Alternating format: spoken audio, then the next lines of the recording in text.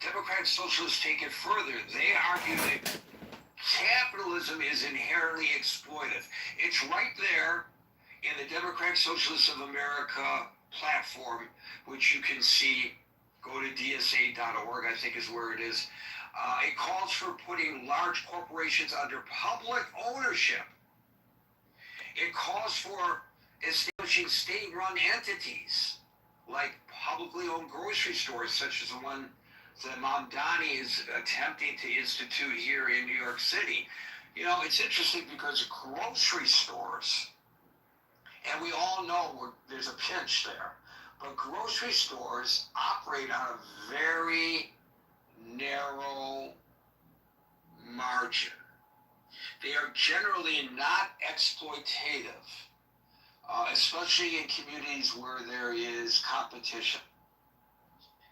So there are concerns among the grocery store owners. They may be put out of business.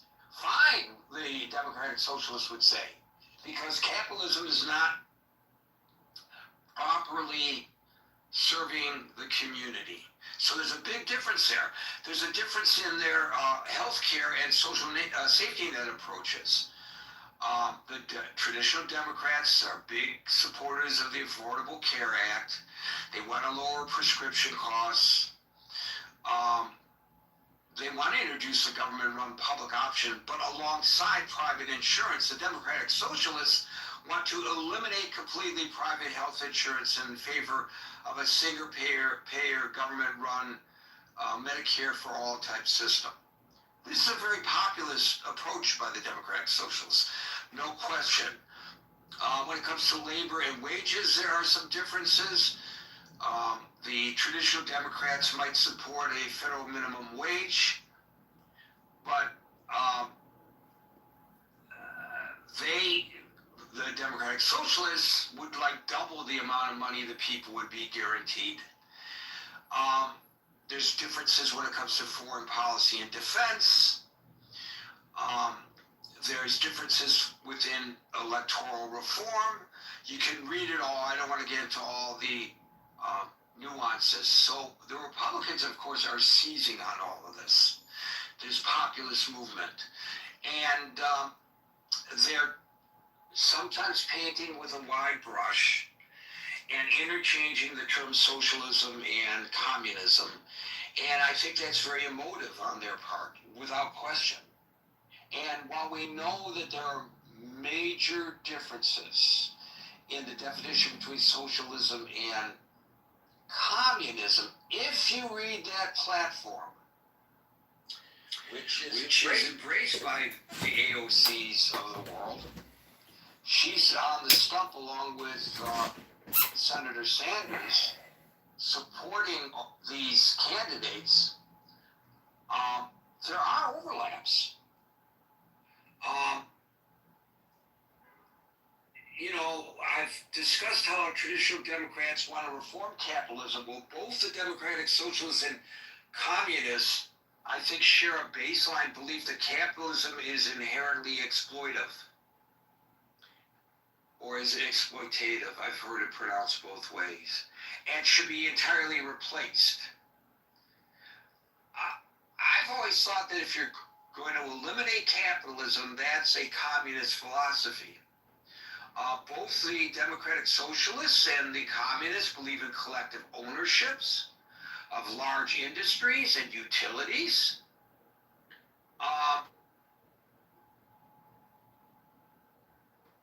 Things like that. So there are overlaps. So the question here is, and I don't think it's happening yet, if you look at the number of Democratic Socialists or people who support their philosophies, it's a minute number of people within the Democratic Party.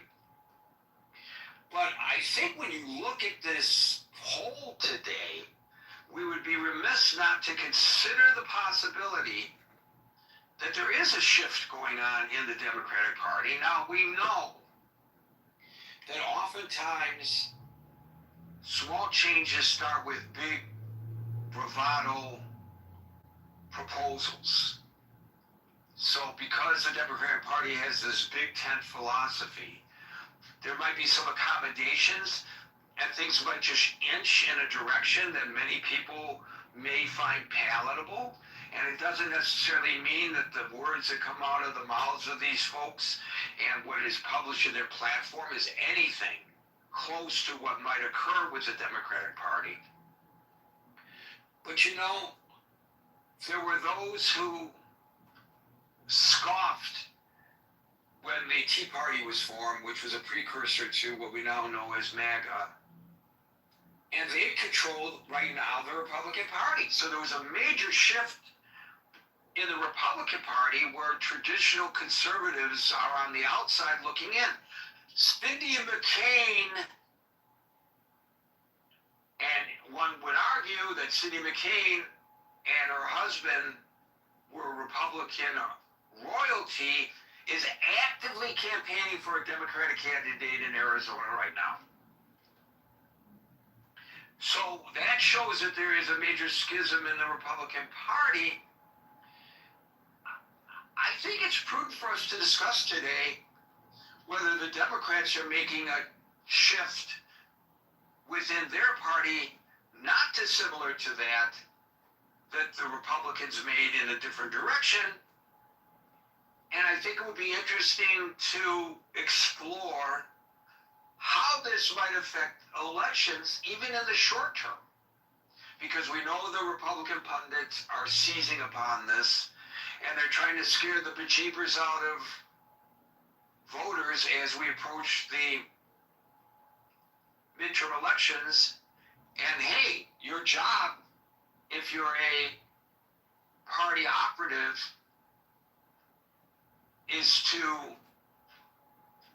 by whatever means necessary, convince people to vote your way. So just because they say that there's going to be a major shift to the left, or there is one in the Democratic Party, doesn't necessarily mean it's true, but it could be an effective means of campaigning. So all of this might affect campaigns as we approach November. I don't know, but it's something to consider, and certainly it's something the Republicans have considered because they're exploiting it. And I use the term exploiting not in a negative sense. They're seizing an opportunity here.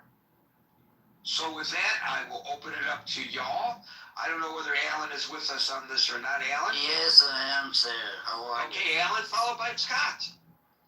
Thank you very much for your introduction, Gary. As usual, it's perfect. Let me take the opportunity here. I cannot figure it out how to tell hello to Liz. She comes in here quiet, she leaves. But anyway, back to the topic. I don't think so, Gary. It's a shift in Democratic Party. Democratic Party got pregnant, but the wrong idea because they were more adapted to the different idea. Republican, these are all my own opinion. Nobody, it doesn't attach to anything.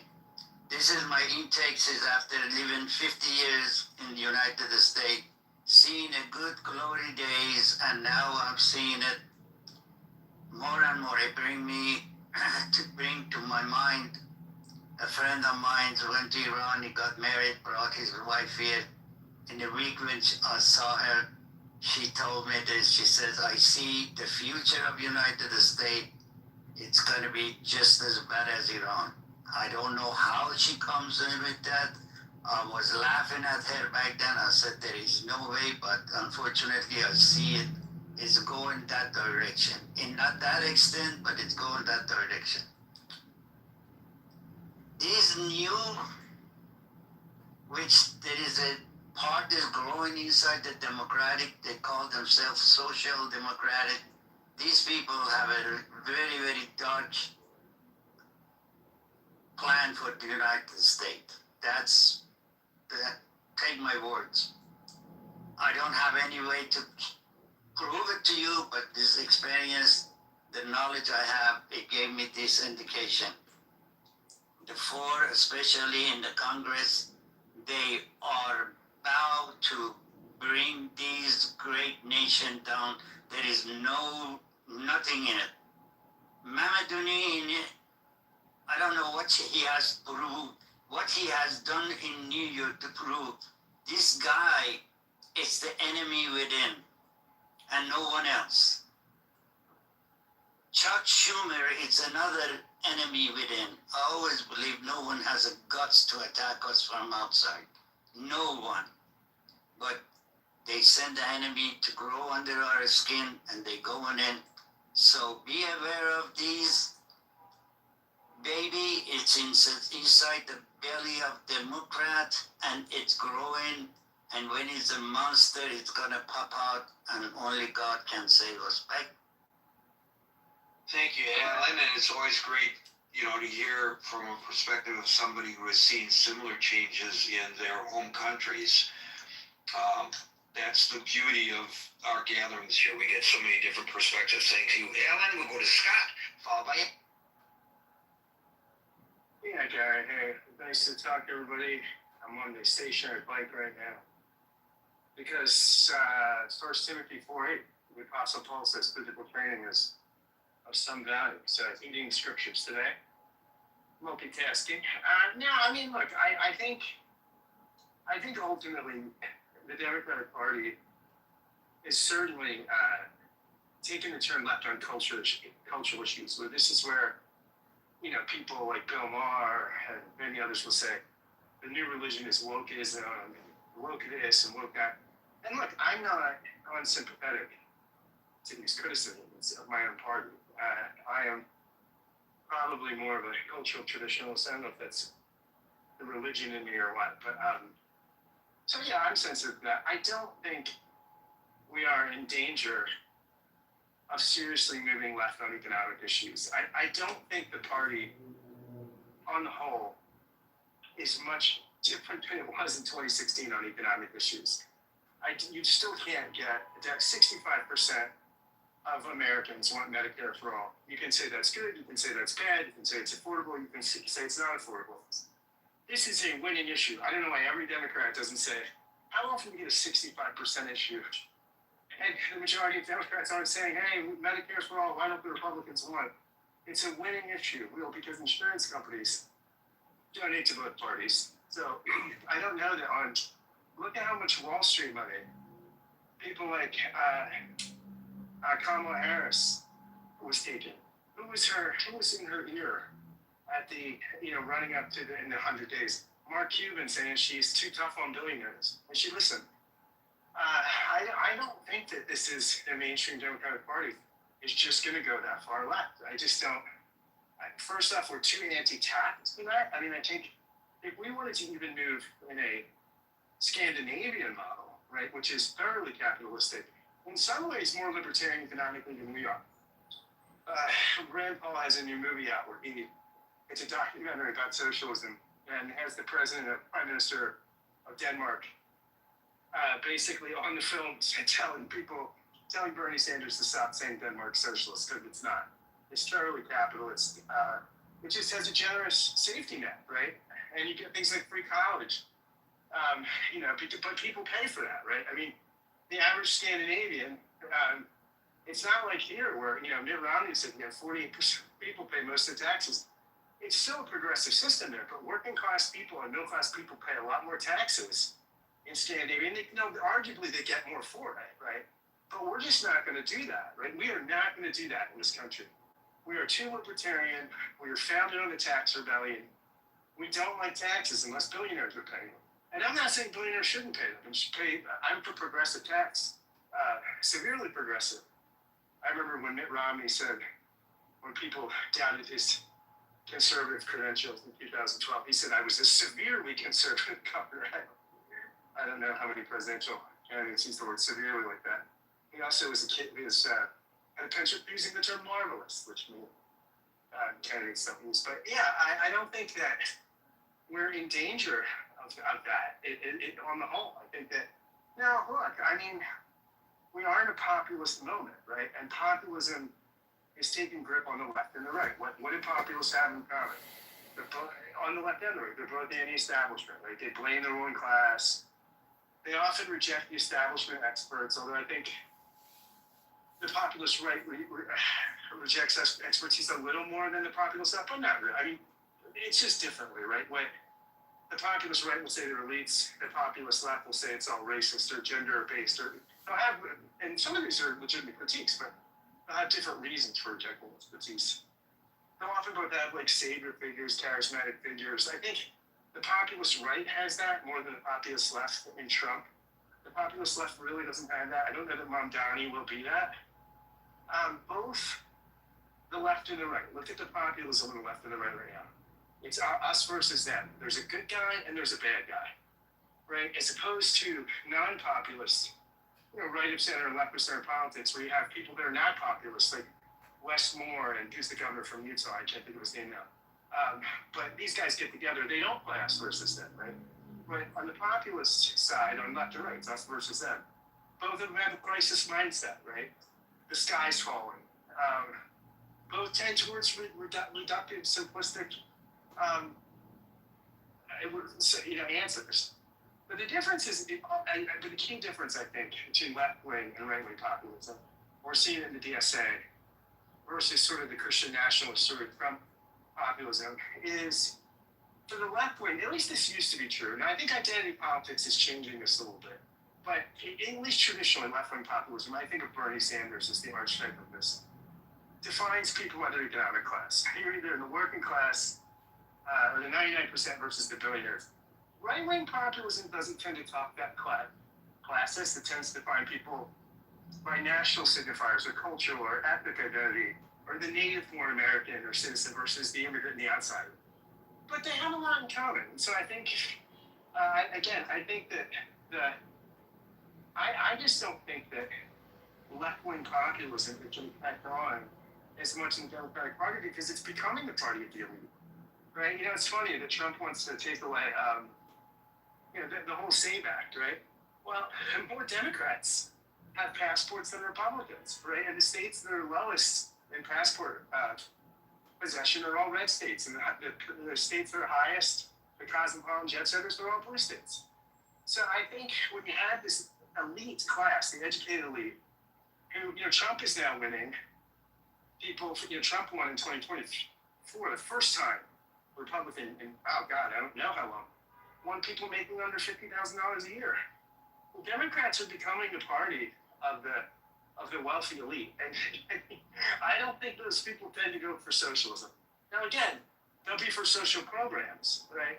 But the limousine liberals in New York and LA, they want their shit, and they're not gonna. I don't think the party is going to let the DSA that far off the leash, right? Again, Marshall spoke to this. You might get some election victories in deep blue districts, right? Like in Mamdani or somebody. But some of this, too, is so cultural. Look at how much the freaking DSA, I bet you the average Democratic Socialist talked more about cops and Palestine. Oh, my God.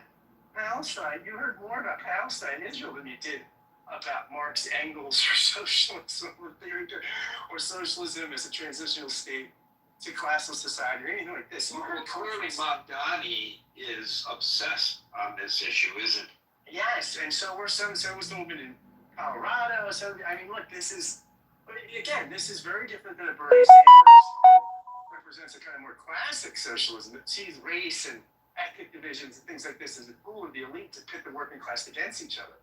So that's just interesting. I'm not dismissing that there's left-wing populism out there, and that it's, but I just don't think it's going to take over the Democratic Party because somebody's got to pay for shit. Somebody's got to pay for lawn signs and expensive Facebook ads and TV time, stuff like that. And it's not going to be the bohemian people that smell like petroleum oil. And Abby knows these people in West Philly. Thank God Abby is further across the river from them than I am. It's not going to, these people are not going to pay for campaigns that you need to wage at any significant level. So I don't think it's taking a hard turn, but the squeaky wheel gets the grease, right? So, I think that's, and part of the reason I think people respect the DSA is they say, something like some of the right-wing populists. I think part of the reason people like Donald Trump is whether you like him personally or not, people have this perception that he gets up there, he'll just say things unfiltered, and that he's not bullshitting and playing political games. I think people have this sense of the DSA, right? That these people mean what they say and say what they mean, and they're not going to mute it, and they're not going to sort of modulate, and they're going to try to get elected and do the shit. And I think people respect that. So, but again, I don't think your average Democrat is for socialism. And again, there's huge differences in socialism and communism, largely because in socialism you still have private property, and you still have space for a doctor to make more than a teacher.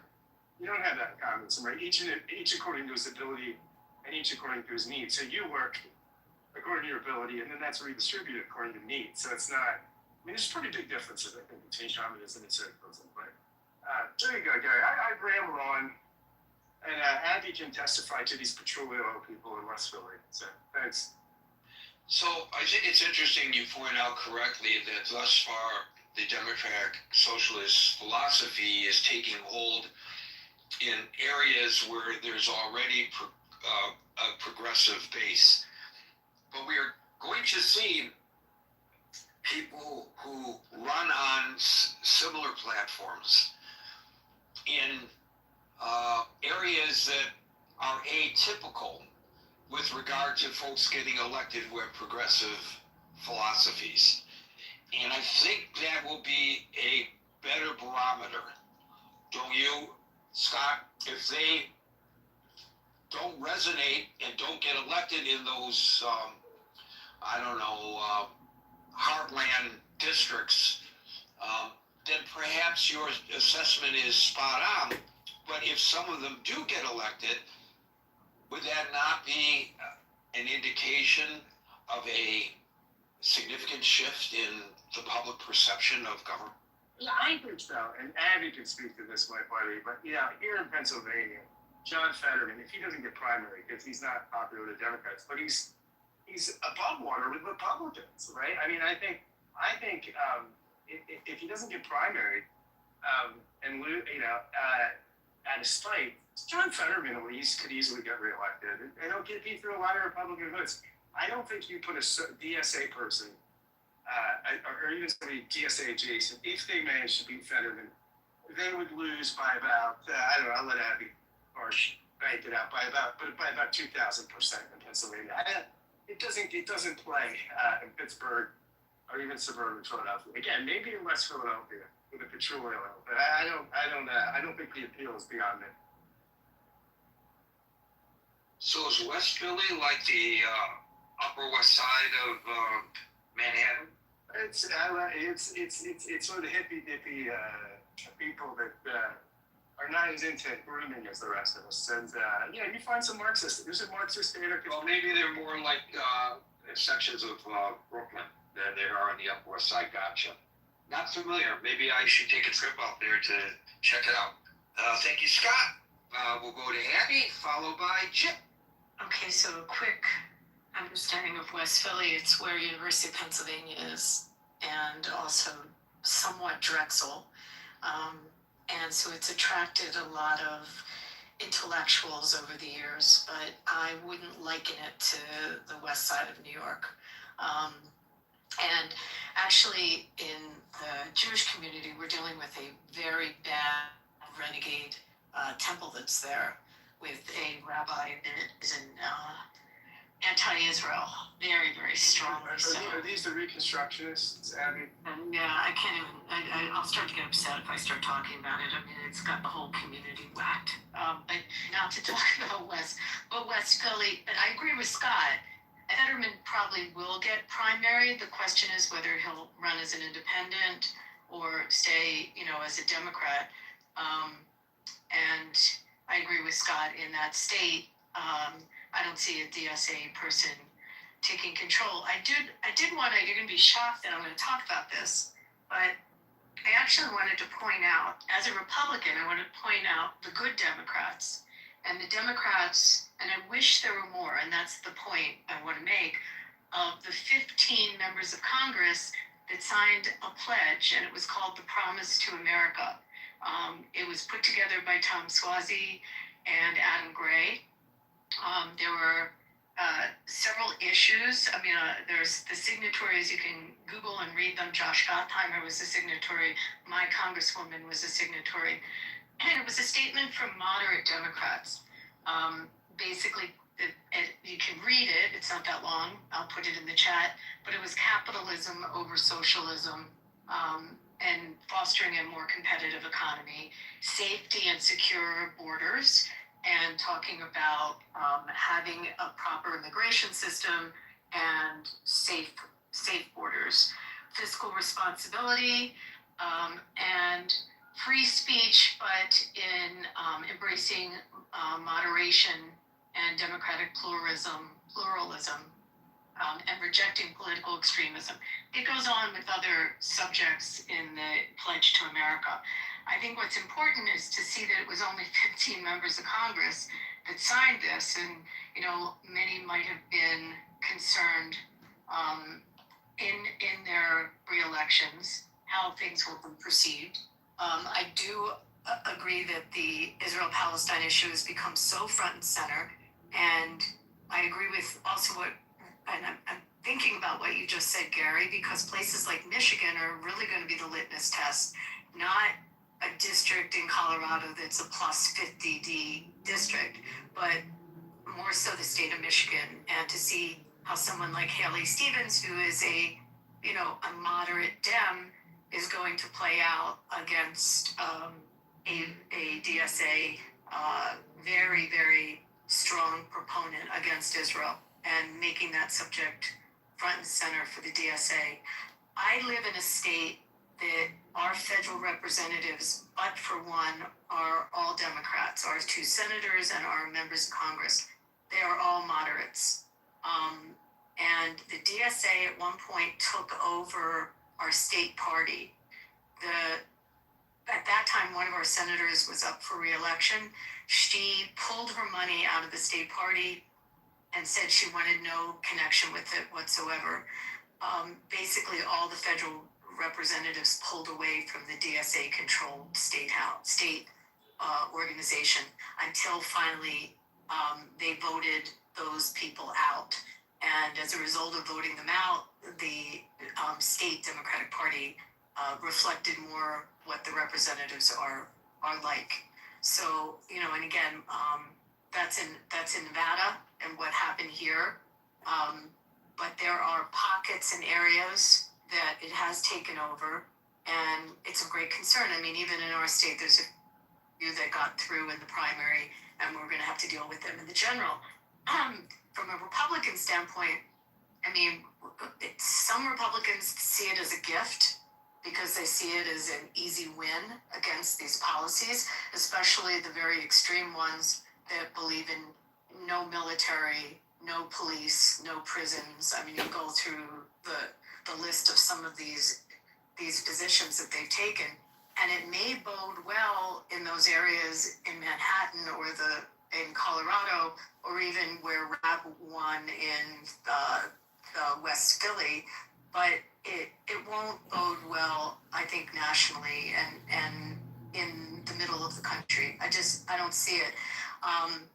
What's going to be interesting, and I don't know, someone is going to have to help me when this election is, the Cori Bush, Wesley Bell election, which is also going to be a test in St. Louis as to whether someone who's DSA running solely on the issue of the Jews and Israel will be I don't even know if I call him a moderate. August 4th. I just looked it up. August 4th. Yeah. So I think that's also going to be a test of it. I think you really have to look around the country at these primaries in the more central part of the country. But, from the Republican standpoint, on those races, it's in, where it's not a D plus 12, but it's a more competitive, battleground race, it will work well for the Republicans. I just, there are these moderate Dems.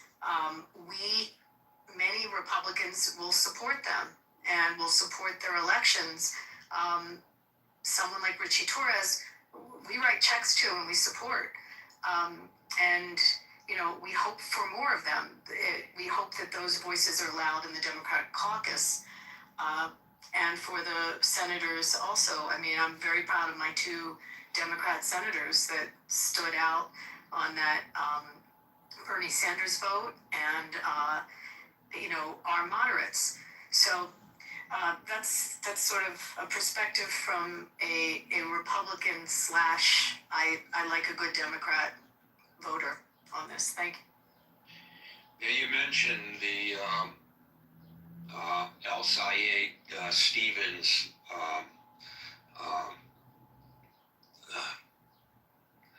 Senate campaign in Michigan, and because I'm a native Michiganian, I kind of keep a close eye on all of that, and I gotta tell you that if El Sayed wins, that's going to be great for the Republican Party in terms of their campaign to convince voters that the Democrats have become radicalized. I don't know what the polling shows there. I was just starting to look that up.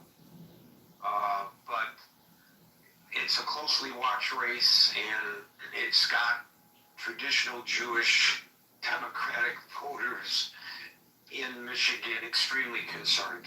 No question about that. And it would be interesting to see that if El Sayed becomes the nominee, whether some of those traditional Democratic voters flip and become Republican voters. Well, that's actually the last thing I wanted to say to you, Gary, is we are flooded at the Republican Jewish Coalition. I've never seen this much interest with people that felt homeless from their party and have now shifted over. I mean, our membership is up, our conferences are selling out, and we're seeing it from all around the country.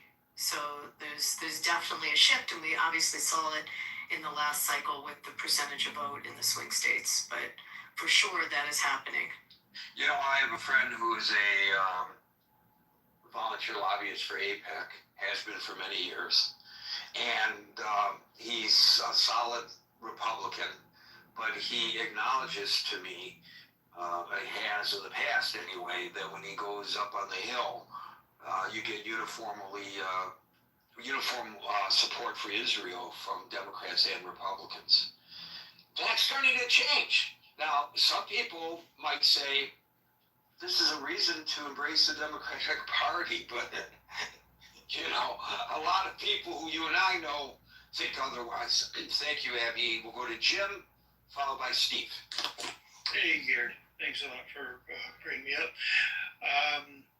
I was thinking about that, and when you read the citation at the beginning, I started feeling a little bit anxious because about this time recently, the party did that, and Kamala came, and I liked Kamala a lot, but I felt like moving too far to the left alienated our center folks in the Democratic Party, of which I'm one of them. It didn't alienate me. It annoyed me that they waited so long, and I was afraid that there was some foretelling of what was going to happen because of that. But what I'm concerned about, and what makes me a Democratic socialist, is that I see what's happening to our social safety net and programs like IDEA, where there's current litigation, Texas versus Kennedy, which is undermining the Individuals with Disabilities Education Act of 1970, which is the Rehab Act of 1973 amendment, or the amendment to the Rehab Act of 1954, the amendment of 1973. And if I was confusing at all in saying that, please let me know. But what I worry about is that if we go AOC, I've heard people go off about AOC, but when I've seen interviews with AOC, she didn't sound crazy to me. I know there may have been some purported performative things that as a man who's currently in her 5 minute mid, and there may have been some other things that happened in Congress that I didn't quite understand, or maybe have been blown out of proportion. But to me, she seems like she's got her, her stuff together. To me, she's not an idiot. So it would be interesting to see if she goes further on up the ladder in American politics. I'd be interested to see that. There's some other younger leaders, which I think both parties need, but with the passing of Lindsey Graham, I think slowly but surely, even the Republicans are realizing that you need to get some more young blood, because if you don't, there's the party's going to dwindle. So I don't have a lot to say today except for those things. Except, like I said, I hope as a moderate that we don't go too far left and scare everybody, and that we do pay attention to the fact that it's great to be the land where business can start up, and you can be, whoever or whatever you want to be in a country, and not have either a rigid or, invisible caste system like a lot of countries do. But man, I would just hope that we don't go too far left, and then we have what happened again, as they say, oh, well, we've learned to deal with crazy. So crazy is what's familiar. And so we really don't want to change. And that's pretty awful, but we've dealt with crazy so much that, I don't know, that I don't want us to become immune and not realize that crazy really is crazy. And if there really is some sanity left in the world, then speaking. Thank you. So I think you're correct that the both parties are looking for young blood. They have to look towards the future. The demographics are shifting in the nation. The baby boomers are dying off. There are new ideas. There are more attractive candidates that may be formed more so than substance. There's no question about that. But the issue here is not whether AOC, for example, is intelligent or not. The issue is she espousing philosophies that we would like to see embraced by a future president of the United States, given the polling today, which puts her way out in front among potential candidates for presidential, for the nomination for the Democratic Party for president. Thank you for that, Jim. We'll go to Steve, and then we'll give Marshall a chance to get acclimated and come back to him. Okay, figure Marshall, run, get there. I slightly disagree with the analysis so far, and not really disagree, but I think there's a slight edge to this, and I think the edge is this. I think the Democratic Party, as a party, they started to shift to build coalitions. A lot of different groups that have a lot of different objectives, and I think in a way, because of this the type of coalitions they're trying to build, that the combined groups find that if they join together and they espouse a given line that can be a vehicle to what they eventually want to achieve, that they've gained a certain amount of power. Now, the exact amount, I don't know. That to me is an open question. I think there's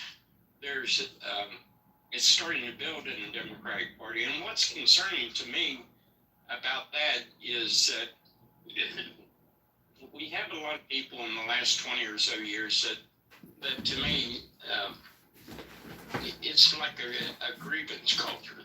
And, everyone has grievances about things, but to have a grievance without a solution is an issue. And I think that the weakness of some of these people on the far left is they articulate a grievance, but they can't articulate the solution that the grievance needs to achieve or how it's going to be done. You know, it's kind of like that mayor in Seattle was posed a question, you know, if you put this tax on these people, what if they move out? And she kind of chuckled and said, let them move out. Well, they did. And it devastated the downtown office part of Seattle to the point that the vacancy rate is extremely high. Well, what do people do? They went across the river to Bellevue or the coast or whatever there and got away from it. You know, you can have a belief in something, but to have just belief without an articulate way to convey what your solution is versus what's already here is disconcerting. And I think that's the problem. There's the grievance aspect of it without the solution aspect of it. For instance, I've heard some people, you know, get wound up by ICE, and yeah, ICE has had their troubles. But to say we're going to eliminate ICE and we're going to eliminate a border, okay, what does that look like? I mean, how do these things manifest themselves, and what are you saying, and what kind of effect? These type of things are never thought through well. They're like, let's defund the police. Yeah, okay. 2 a.m, you got a guy kicking down your door, and you call, and there's not a cop to come and see what's going on. That's a solution. But you know, that's where I think this fraction or part of the Democratic Party is trying to drag them off the rails, where anyone with a brain in their head will say, oh, hold it just a second, we can't go there. You know, you want to do these things, and we can see where this is going, but you don't provide a solution. So I think there's the inherent danger is we got a lot of people that's getting into politics with pick your grievance, and they articulate it well to the people that feel like they're part of that group, and they'll nod and they'll say yeah, but there's never solutions in a way that's meaningful or can be put into a budget or can articulate what's that's going to mean to society in general. And I think there's your problem. So I think the Democratic Party, by the nature of how they've run the past 15 and 20 years of their coalition, has allowed this to fester, and it's become more prominent. I think it's become more prominent because we're seeing a younger generation that's coming in that has grievances but no solutions. So there's your problem, and I'll leave it there, Gary. So Steve, you mentioned numerous times that they don't have solutions. They just cry about the problems. But it sounds more to me like that's not really what you're saying. I think what you're arguing is they have solutions, you just don't like the solutions they come up with. Well, Gary, I mean, a solution that doesn't work, do you call it a solution? Like, for instance, the lady in Seattle that's the mayor that laughed about imposing a tax on the millionaires and the people in the downtown. Well, she proposed it, she implemented it, and the devastation on real estate values in downtown Seattle has just been unheard of. Now, there's your solution. In that particular case, well, do you call a solution that brings economic calamity to your city really a solution, or do you call it a mistake? And that's what I'm talking about. Thank you, Steve. We'll go to Marshall, followed by Les. Hey Gary, from my particular observation post from the outside looking in, yeah, it looks like they're encountering what the Republicans encountered when we moved right. It seems like they got a hard left turn in their party, so I don't know what you do with that, but it does seem like they're facing that. How does that, if in fact is the fact, or even if it's just the perception, affect elections?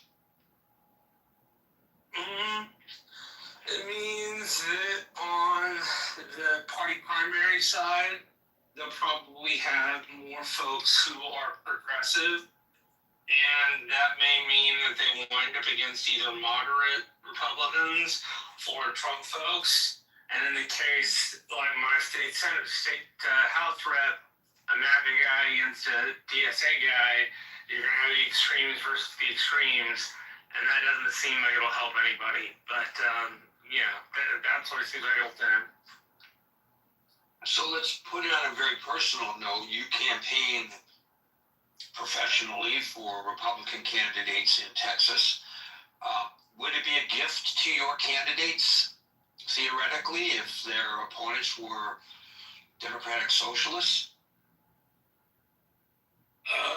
Yeah, actually it would. They would be, the DSA has some pretty crazy ideas. So yeah, that would be a gift to us. I'd like to see that in the Rio Grande Valley.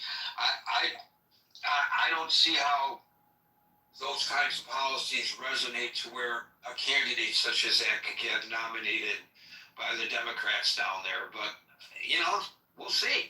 As I said earlier, before you jumped on the stage, there are some candidates in some areas that are not typically progressive strongholds that are running on Democratic Socialists of America philosophies, even if they don't call themselves DSA members.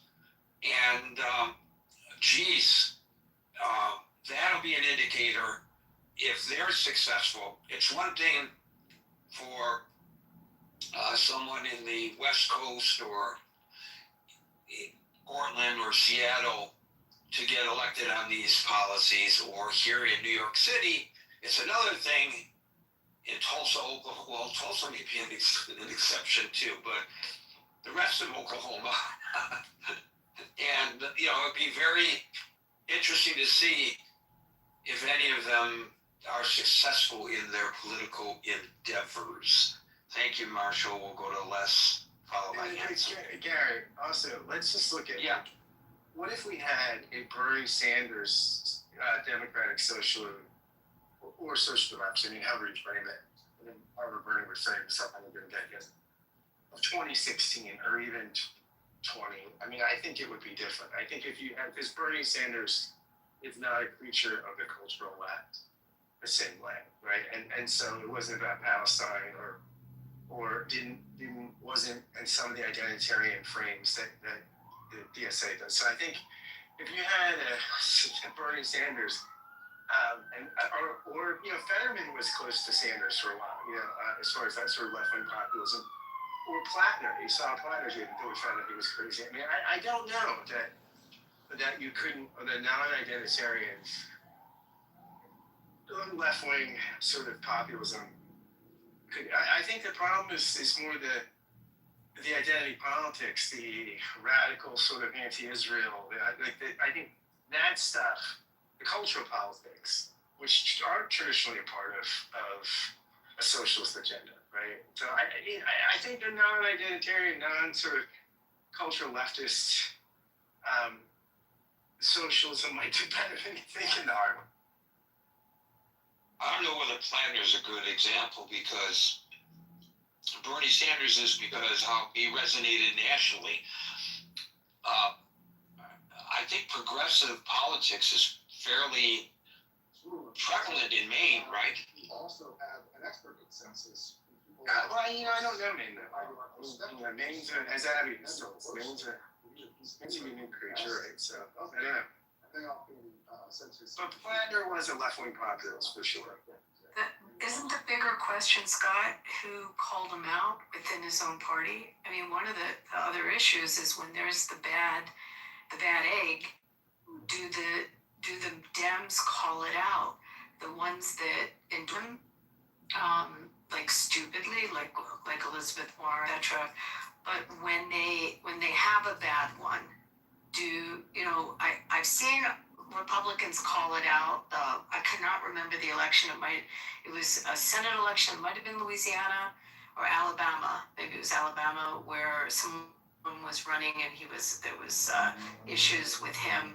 I don't know if it was with molestation or something like that. It was, and I'm blanking on his name. It'll come to me.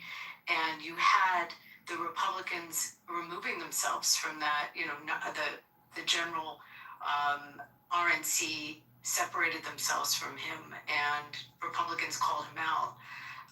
Just one of the questions is, when there's the Plattners and the extremists, look at who's endorsing and who is saying this is just wrong. They did call out the woman in Texas that wanted to put us all in concentration camps. I mean, I think that was a good thing that the majority of them called that out. But have they all called out Plattner? Well, yeah, no, I mean, that's a problem. And Plattner maybe is a bad example, but I will say Plattner, before we knew how problematic he was closer to sort of Bernie Sanders economic populism than he was to, say, I think, Hillary Clinton's, economic friend, right? I mean, I think that's, and again, it would be interesting.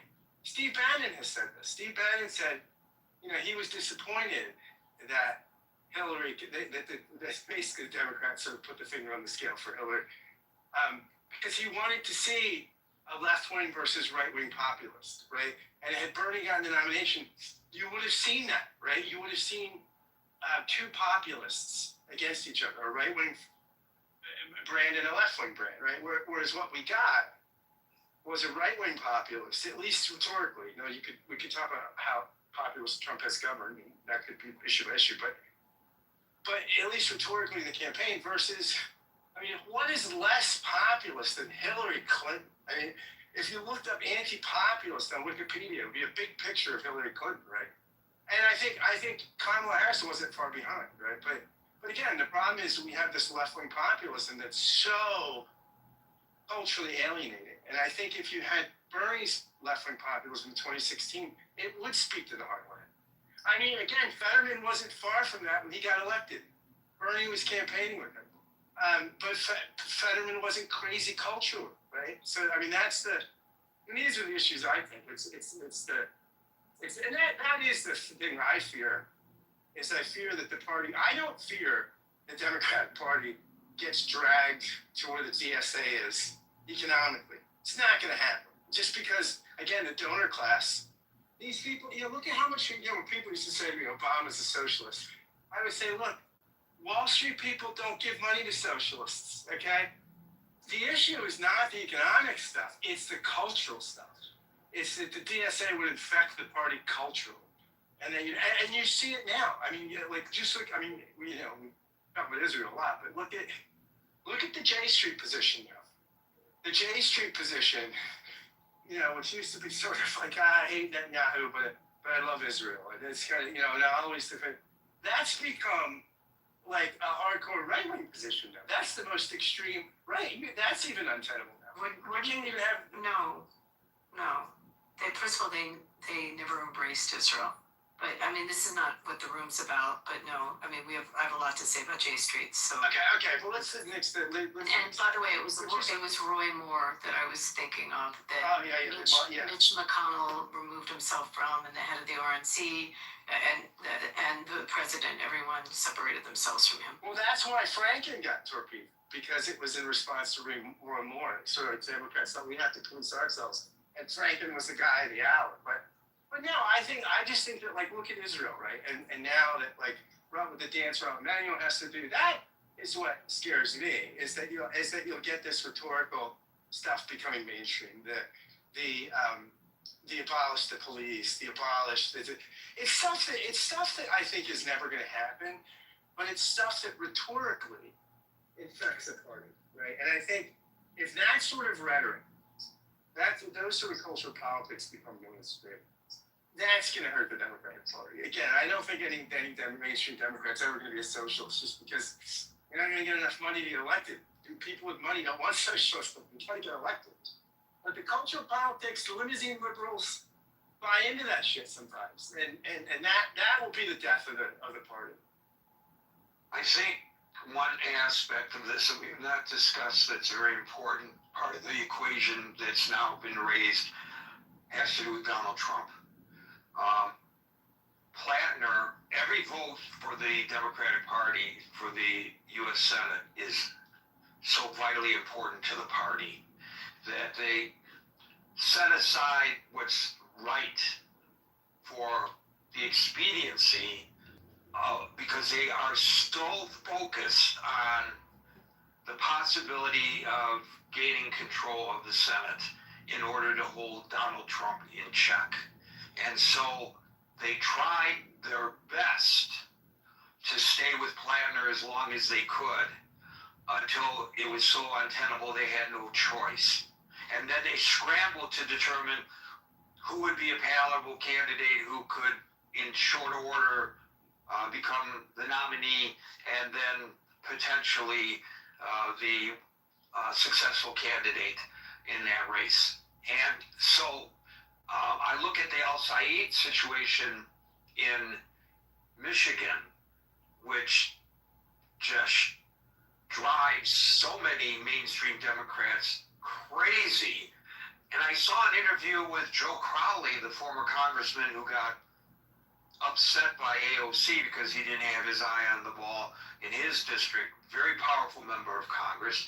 Should not have lost his reelection, but he got primaried out because he wasn't paying attention. And he was interviewed yesterday about Al Said, and they said, and the interviewer asked him, well, I mean, how can you support a guy like this? And he said, look, Democrats have to keep their eye on the ball. Well, you know, Republicans learned this lesson, right, Gary, about power.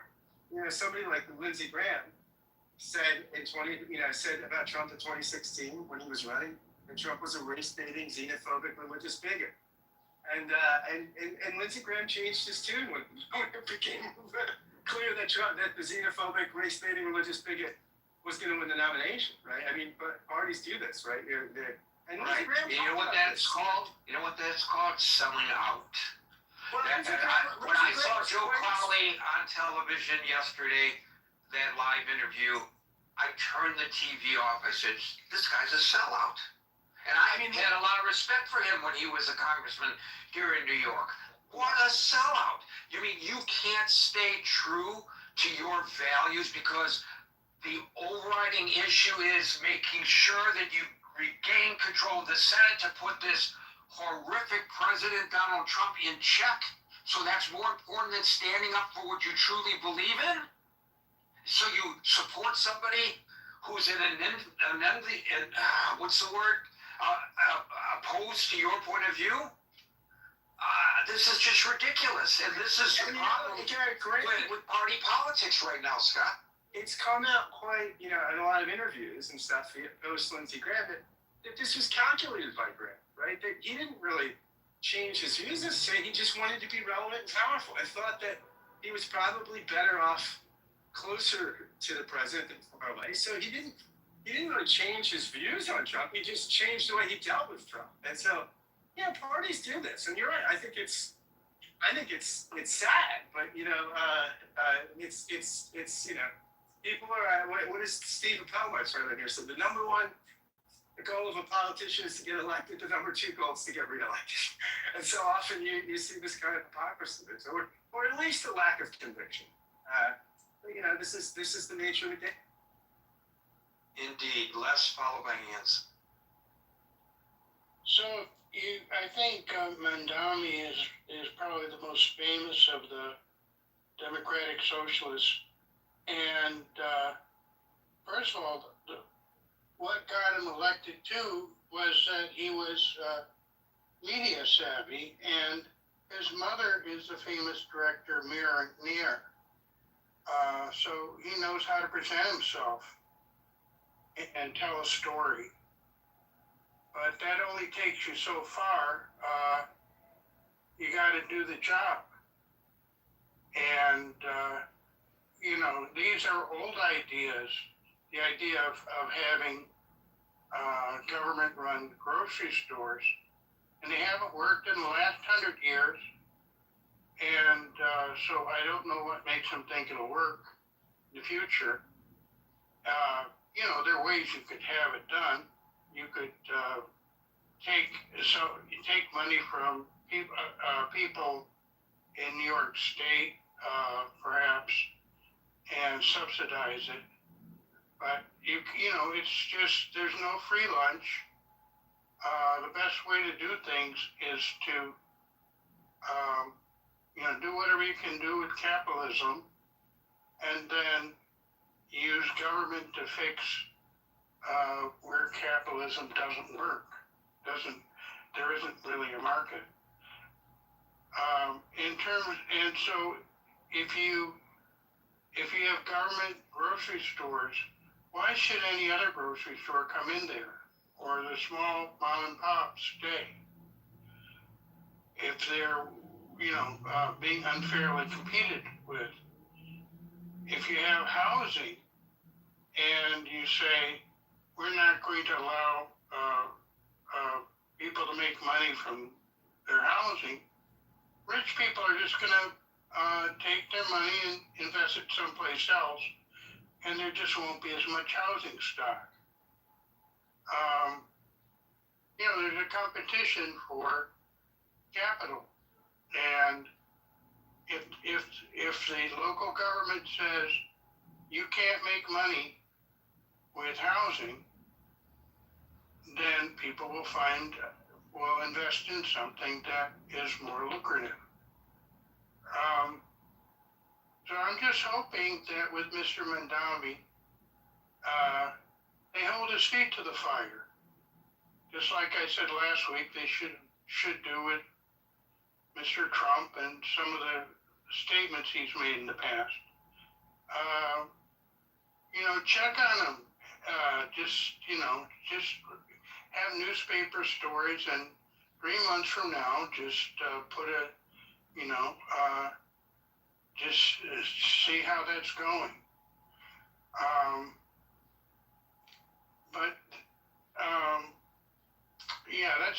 That's my only point. That can tell a good story.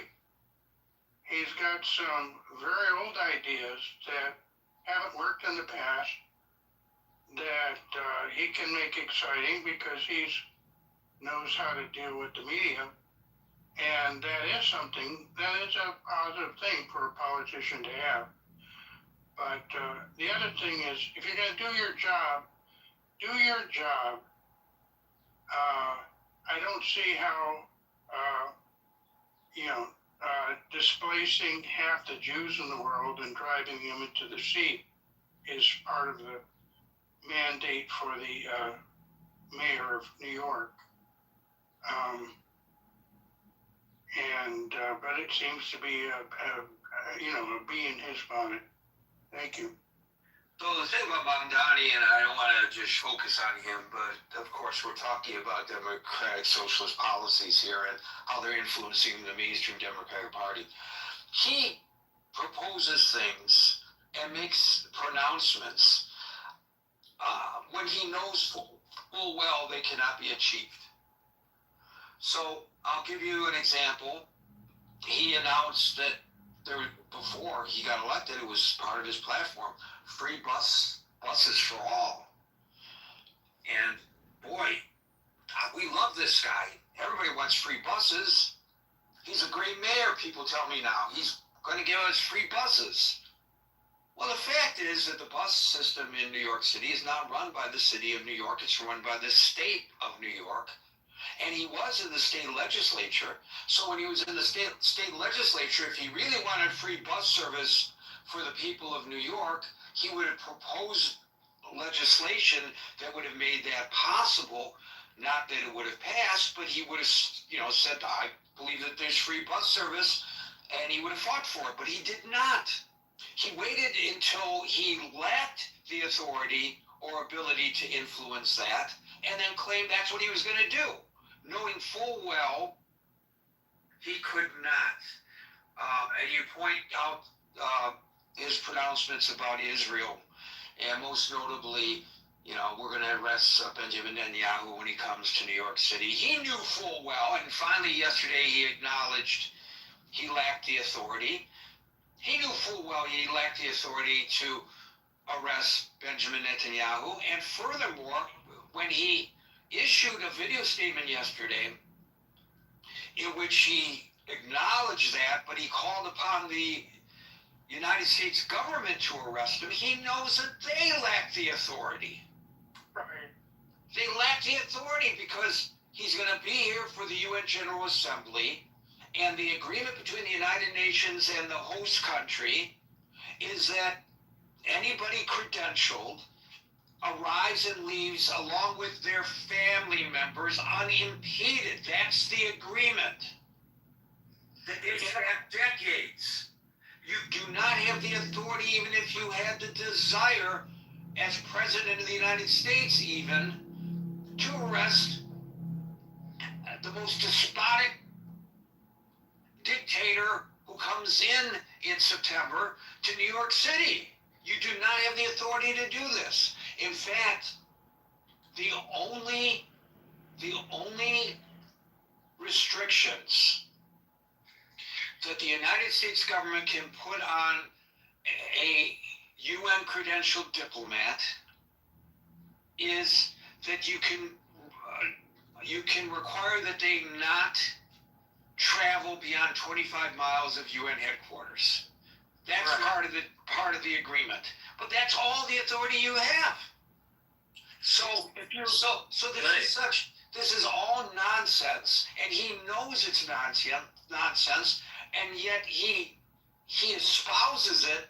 And the thing is, these idiot voters in New York City, oh wow, this is great, yeah, free Palestine, free buses, etc., and they all think he's doing a great job, and he hasn't done a thing.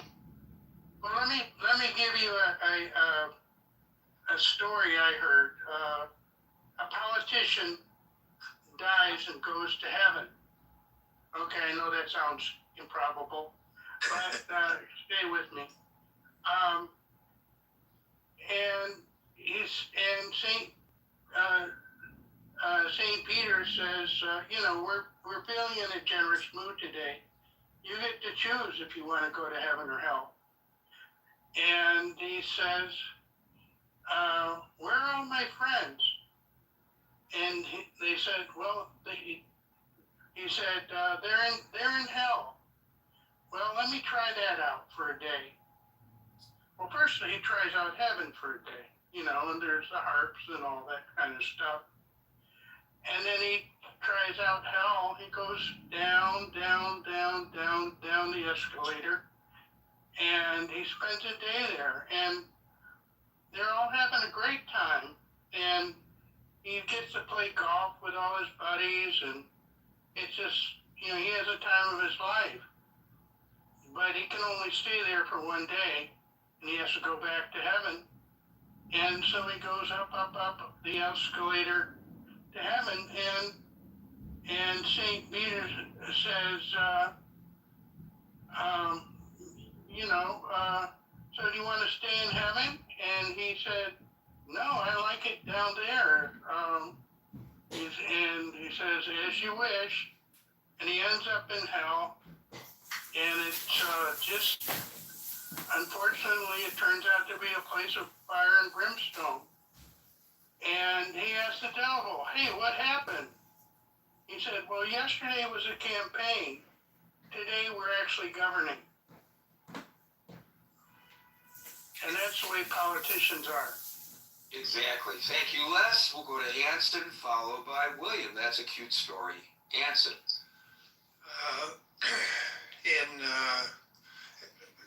Ever since 9/11, we started with Bush too, and we had a 8-year administration that was to the left, to the right, but not radically so. And then in come the left-leaning Democrats, but there were not too many screams about socialism and all that stuff. And then in 2016, we all know what happened, and that was a sharp lurch to the right. And then we lurched for 4 years, and then we lurched back to the left, which was further left than Obama had been. And then here we go, another 4 years, and we've lurched back to MAGA on the right, which sometimes borders fascist. And we're going to lurch back to the left. The question is, how far are we going to lurch back in 2028, where they at least have some fringe elements that talk like and act like communists. Communists versus fascists. I wonder who would win a Stalin and a Hitler election. My point is, we've been lurching. We have not been smoothly governed, peaceful and progressive, and always on the upward slope of improving the lives and conditions of America. We have tried to put dotted lines and lurch to nirvana, make America great again. And then we're going to lurch in the absolute opposite direction, and government is going to take over. Government's going to run society. They're going to nationalize companies that are going to have government-run healthcare, government-run blah, blah, blah. All that is lurching. And those swings from one election cycle to the other have gotten, in my view, bigger and worse since 9/11. I have always considered myself right of center. And I have not been able to vote for a presidential candidate for the last 3 elections. I had to write them in because I couldn't stand either one of them. Who do you vote for if you've got a Democratic Socialist and you've got a Trump, or something even worse than Trump, as opposed as in opposition? Who do you vote for? I don't know. I just won't vote, I guess. So the choices, and Scott said something that I thought was profound. This whole house of cards is going to collapse when we figure out who's going to pay for it. I don't know what the national debt is going to have to be, but at some point, the debt payments, we're concerned about $1 trillion a year for the Defense Department right now. It's not going to be long before we're going to be paying $1 trillion or $2 trillion or $3 trillion a year to service the debt, because of all the wild plans and the wild ideas and the promise to the American people in an effort to buy the election. I remember when Obama was elected, there was a online video of a woman that said, "Oh my goodness, I am so glad that he's been elected because I don't have to pay for my cell phone now." I mean, that pretty much expresses, I'm so glad all these people are going to be elected, or I'm going to vote for them, is because I don't have to pay for whatever you want to say, because the government's going to provide it to me. Well, who's going to pay for it is going to be the ultimate test, Scott, Gary, and everybody else in the room. And I'll be long gone when it happens. But if you go back to history, you'll find out what happens to the empires when they can't pay for it any longer.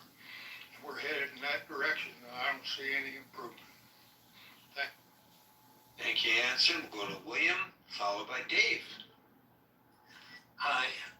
So I think there's one fact that people are missing, and that is that the Democrats really are a big party, and there are people who have joined us from the Republican Party. There are people like David Jolly down in Florida, Joe Walsh, Jeff Duncan from Georgia. There are people that have joined, people like Conway, George Conway, and they're welcome.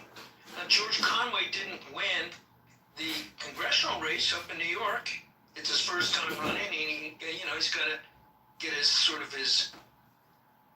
sea legs as a Democrat if he's serious about running. But he did run, and he was welcome, and nobody gave him a hard time. But he just didn't win that congressional race. So that there's a moderating factor of a lot of people who were Republicans who are now joining the Democratic Party. It's not, I don't know what the percentages is. I don't have statistics, but I think that is more frequent than what you're going to see in terms of Democratic Socialists. Democratic Socialists may win in a congressional district. They may be popular in certain neighborhoods for real local offices, but I don't see that sweeping the Democratic Party and going nationwide. And you look sort of at the individual districts and see where that flew and why. As for things like minimum wage, the idea of raising the minimum wage is not a radical idea. I mean, what is it right now? $7.25 an hour federally. So if you doubled that, it still wouldn't be a living wage. So if you doubled that federally, that's not a completely radical idea. As far as Medicare for all, Medicare doesn't pay for everything, and people have to buy insurance to supplement the Medicare. So that the insurance companies really are still in the mix. It's just that, if you want expanded services, you may have Medicare paying for certain basic things, but you've got to buy insurance to cover other things or go out of pocket, and that can be bankrupting for a lot of people. So they buy insurance for the most part. So you can expand Medicare or make basic Medicare benefits available up and down the food chain or at an earlier age, and that would be a gradual expansion. And where's a lot of the tax deficit coming from? The tax breaks for the ultra rich really does cause a shortfall in the budget. And so you might see some moderate Democrats suggesting, well, maybe we shouldn't give the ultra rich, the top 1% or the top 3%, these super big tax breaks. Maybe there should be a graduated tax that takes into account that some people have more than they can spend in 100 lifetimes. But that's not like putting a tax on everyone. It's just making people pay more of their fair share. The idea is of a moderate Democrat to raise the Medicare contribution levels from $500,000 now, where it cuts off. I don't know the exact number, but raise that up to $750,000, and that would make Medicare solvent for decades. If the chip-in was higher for the wage earners earning up on the first $750,000, you contribute to Medicare as opposed to just the first $500,000. So those are moderate changes that are not going to turn the country into a socialist country. And in fact, we have a mixed economy. We have mixed elements of socialism and capitalism. It's primarily a capitalist country. I'm a moderate Democrat. And, and Scott is right about the grooming in West Philadelphia. You might have some people with bad grooming, that don't represent the party as a whole, and they certainly wouldn't fit in on the Upper West Side or Harlem or anywhere else in Manhattan. And I'm not as familiar with Brooklyn, but maybe there's a place for them there. But it's not. It's there are people that are on the fringes, but there are more centrists also joining the Democratic Party from the Republican Party because they didn't have a place in the Republican Party because they're alienated by MAGA. So I think there is going to be an expansion of the Democratic Party, and I think the Republicans coming in may offset the Democratic Socialists. I have no statistics to back it up, but that's just an observation. So you suggest that this is like there are outliers and they're not going to take control of the party. And I'm wondering, William, whether your assessment of what has become MAGA, I think I'm correct in saying that it actually began back in the Tea Party days when that was first brought to our attention in the public realm. Whether your assessment about them not taking over the Republican Party was the same as your assessment that the Democratic Socialists are not going to take over the Democratic Party. I don't see them as being broadly popular. They may take over some congressional seats. They may take over some individual Right, cities. but that wasn't the question I asked you. I Right. asked you whether your assessment of the Tea Party / MAGA at its inception was the same. Did you reckon that they would never take over the Republican Party? I didn't actually have an opinion on it back then, one way or the other. I just saw that they morphed into MAGA, and then they included QAnon and some other. All right. So, how is this different from that? It's different because if you look at the individual proposals that are being made, and some things, like if somebody's profiling, if somebody's blowing hot air and making promises like Mondami that he can't keep, then that's gonna detract from his appeal in the long run if he promises stuff that he doesn't have the power. Did that happen in the inception of the Tea Party / MAGA movement? Well, It's the exact same thing that's happening on the liberal wing happened to the Republicans, literally almost verbatim. I don't see it being The wings of each party are becoming more popular. I don't see the wings of the Democratic Party taking over the center. I don't think that they have. Right, I know you've made that point, but that wasn't the question. But thank you for it anyway. Why do you say? I answered the question several ways, and you didn't actually answer it directly, and that's fine. You're not on the witness stand, and you're not going to. My answer is no, but I don't see it happening. But no, I know you don't see it happening. I'm asking you what are the market differences between what happened to the Republican Party and what may be happening to the Democratic Party. I'm asking you to back up your point. I'm not arguing that your point is wrong. I'm asking you to back it up, and you're not answering what I'm asking. So I'm going to move on. I'm going to move on to Dave, followed by Leaping. When I look at who are the people joining DSA after 2024, I would say many come from the campus-wide protester, right? And that constitute about 80 to 85% surge in the membership. So who are these people, and how do the world look at this DSA? Basically,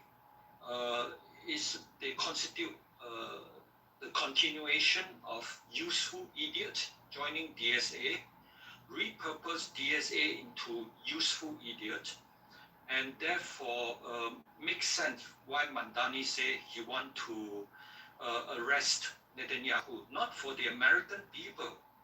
These are for the 2 billion Muslim out there, and say, look, we managed to turn a reputable Democratic Party, repurpose it to be a useful idiot fraction of Democratic Party for the purpose of increasing, dividing the American population. And then who are the useful idiots? Some of them are May 21st, 2025, who chanted Free Palestine after murder 2 Jewish diplomats. And now in this new platform, they increase the hate among the American population, who is hating, who is have a lot of rage because of the war in Iran, because they have the Trump's rage syndrome, join DSA. When you have so much rage, then you are a legitimate to kill anybody look like Charlie Kirk. That's the whole platform, useful idiot in American platform. Let me ask you a question so I fully understand your point and tell me if I'm getting it wrong. Are you suggesting that all of these domestic issues, the populist issues that people are quick to embrace of the Democratic Socialists of America is subterfuge because their real agenda is to support Islamic extremism? Is that what you are? It's against America, as you point out, right? Against America, right? You need to stop Trump from winning. You need to keep on putting pressure on Israel, and anything that make Trump look good, like ICE and everything, lam up all this agenda into DSA, and continue to force no war, peace immediately, and then the war will continue in the Middle East. So who will win eventually? Who will be losing eventually? The American. So again, am I going too far in my questioning about they are really supporting Islamic fundamentalism? That's not the point you're making then, right? Or is it? I mean, for the American, they will not think as far as you. They still think, oh no, it's still Democrat. Right, but I'm asking you if that's their hidden agenda. Are you arguing that that's their hidden agenda? Because I'm hearing an allusion to that, and I want to know whether that's what you are actually arguing. Okay, I say yes, because who are crazy enough to say arrest Netanyahu and make it a political showcase? Who is crazy enough to do this? And you already point out, it totally make no sense. You spend so much of your cognitive ability to say no makes sense. For them, it's total sense. For who? For the 2 billion Muslim out there. Thank you for that, Dave. I just wanted to make sure I understood you. Leaping followed by Edward. Hey, what's up, Gary? What's up? Leaping real quick is my Native American name. Jesus' name is Sleeping Bear Yoda Altadega. Just call me Greg, though. That's my legal name, Greg. First of all, I'm a centrist. Left, right, a little bit of both. The fact that the people, most people are worried about the Democratic Socialists, they had no reason to be. I mean, even in its infancy when Obama was first elected, because Bernie Sanders was way out to the left, and he drew some of them in to spark this so-called movement. And, just like, I can't remember his name, the person that said it was just going to be certain boroughs, certain districts, that's all it's going to be. People are making it big to do that, and I think what we ought to be worried about is going either to the extreme right or to the extreme left. That's why I try to keep to the center if possible. Sometimes you have to choose the devil over the next devil, what I think is 2028, everything will change, but it won't go to the point of democratic socialism.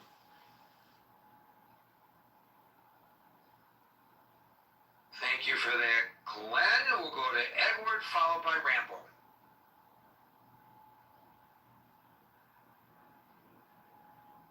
Mr. Edward, you there? Edward. We'll go to Rambo. Hey, good evening, Gary, everyone. I've been listening to the conversation. Is there a question that you want me to onboard on, Gary? Well, the question is the Democratic Party taking a hard turn to the left? What do you think? I think it's fractional. I think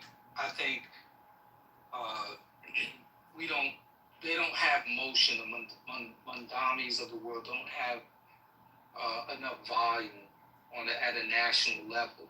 I think the Mandamis will exist in regions like New York, and other places, in other cities. But by and large, I don't think that politic is going to take a hold in Middle America. And you know, we knew. At least I pondered this question 2 years ago. What is the new? Because the outrage or the way people feel about the Trump administration and it being an authoritarian regime, right? The MAGA party piggybacking off of Republicans and then eventually taking hold of the party now, right? And then the Democrats finally getting the backbone, right? So the question I posed was, what's going to come of this? Like, will there be a new party that will emerge and be a centrist, more of a centrist party? Because the only difference in a lot of this was certain issues that I'm not going to get into, certain divisive issues and on policies were the divide. That made a lot of Democrats vote Republican in 2024, right? Certain key issues that meant so much to a group of Democratic and independent voters that they went ahead and voted for the Republicans. So to answer the question above, I don't think it's taking a hard turn to the left. I think it's going to continue to morph. I think this hard left that we look at as they branch out and seek votes from Middle America, I think their platform will soften a little. I think it'll be a little bit more malleable, and they will try to find a sweet spot somewhere along the way in order to get votes at a national level. And I'll land with this. I saw an image of Mandami, and I looked at this image and I said, wow, this is a couple of weeks ago. I forgot he was making an announcement. He was sitting behind a desk and he had people from all different hues in his background. And I said, that is a play. He's going national, because that was, basically the White House desk, right? And the way the imagery of it, and some of you may have seen it, it just made me think that this guy's he's going national. So that's my contribution. I land. So assuming, Rambo, for the moment that your assessment is accurate, that these are just little outlying anomalies in communities that are more receptive to the message, clearly the Republicans are already trying to convince the voters that this is the direction of the Democratic Party as a whole. How do the Democrats counter that argumentation? I'm glad you asked that. I know when I reacted and I said that, because I remember the next day after his victory, the sudden rush by Republicans on the news circuit. They saw a threat. Republicans and MAGA Republicans saw a threat, and they're so good at seeing a potential threat and responding to it with new talking points for its members. And so the word communism is a trigger word. And so they're using that trigger word, and you guys have heard the rhetoric. They're launching investigative parties, and they're monitoring them, and they're calling them violent. They're doing all of these things. They're not even giving it a chance to take hold.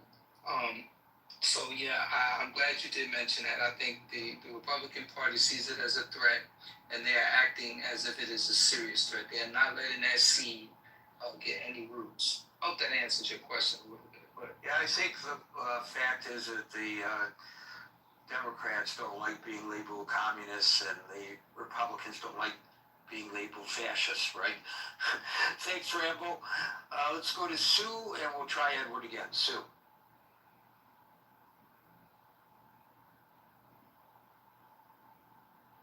Hey, Sue, you there?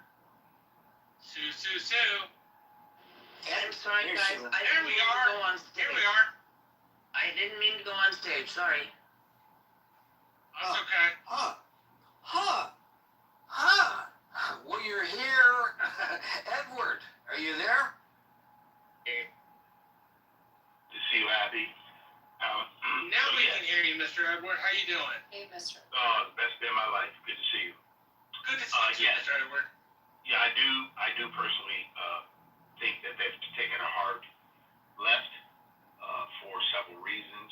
Number one, when you say you want to take away our borders, you want to take away the police, you want to change capitalism, you want the public sector to own, like what they're trying to do with the rent thing in New York. I just think that they're gone left. They're not a political party, but they're a pretty big body of people that's changing the way we see, whether it's the state constitution or the U.S. Constitution.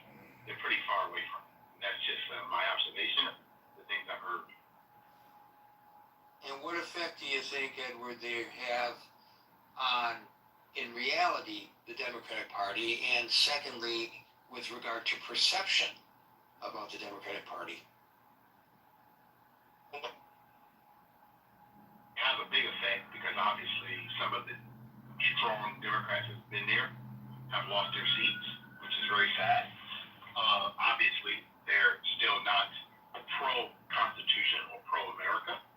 And I think the perception, and this is where young people come in, especially young people, they're fond of socialism, they're fond of all these different things, because most of them probably were given the illusion in the last 40 years that America or colonialism has been a problem, versus them being responsible. Like, I ask young people, my son's 41, my daughter's 35, I always ask them and their friends, what do you hold to be self-evident, right?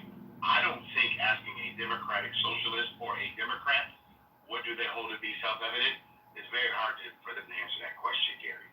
And I think that perception by itself is that they think that there's a government body that's going to bail them out of something, which doesn't exist at all. There's nobody coming to our rescue. So that's how I see it. Thank you, Edward. Folks, we're here Monday through Friday at 5 o'clock New York time. So until 5 o'clock New York time tomorrow, for the next edition of the Critical Thinking Forum, everybody be safe, be well, and peace out.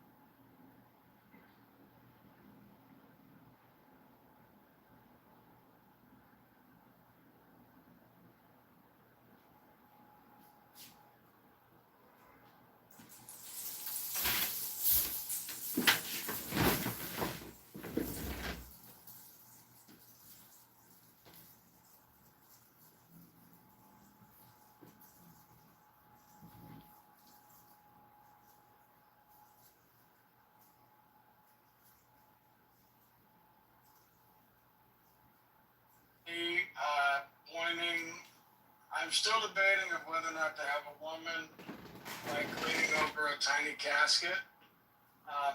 You know, for the background of this video, I'm really mad at John, so I'm trying not to be too, you know, harsh when I do this. So. Not a First Amendment matter because he's mayor. Yeah, and Bren is also recognizing the ICC, which the U.S. does not recognize. That he's conducting foreign policy, saying that he agrees with the ICC and he's going to act on whatever warrant they have for Netanyahu. I mean, again, we kind of have to break it into what he said before and then what he said last night. Because before, he was definitely interfering and they could have picked his ass up. Afterwards, he is still over the line because he is the executive officer of the city of New York. If he did not hold that job and he wasn't making that statement as a press briefing as mayor, you could maybe have an argument, but he does not have the same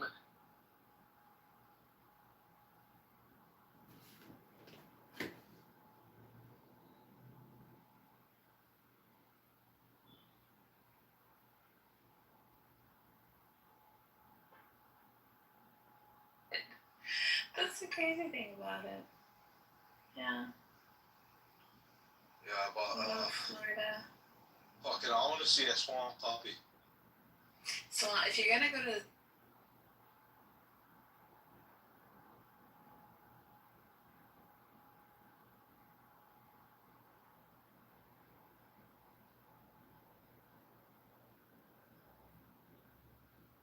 And being like a 5-year-old while we're trying to have a conversation. Comrade, are you saving the world right now? No, it's Oh, you're not though. But should we take you seriously, comrade? You're such a serious person. I don't. Comrade, what do you think objections are? Can we just go there? Because I feel like that might be more for you. I don't think the way that you're utilizing the term extraction is appropriate. Okay, what's the right way? You're trying to say that the concepts that describe natural phenomenon, the concepts themselves are abstractions, and that is not what the fuck I'm talking about. I'm talking about the physical processes themselves, and the physical processes themselves are not abstractions, right? I know, which is why I kept distinguishing between the abstraction, biological, or electronic correlates. The words that we use have meaning. I know. Are assigned to things in subjects. The subjects, unless they're abstractions. Words are abstractions. Words are abstractions. Are physical phenomena. And I'm sorry. Words aren't physical phenomena unless you write them down, I guess. Phenomenon. Qualia, as you described it, is a specific phenomenon. No, it's not. That's living things that are able to prove. That's the problem you're having. You're smuggling that in. You have to prove that. I'm not smuggling it. You don't know what qualia even is. It doesn't. It's not even. You want to know? You want to know what's crazy? One of the main features of qualia is that it's non-physical. So how can it be a physical phenomenon, comrade? Riddle me this. Oh, that's false. It literally is in the definition because it's in the definition. Qualia is just qualia is just. Hold on, Leon. Qualia is just the what it's like part of your subjective experience. Nowhere in that definition does it mean. I don't care about the abstraction stuff. The thing that I'm disputing, I don't know why you keep undertalking. I'm not fucking comrade. Okay, you're not correcting shit. You're just fucking wrong. So what I was gonna say is that the qualia is the what it's like part of your experience. Like there's nothing in there that dictates that it must necessarily be non-physical or physical. Okay, that's so the what's it like part is physical. That makes sense to you? Really? The what it's like part is physical. What about that tells us that it necessarily must be non? Yes. So what's it like? It's coming from the guy that did physical. How much does the what's it like part weigh? How big is it? How extended is it? What color is it? No, we get it. It's a causal physical. It's an abstraction, guys. Like, it is not a fucking abstraction. Okay, so then why is that? Okay, why is it in the definition? Oh wait. It's not in the definition. What are you talking about? Literally. Where's your definition? Want me to read it? It's in the chat. Are you going to read Stanford Encyclopedia of Philosophy? Because I heard that. Exactly where it that's one interpretation of what qualia is. So that's what your different definition. You haven't provided any definitions. The fuck? You want to read it to you or not? Go read it. Tell me where it says that the definition of qualia. Okay, well you can just wait until I'm fucking done, Black, or you can do what happened last time and I kicked your ass out of the fucking room for being a scumbag. Alright, I don't know. This is not your house, bro. Okay. Go ahead and read your definition, and if it doesn't say that qualia is necessarily non-physical, then you're. Okay, it doesn't say necessarily. It says it's not physical, which is what I said. It said so. Don't change my words and move the goalpost. But here's what it says. It's in the first. Now you're just being dishonest because you did say that it is necessarily non-physical. That's what you said. I just said it was non-physical. Don't lie. You quite literally interrupted me to say it is. Do you want to put this to a vote? You want to put this to a vote? Sanity by consensus is not a good measure. Let's just move on. When I described that one senses were necessary, even experience fucking qualia, you literally said that. Stop being a fucking dickhead. No, I didn't. All I said was that the definition says that it's non-physical. That's all I said. So we can bet $1,000 if you're not bitch made. You want to bet? How are you gonna prove it though? We have the recording in the room. Really? You have the recording? We're recording. Oh, I thought this is not Oh. I guess you guys just lie. Do you want me to read the thing that proves you wrong or no? You misspoke. It's okay. We can move on. Let's go. That's fine. What's up, T? How's it going? So I'm not allowed to read it now? You've already conceded defeat. What's up, man? How are you? No, I didn't. I told you what I said, and I was about to prove it. You misspoke. It's okay. We're moving on. So wait, I just want to interject one second. Just to be clear, I'm not Just move on from this shitty point. Jesus Christ. I guess. I wasn't here before, Elliot, but I'm Black. Are you a dualist, or I'm assuming you think that consciousness? Hey, look, it's Abe, the little bitch Abe. Look at this. He's here with us. This is so we're not gonna do that here, War. I'm not a dualist, no. I think we need more gasoline, Elliot. So, go for it, Abe. What are you disagreeing with Elliot about when he talks about that consciousness is physical? Consciousness is physical. He was talking about qualia as being physical, not consciousness. And I was saying that qualia is definitionally non-physical. It's like one of its defining features in the literature. So. Oh, so you just again stated what you said you did not say. What did I state? You said that it is definitionally non-physical, which means it's. I didn't deny that I said that. Non-physical. What I denied that I said was that it was necessarily, because you guys lied. Oh fucking God! If it is definitionally non-physical, that means it's necessarily non-physical. No, it doesn't mean that. Those are not anonymous terms. The fuck. Are we just gonna say words don't mean what they mean? That's right. We're gonna fight with dictionaries. Let's move on. No, bro. Definitionally does not mean the same thing as necessarily. That's something you Anyway, the point is this. The point is this, Black. Like, you already lost this debate. I don't know why you're going back into it, but go ahead. Sorry. The point is this: when you say qualia, right? You're just taking a word from the philosophical literature, right? I am. There are plenty of neuroscientists who don't even accept this word qualia. That's true. Thank you. You seem like mighty attached to it, but instead of arguing about the word qualia, why don't we talk about whether qualia are even real?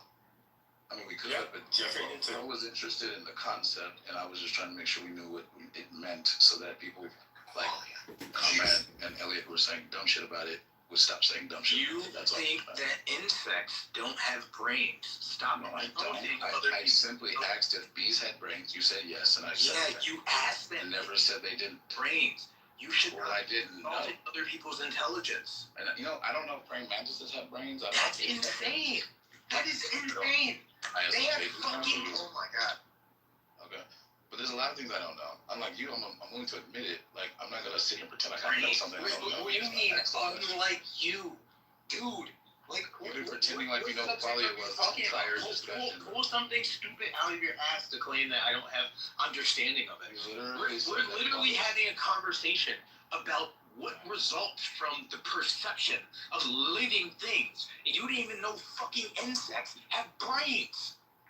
Okay. I mean, it's not the win you think it is, but okay, you win. No, It's embarrassing. Are you fucking serious? Not The really. people who are muted are probably laughing at you. How the fuck are you an adult and you don't know that fucking praying mantises and bees have brains? I'm pretty sure a lot of adults don't know that, but okay. Where's Lisa?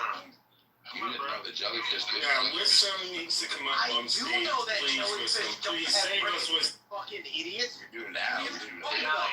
I've been here. What the fuck?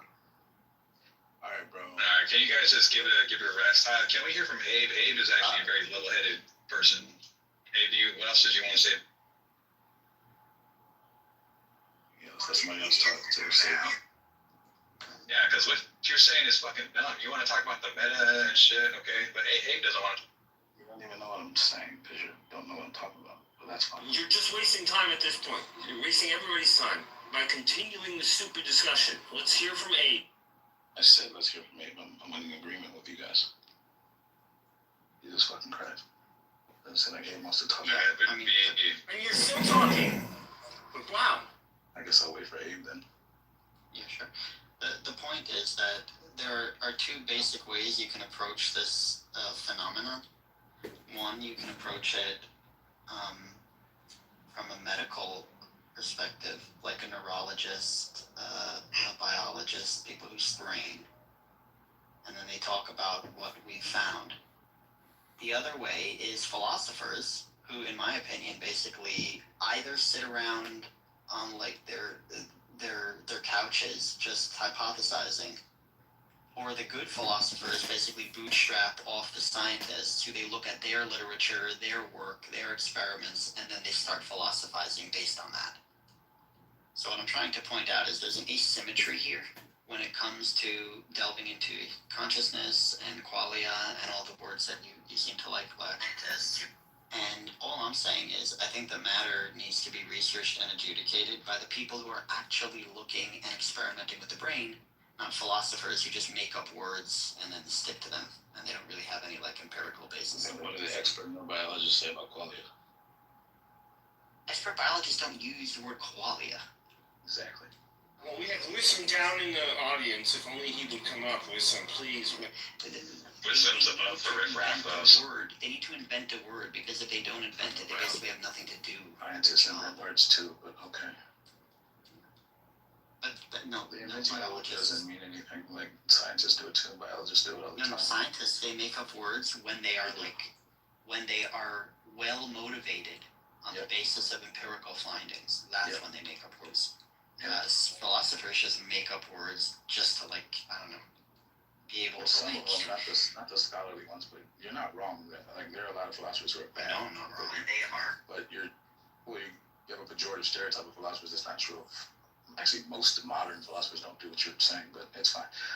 You just like science over philosophy, which is fine. I get it. It's your preference, and I don't even disagree that much because I think a lot of philosophers are full of shit, to be honest. So fair enough. So why did you get taken in by their bullshit that you're like reading about qualia? The irony is that Pro started the stuff about qualia, not me. The fact that you came in here and blamed me without knowing what happened is kind of awkward and not very scientific, is it?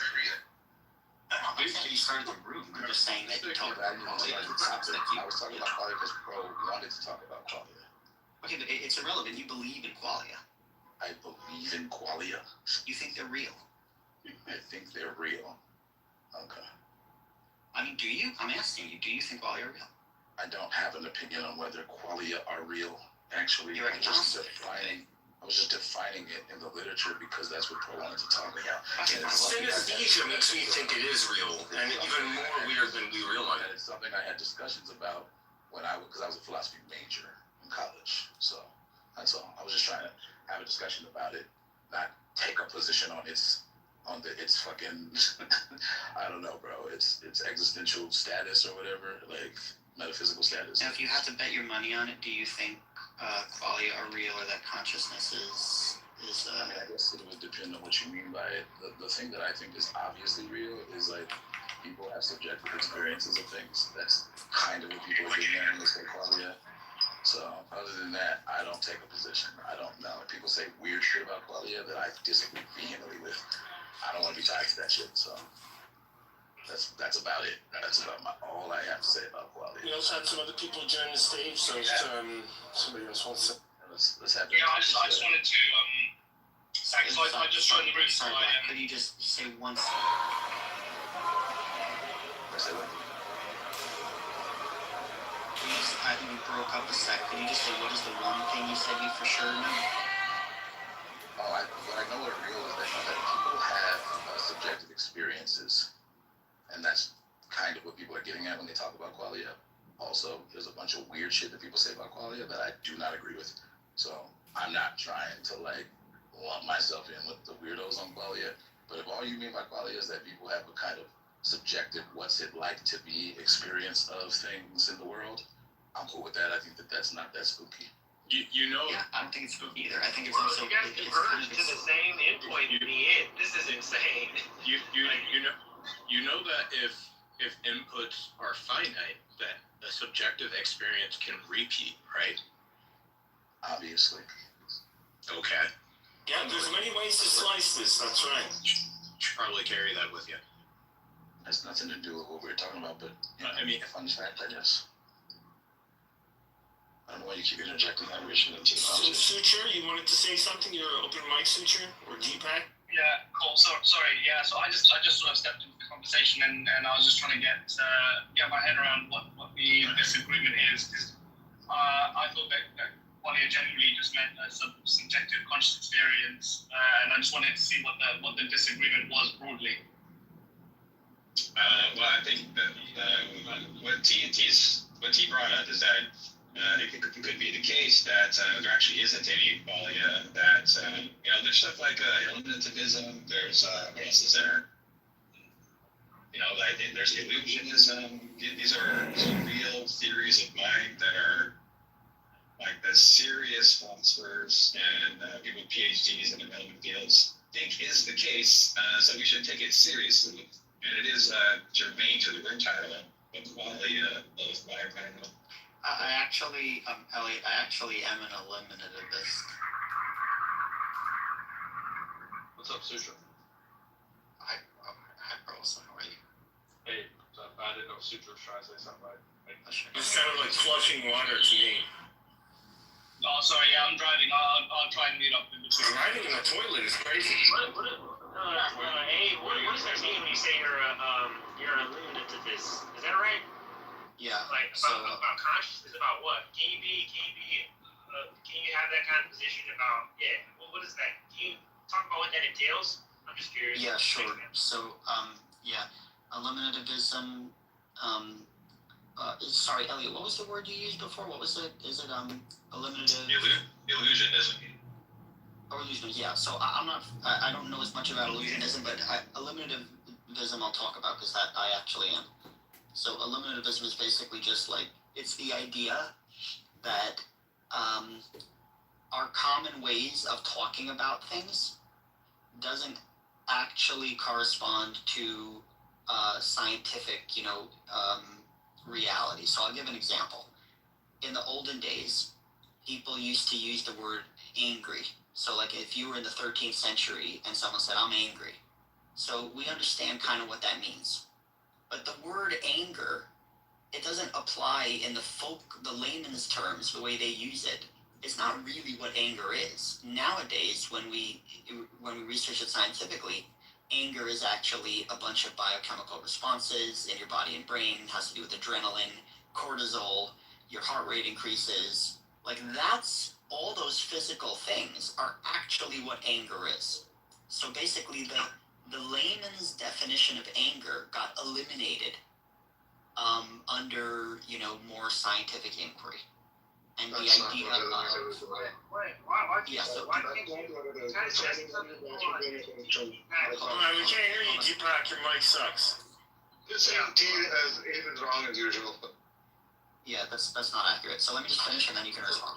So the point is, Leon. Yeah, so the point is that...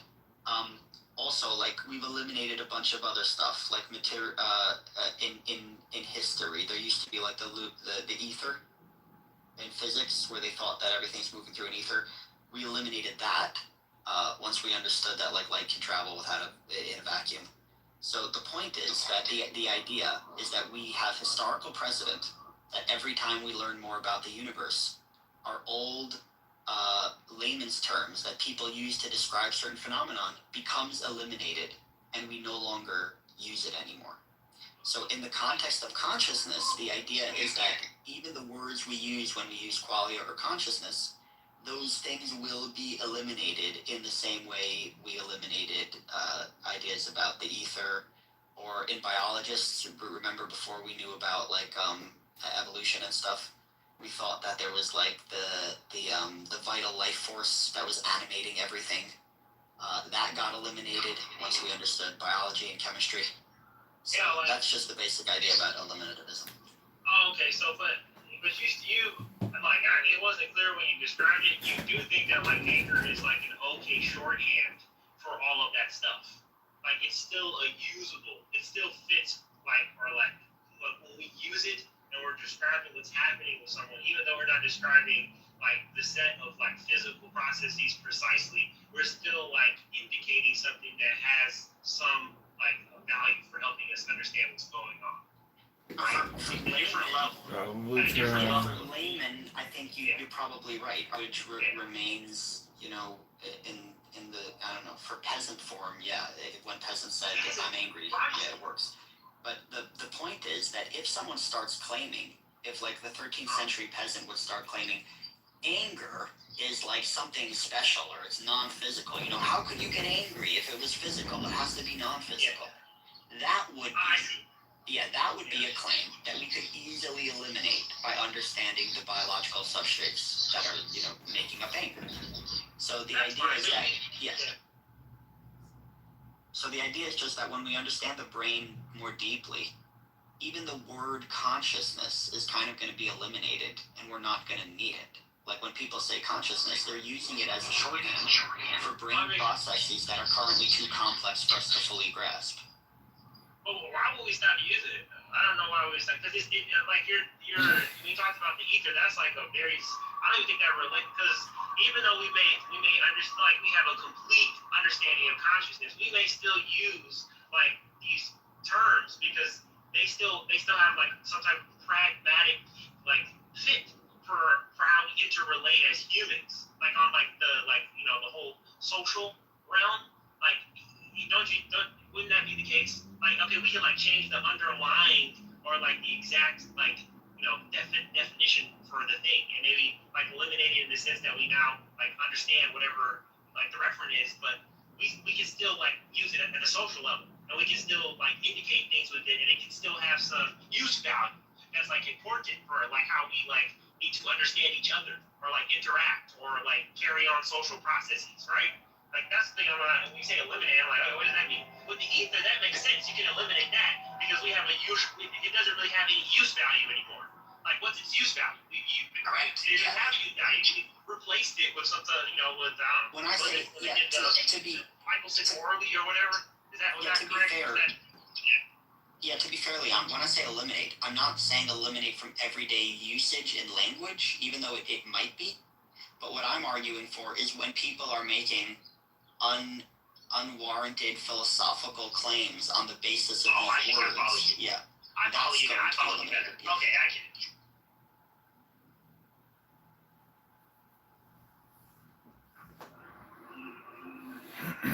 So I'm just trying to understand this. That's maybe it's my lack of understanding. But when you say that we understand anger, so we understand that anger is caused by various hormonal states. And a release of things like adrenaline, like you talked about, like epinephrine, or raising cortisol levels, and various biochemical reactions in the brain.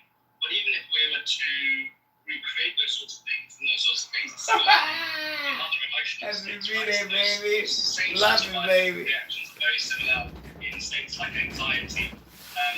So even if we were to recreate those specific biochemical reactions, we wouldn't be able to recreate the emotion of anger itself, right? So I was wondering how you get to that point. When you say recreate in what? In your own brain? In another brain? What do you mean recreate? So like we understand that the emotion we feel in anger is rooted in various biochemical reactions, which are very similar to other states. So the biochemical processes which produce anger are very similar to the biochemical processes which produce anxiety.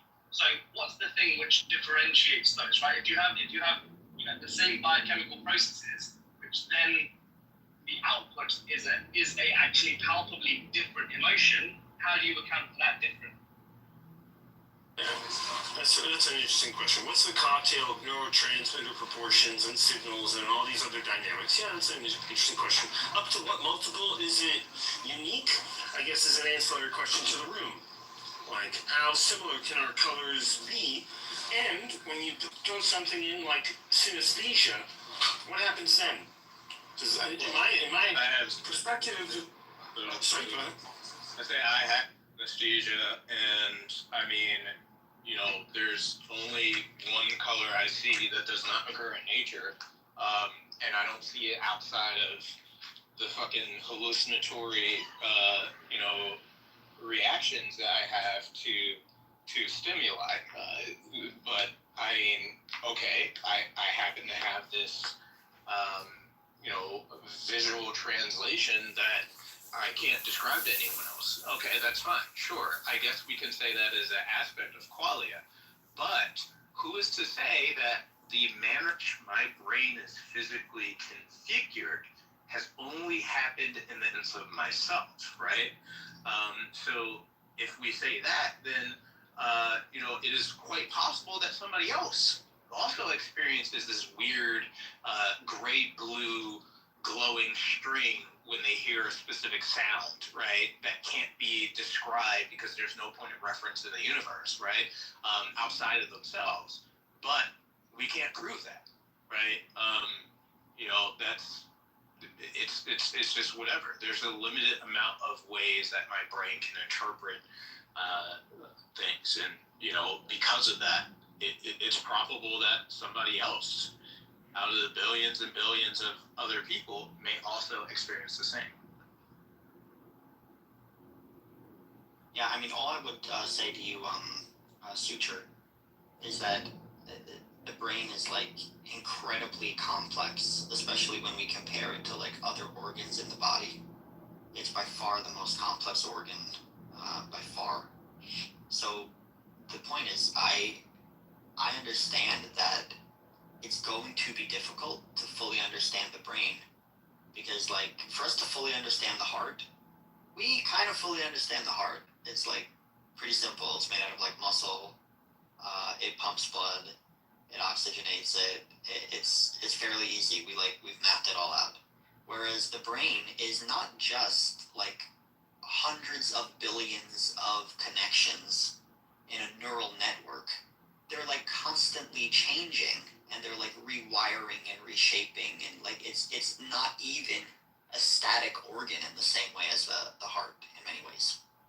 So yeah, of course it's going to be difficult to pin down when you say, okay, how much like neurotransmitters or dopamine fires before someone's like relaxed or happy versus the cortisol when they're stressed or angry or something. I don't know, these are good questions, but all I'm saying is we do have the basic architecture to understand your brain and what makes people angry, to some degree. The fact that we can't yet like quantify that in a predictable way, I think that has to do more with the complexity of the brain rather than like some idea of philosophy that either consciousness is qualia or non-physical or something like that. And the room chat posted a study from 2025 that actually addresses this, and they found something like, hey, if you don't have this rod length for your vision, you literally don't have that pattern, and that pattern is unique up to a detectability in an fMRI study. So I think it still comes down to why. So if we move away from color, talk about sweetness. So why is the molecule of sugar sweet? Shouldn't it just be nourishing or energizing rather than have this particular thing that you're chasing? The sweetness is that the same sweetness that I taste as you do when you eat it? It's probably similar. I don't know if it's exactly the same. It's probably similar. Yeah, and how similar or how unique that is, it might be an artifact of the language. At this point, it could be about it being a universal experience. So that kind of speaks to the mystery of the nature of reality to consciousness and matter. So it's a good room topic. Yes. So it's the other fascinating thing with it, I was just gonna say, is how many levers can you pull? Like I was speaking to that same thing earlier, I know too. Like why color is even color? Like you can imagine somebody's color might not be color at all the way we think of it, and we still agree that we're seeing red when we see red. Even that thing is hard to figure out. You know, like it sneaks up on you. Yeah. Obviously, my sweet could be your sour, but it doesn't even have to be what we consider taste at all. You would never know that thing either. I mean, I think you'd have a better way to figure it out. Well, I'll give you an example from my surgery. They removed part of my tongue, so everything now is just overall sweeter. I've lost the spice the landscape has become simpler. Everything is more sweet. Even things that I didn't think were sweet before now are sweet. Yeah. So no, that brings up the interesting question of it, and I said this earlier to Black. It's like when you lose color, we're color blind, and we're basically in shades of gray. What is the shades of gray for every sort of quality thing we're talking about is very interesting. And what does that tell you? You know, like what is the base condition? What's the 0 and 1? You know what I mean? Is really that's it. And then all those things that get filled in between, it even seems arbitrary what you're filling it in with, and like what levers you can pull from to hey, the brain figures out I have this thing that can make you think sweet. Make you think sour, but what the hell is that thing? That's fascinating. Yeah, absolutely. Yeah, and I think so. So it's a really great point that Io brings up actually, and it shows us that, and we know this. So we know that different people when they taste certain things have different affinities to them, and we've actually tied this to various genes, right? So there are certain gene mutations where if people have a certain gene mutation, they find things like chocolate more addictive. So they find it more difficult, palpably, to give up things like chocolate because the way their brain responds to it is completely different. And so if we're, I don't know, I think that it's hugely simplistic to say that the brain obviously is a hugely complex organ, but actually we know a hell of a lot about neuroanatomy. We know exactly, which parts of the brain are responsible for various sensory inputs that we have. We have various parts of the brain which are responsible for the motor outputs that we have, and we're using technology now to map onto those things, right? But to say that it's going to be reducible to simple inputs and outputs, I think is overly simplistic, because we know that even if you give multiple people the same inputs, the way they experience those in their subjective experience is palpably different. So we can't just say that this is reducible to inputs and outputs, right? That's just overly simplistic. I kind of disagree with that. Yeah, well, it could still be. Oh, go ahead, bro. Same thing I was going to say. You could say it. I was just going to say the very last part there. You don't know if it could be non-reducible to inputs and outputs, but it might not be. But it's very difficult to say that.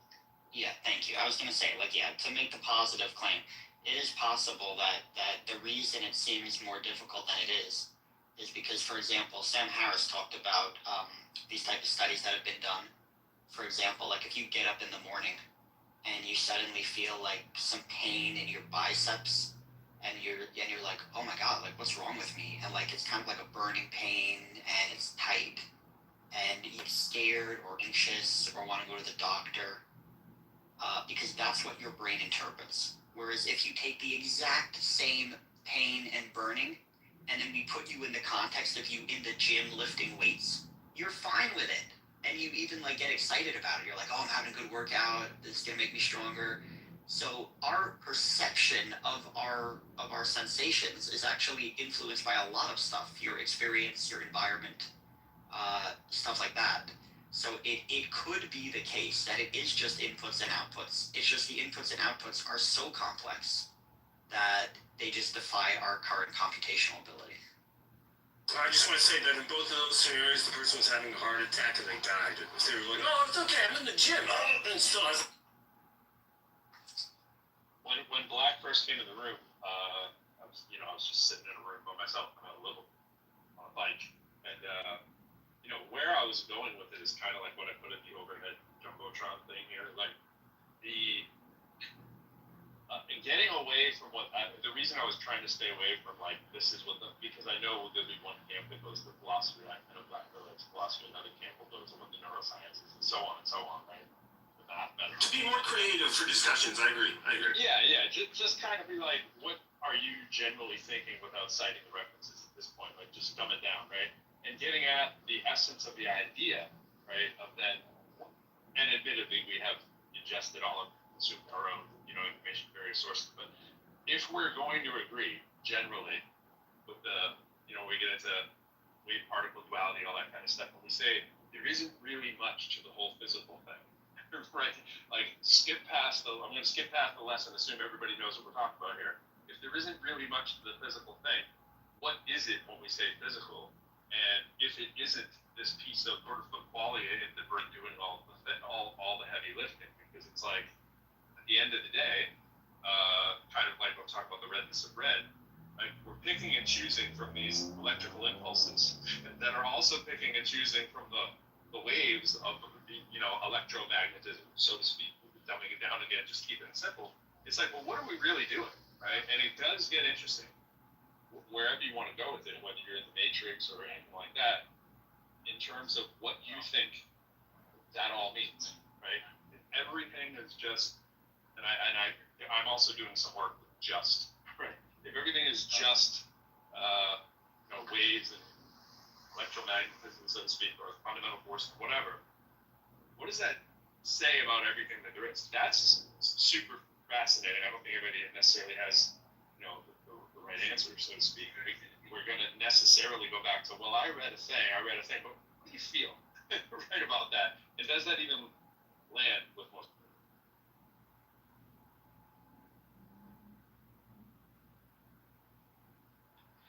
Yeah, sorry, my reception is bad, but thank you, Pro. I guess the point you broke up for me, but just about the point about the different camps. Obviously, I'm firmly in the camp of like the scientists, and to me, I don't like seeing like. Do you know Alex O'Connor, Cosmic Skeptic? Wonderful citation. Yes. Oh, sure. Yeah. Like I said, most of his stuff, I like him. He's good enough. But recently, I don't like the fact that he's kind of like against emergence. He's like, oh, you can't explain how consciousness comes out of the brain. And I don't appreciate this stuff because I really think he just doesn't understand like scientific inquiry. He talked to Sean Carroll, who's obviously like a physicalist or whatever, and I think he schooled him pretty badly in that discussion. But I don't think he understood it. The point is that from a scientific perspective, if you ask us a question like, I don't know, what's an onion made out of? And we say, oh, well, here it is. Here's the first layer. And then we peel back the first layer and the second layer. And eventually we get to the center. And you keep saying, yeah, but what is it? Like, what is the onion made out of? At a certain point, when we've explained all the relevant physical variables, there is nothing more to say. And I feel like philosophers who are intent on like there being a mystery somewhere, they're just never going to be happy because they're always just going to say, but what is it? And to me, I feel like if you've peeled away, yeah. I agree. I do want to give credit, but I do want to give credit to the idea, sort of, that Bushy philosophy, where it's like, well, at some point you do come back around to it. That's very, very close to, well, everything really is pretty damn mysterious, right? And it's like, in other words, if the substrate of everything that we're talking about is that, it's one thing. Like, in other words, if everything is fields and electromagnetism, and that's all there is, that is pretty damn phantasmal, right? At the end of it, no matter how physicalist we want to be with it, I'm being very physicalist in my representation. Black pointed this out correctly, where I'm just saying that physical thing is very, very, very small. Right? Whatever that physical thing is very, very small. I don't have a claim that it's very big, but that itself isn't necessarily magic or woo or wild. It just might be what it is, and what it is we can define as weird because that's what we almost never see. We don't really, we don't see the tiny building blocks. We don't see the quantum realm. We just experience what we experience, and that by itself is fascinating enough.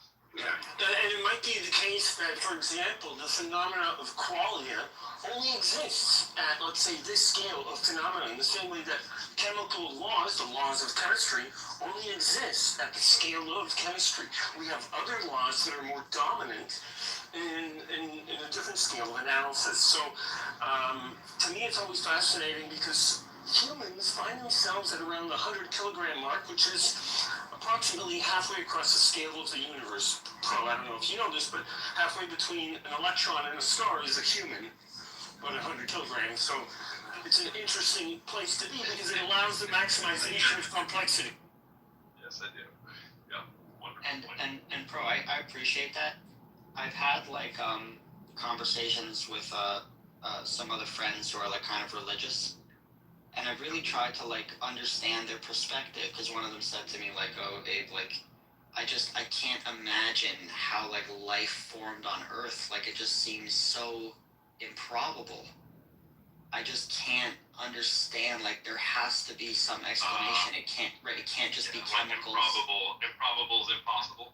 Yeah. Right. Exactly. So the point is, from their point of view, they're trying to make sense of how we came to this moment and we're having this conversation talking on computers and phones. And they think that obviously the explanation is like God or something. Whereas I can acknowledge, and they think that takes away the improbability. Whereas it might be the case that the universe is just so large and vast that improbable events happen all the time. It makes it seem crazy for us. But that's only because we don't grasp the sheer magnitude of our reality.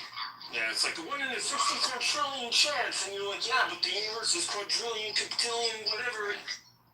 Right. So for us, yeah, it looks crazy. But for the universe, like, look how many.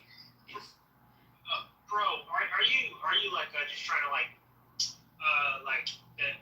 I just want to make sure I understand. You say like that the mystery can still be there. Because like when you just attend to like the world from the perspective of like quantum mechanics or like some whatever if you attend to the world just through that kind of like perspective. Yeah, I would. Is that it? Is that kind of the thing? I would, but I would just say it in a different order. And you, I think it's your headphones in the back. They're reverberating here. We're all hearing it.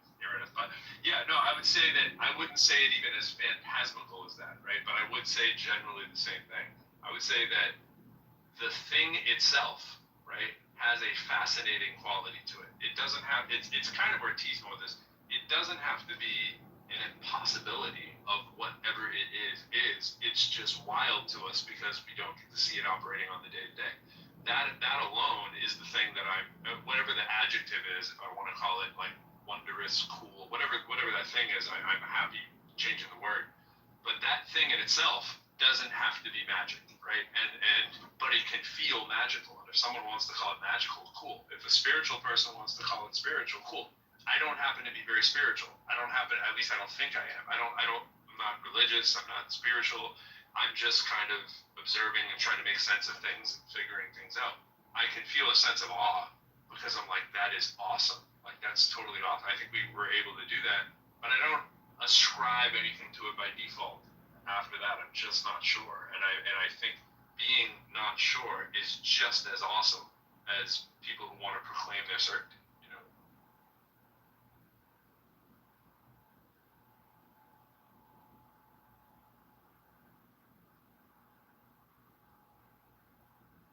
What's going on? What's up here?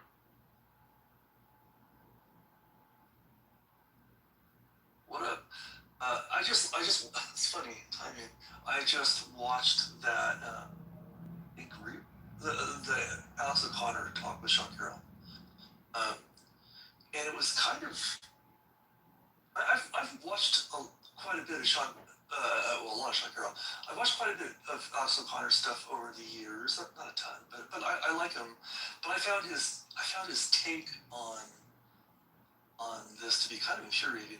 There's always this like, yeah, but what does it mean? You know, like just like he brought up the whole Mary's room thought experiment, which I kind of hate. Like, well, you know, if she learns everything about red, but then she's going to learn something when she first sees red. It's like, well, what does that even mean? You can't learn everything about a thing. That's impossible. No one learns everything about a thing by reading about that thing, and then experiencing it. Of course, it's going to be. I don't know. I find that really irritating, and it seems like he's been reading Philip Goff or something like that. Those guys are just loony, mostly. But I guess the contrast was I normally like that guy, and I don't know what's going on. I saw that. That was kind of interesting. I think I was just gonna say, no, my original take on him is I did not like him early on, and I gravitated more to him. But there's a lot of takes that he has that I just still. But at first, I think it was just I was offset by the personality. But over time, I was like, oh, okay, this is coming. Wisdom is mentioning Frank Jackson. Changed his mind. I don't know who that is. he's the guy that came up with various thought experiments. And initially, he used it as an argument against physicalism, but he later reversed his position, and now he's a physicalist now. All right, Sean Carroll mentions that in that talk, right? But that's the guy. Okay, good.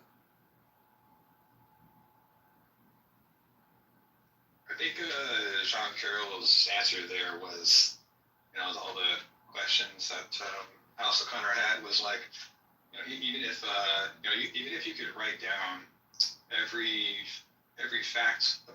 physical fact about our subjective experience, like in totality, or even if you could express it in mathematical terms in totality, or something like one of those or both of those. Sean Carroll said, even if you could do that, it still would not produce the experience itself.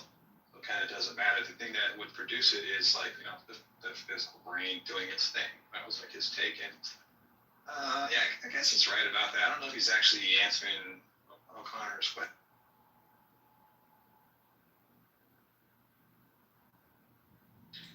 Hey, what's up, guys? Sorry, I'm just kind of working, but I've been listening the whole time. And damn, Abe just left because I was talking to Abe about this yesterday. Do you guys know who Kastrup is? With a K? Bernardo?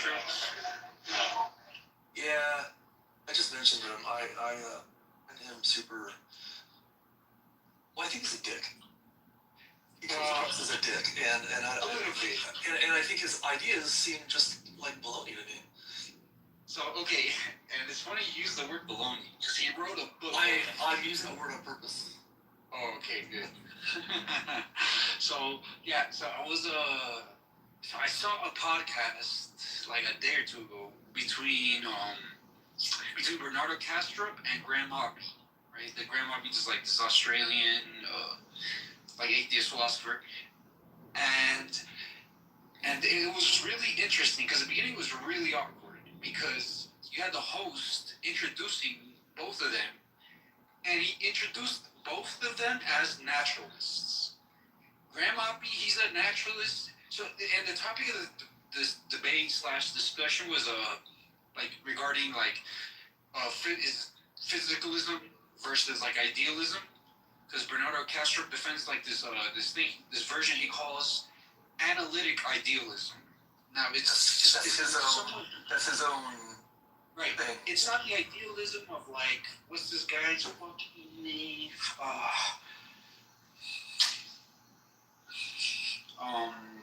One of these German guys or French guys, but it's like this new. It's like this more modern idealism. So the beginning was really awkward because he introduced both of the guests as naturalists, but Graham Hoppy's like a naturalist in the kind of standard sense and the more familiar, something like most of us probably, or in where physicalism is pretty prevalent, some version of it at least. whereas Kastrup is described himself as a naturalist also, but he rejects physicalism. Like Hiro was just saying, he wrote a book called "Physicalism is Baloney" or something like that, and he thinks like these mental states, but he's still describing himself. Why I can still kind of take him like semi-seriously, as at least hear him out. He described himself as a naturalist, so by that he meant like, yeah, there's no supernatural stuff, so no God, no like just magical substance shit, nothing magical going.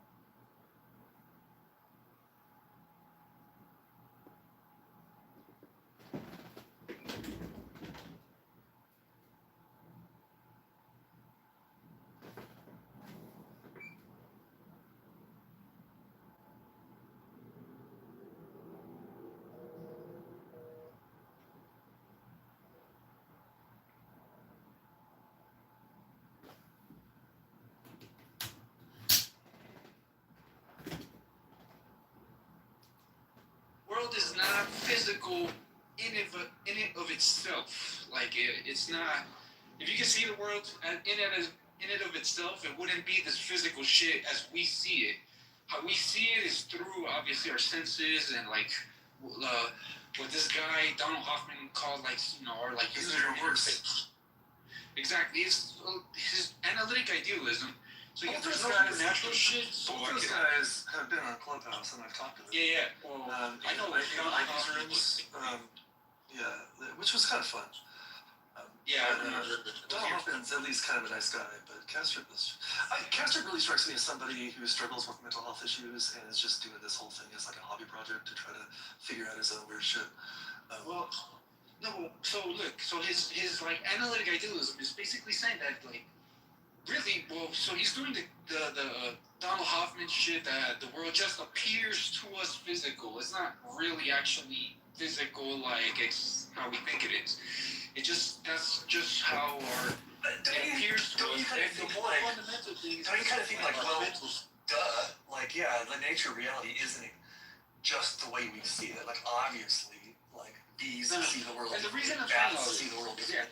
Like everything sees like fine, but like Hoffman goes a step further and says like no, what you see is wrong. Like well no, what you see is like extremely limited, but the idea that it's wrong is to me is silly. Well, yeah. So they're very related. But this whole fucking preface I just did was because during this podcast, Kastrup spoke like 75% of the time. Oppie maybe spoke 25% of the time, because I was just like Oppie. I was just dumbstruck by some of the shit he was saying. Like he was basically posing this so like as an argument for his analytic idealism, he was posing like this like dichotomy, which I'm trying to think about. Thank God Benjamin left. Where he says because of all this quantum theory shit and multiverse and many world stuff, like how some interpretation of quantum mechanics have this many world shit. He basically said like it's either like that his version of quote physicalism, or he actually rejects physicalism because it's either so the physicalism we think of the standard one is true, or the real reality is this analytic idealism, and there's a dichotomy because of the fucking these many world shit. So like because the world, this physical world that we describe at the most fundamental level is in this quantum superposition. I think most of us are at least a little bit familiar with Castro. No, but do you guys? Are you explaining anything to anybody here that we don't understand? No, yeah. So it's. Are you sure? Alright, do you guys agree that, because I'll look for the video right now and I'll play a little clip.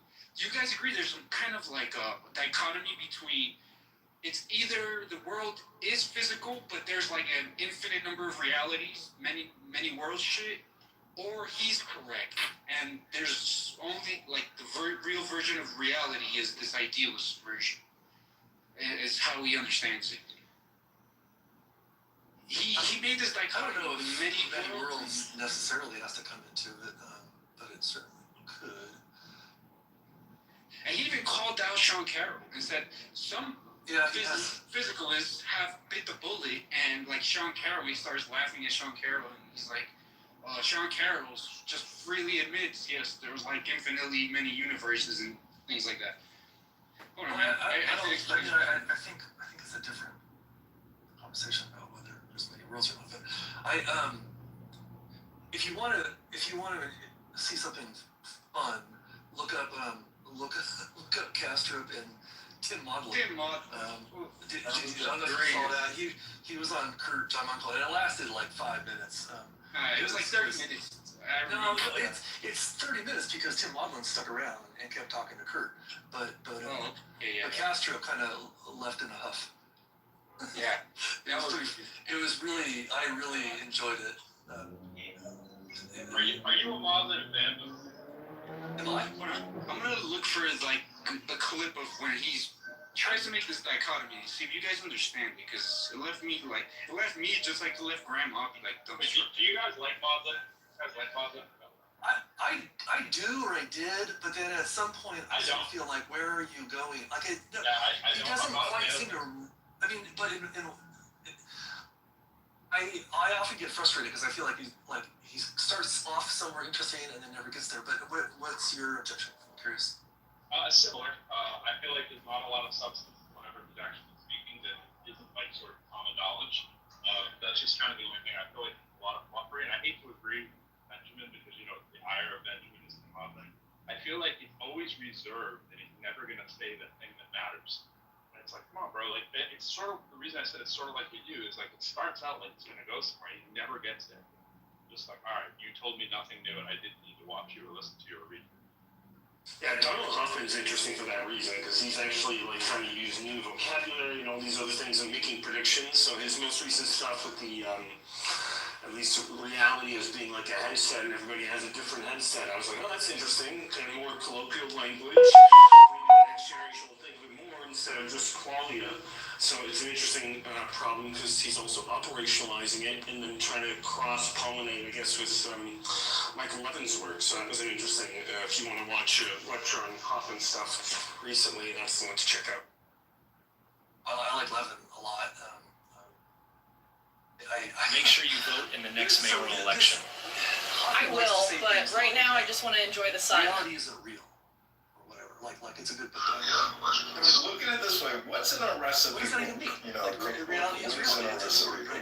Like these things are vacuous. So what I'm saying is, if you read like a philosophy book, what you're really doing is cooking up a recipe for yourself. Is cooking up a recipe that you're going to ingest and then defecate the next morning. One of them stays with you, the other one doesn't.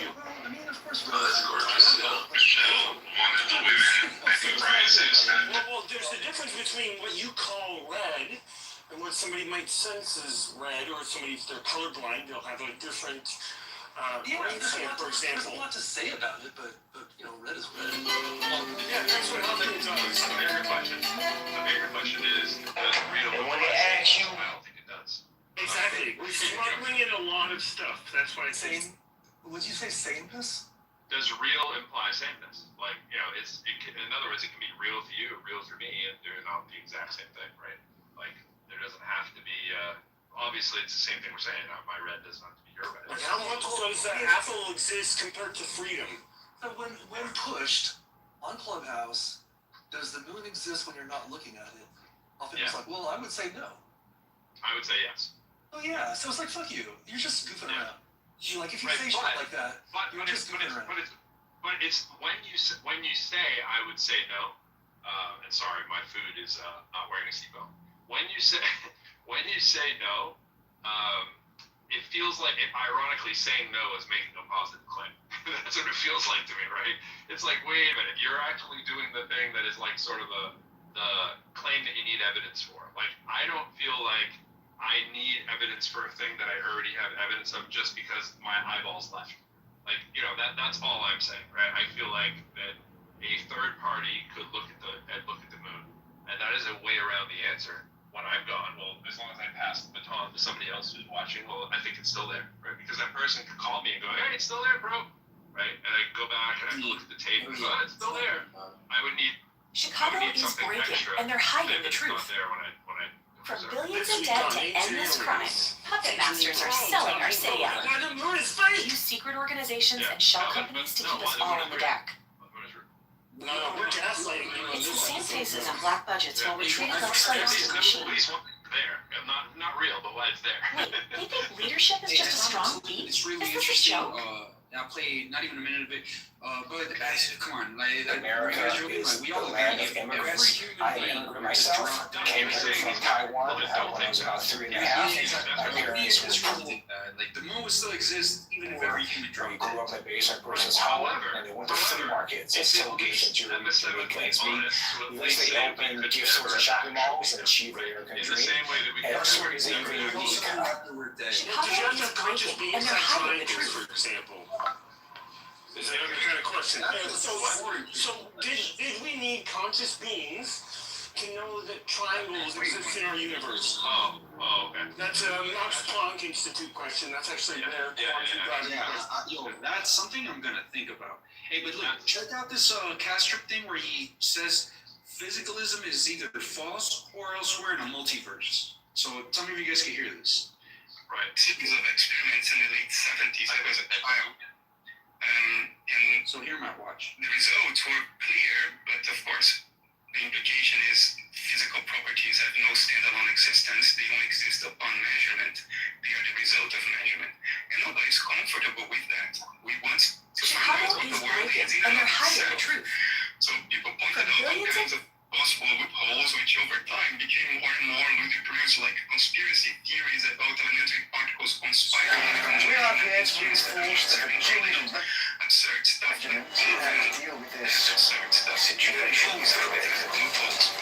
French and Indian sources of professional soldiers are nearly upon us, and 1,000 too. They are commanded by Louis Coulomb de Villiers, brother to Joseph Coulomb de Villiers, It's very clear. Physical properties do not have standalone existence. The world is itself. Time is not physical, and that's the other option on the table. That's This was 2 days ago in Breaker's Neck. Arteries seem to rank as currents of physical. We are here to reinforce the Virginia regiment. No one's absolutely zero injuries. Being that, what do you not believe? So for me, it's much more reasonable to just bite the bullet and say, okay, physicality is an appearance, it's an image. Even observe the world through instrumentation, we still have to perceive the output of instrumentation. So sad. Okay, I agree with everything that you cannot escape the implication. Yeah, I don't. No, I do. So wait, I'm just saying I do. Here's why. You cannot escape. Let me finish this point. Let me just finish this point. You can't escape the implications of that reality. The reality. I'm not saying that the reality. We could never. It's like saying escaping death. We can never escape the fact that those implications are 100% real for us in our everyday lives. The only way that you can do the disclaimer, if that is not the case, because again, it's where I started the room. Like, when we say physical, we are literally talking about fields and electromagnetism, basically, right? We're talking about fundamental forces, and when we can't put our fingers on those things, pun intended, right? Because we can't touch them. What are we talking about? Right? And I agree with that as a sentence. And if you want to make the next leap, if you want to want to say there is a physicality, well, then you have to start considering holographic principles and shit like that. You have to start going into the worlds of, well, I know that's different than the worlds of hologram, but similar, somewhere in that vein between we're looking at a holographic Chicago projection is and a holographic breaking, and they're hiding somewhere the truth. between there is where you land. Ya la ataca la teflón. I think the hologram is my question is whether you accept his dichotomy as either physicalism is false, or you have to accept that there's physically trees as a fucking physically real fucking being. No, I don't think that's It is disturbing video. dichotomy. You have to see Grandmappy's face when he's saying this shit. It is My face was disturbing exactly video. the Some same. would say, Like, I don't a woman appears to attack a child. Someone flowers here on Kinsey Street, right in front of this restaurant. The whole thing happened a few weeks ago. Now the restaurant owner is putting the video out, trying to spark a conversation. Yeah, I think like Kastrop started out by defining. Well, I don't know if he defined as a word. Chicago is breaking, and they're hiding the truth. The meaning of the word property, that it's sort of like the way you should understand property, I think from his point of view, is that it's more like an essence of a thing. Yeah. But like, that's not necessarily the right way to think about properties. Properties could also just be, they could simply mean just the differences between things. That's right. That's what makes something different. Yeah, that property is just something that differentiates one from something else, and that is very consistent with physics. And physics, like every theory of physics, is not about like the essence of stuff. It's actually about the behavior and the interactions of the things, like an electron or whatever. Not actually what it is in itself. That's not what physics is trying to do. Right, which is what he keeps larking back to and doing this whole, like the thing in of itself, etc.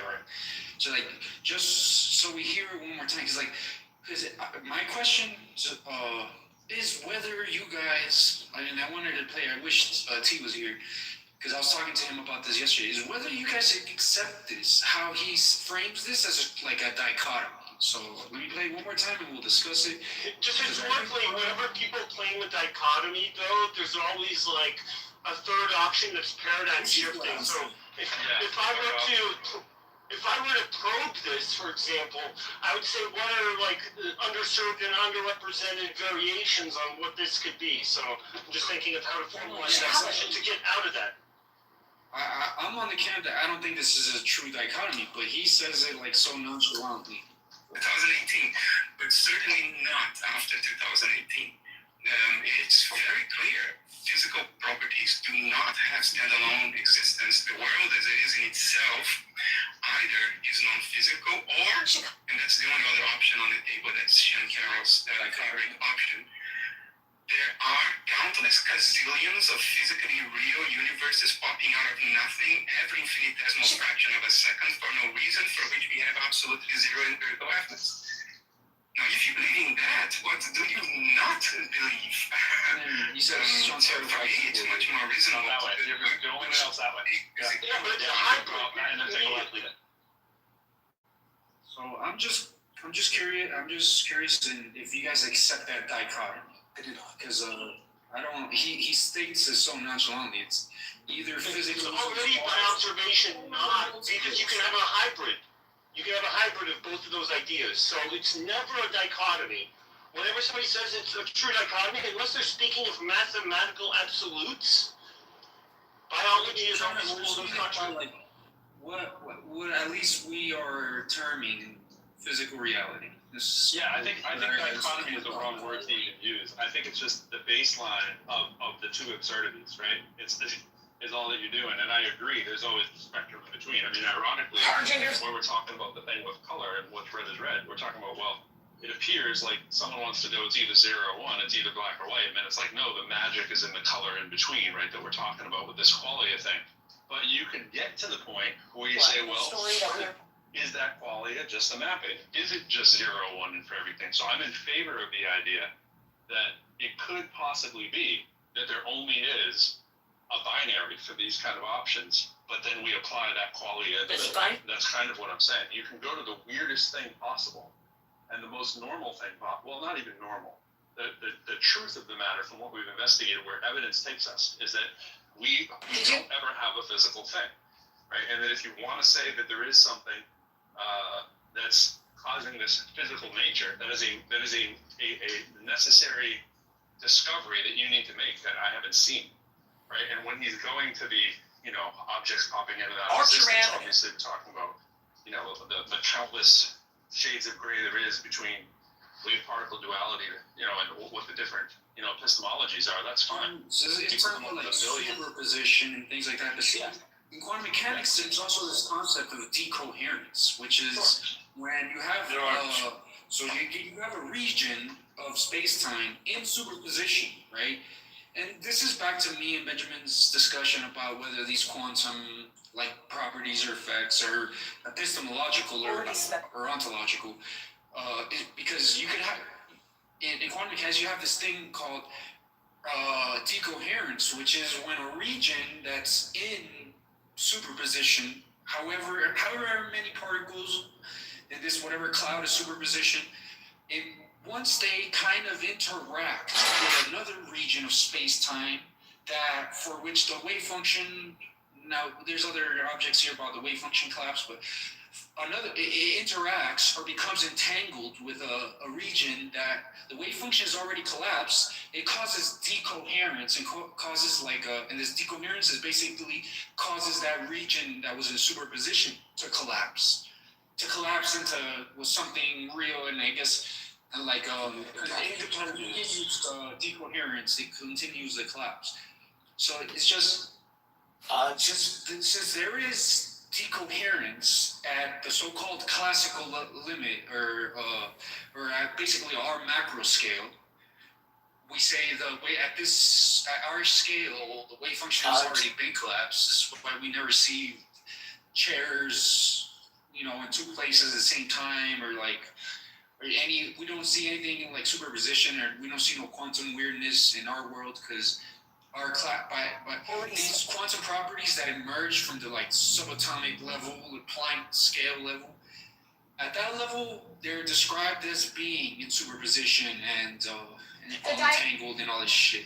But by the time those quantum effects by the time that shit scales up to the macro level, to say our scale or the scale of galaxies, even cells in biology, these quantum phenomena are either no longer in any superposition or negligible amount of superposition, because it's already experienced decoherence with the classical world, with the world where the wave function is already collapsed.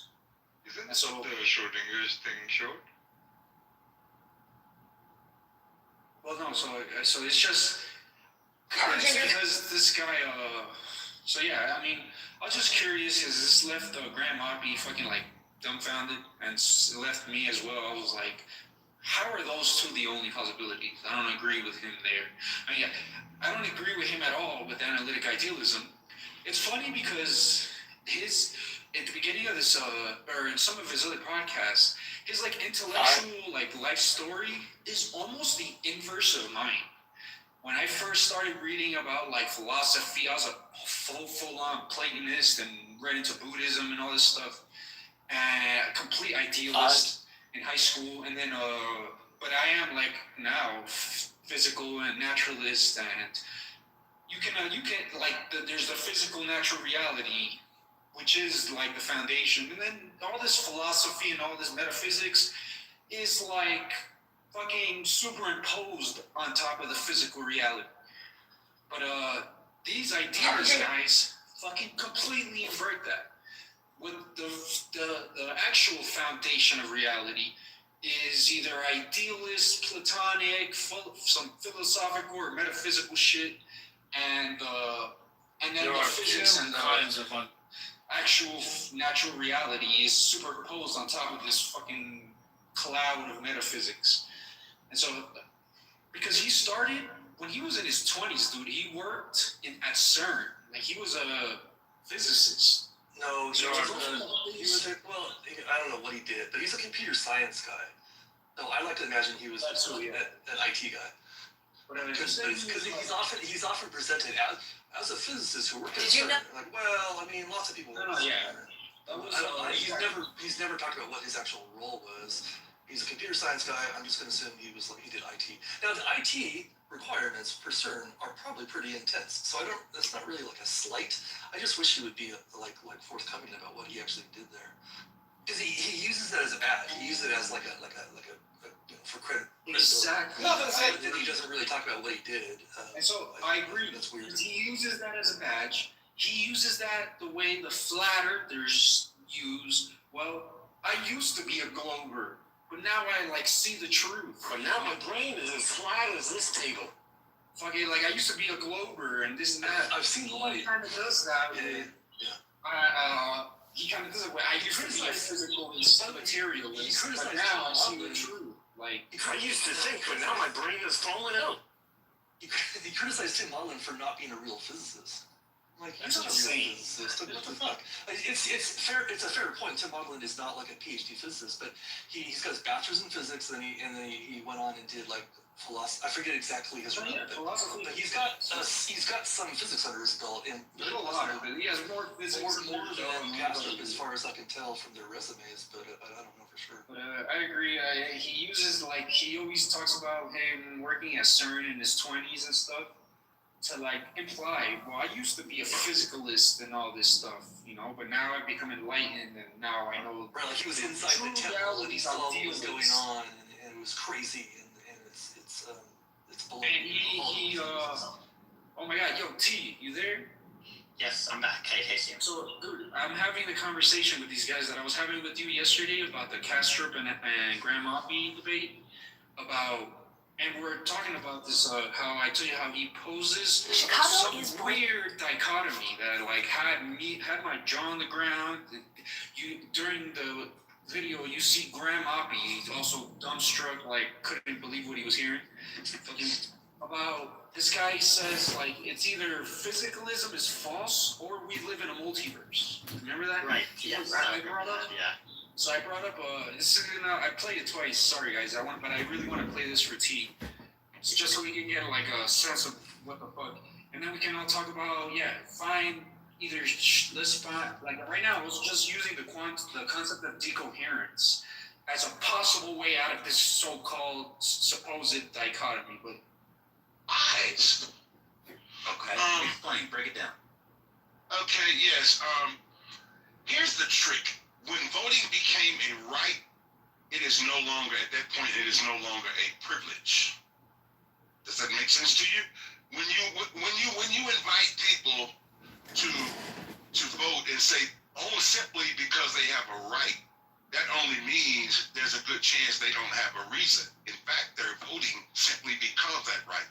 And this is how you drag people that are unknowledgeable about what they're actually voting for into the voting booth when you do that. I think that was a psychological game played on the people voting rights, not privilege. Okay, There's you're repeating yourself. So you are fine with literacy tests? Absolutely, because there's too many people going down there voting to their own demise. I got you. And are you okay with the way literacy tests have been used in the past? I'm not versed on how they were used in the past. Thank you very much.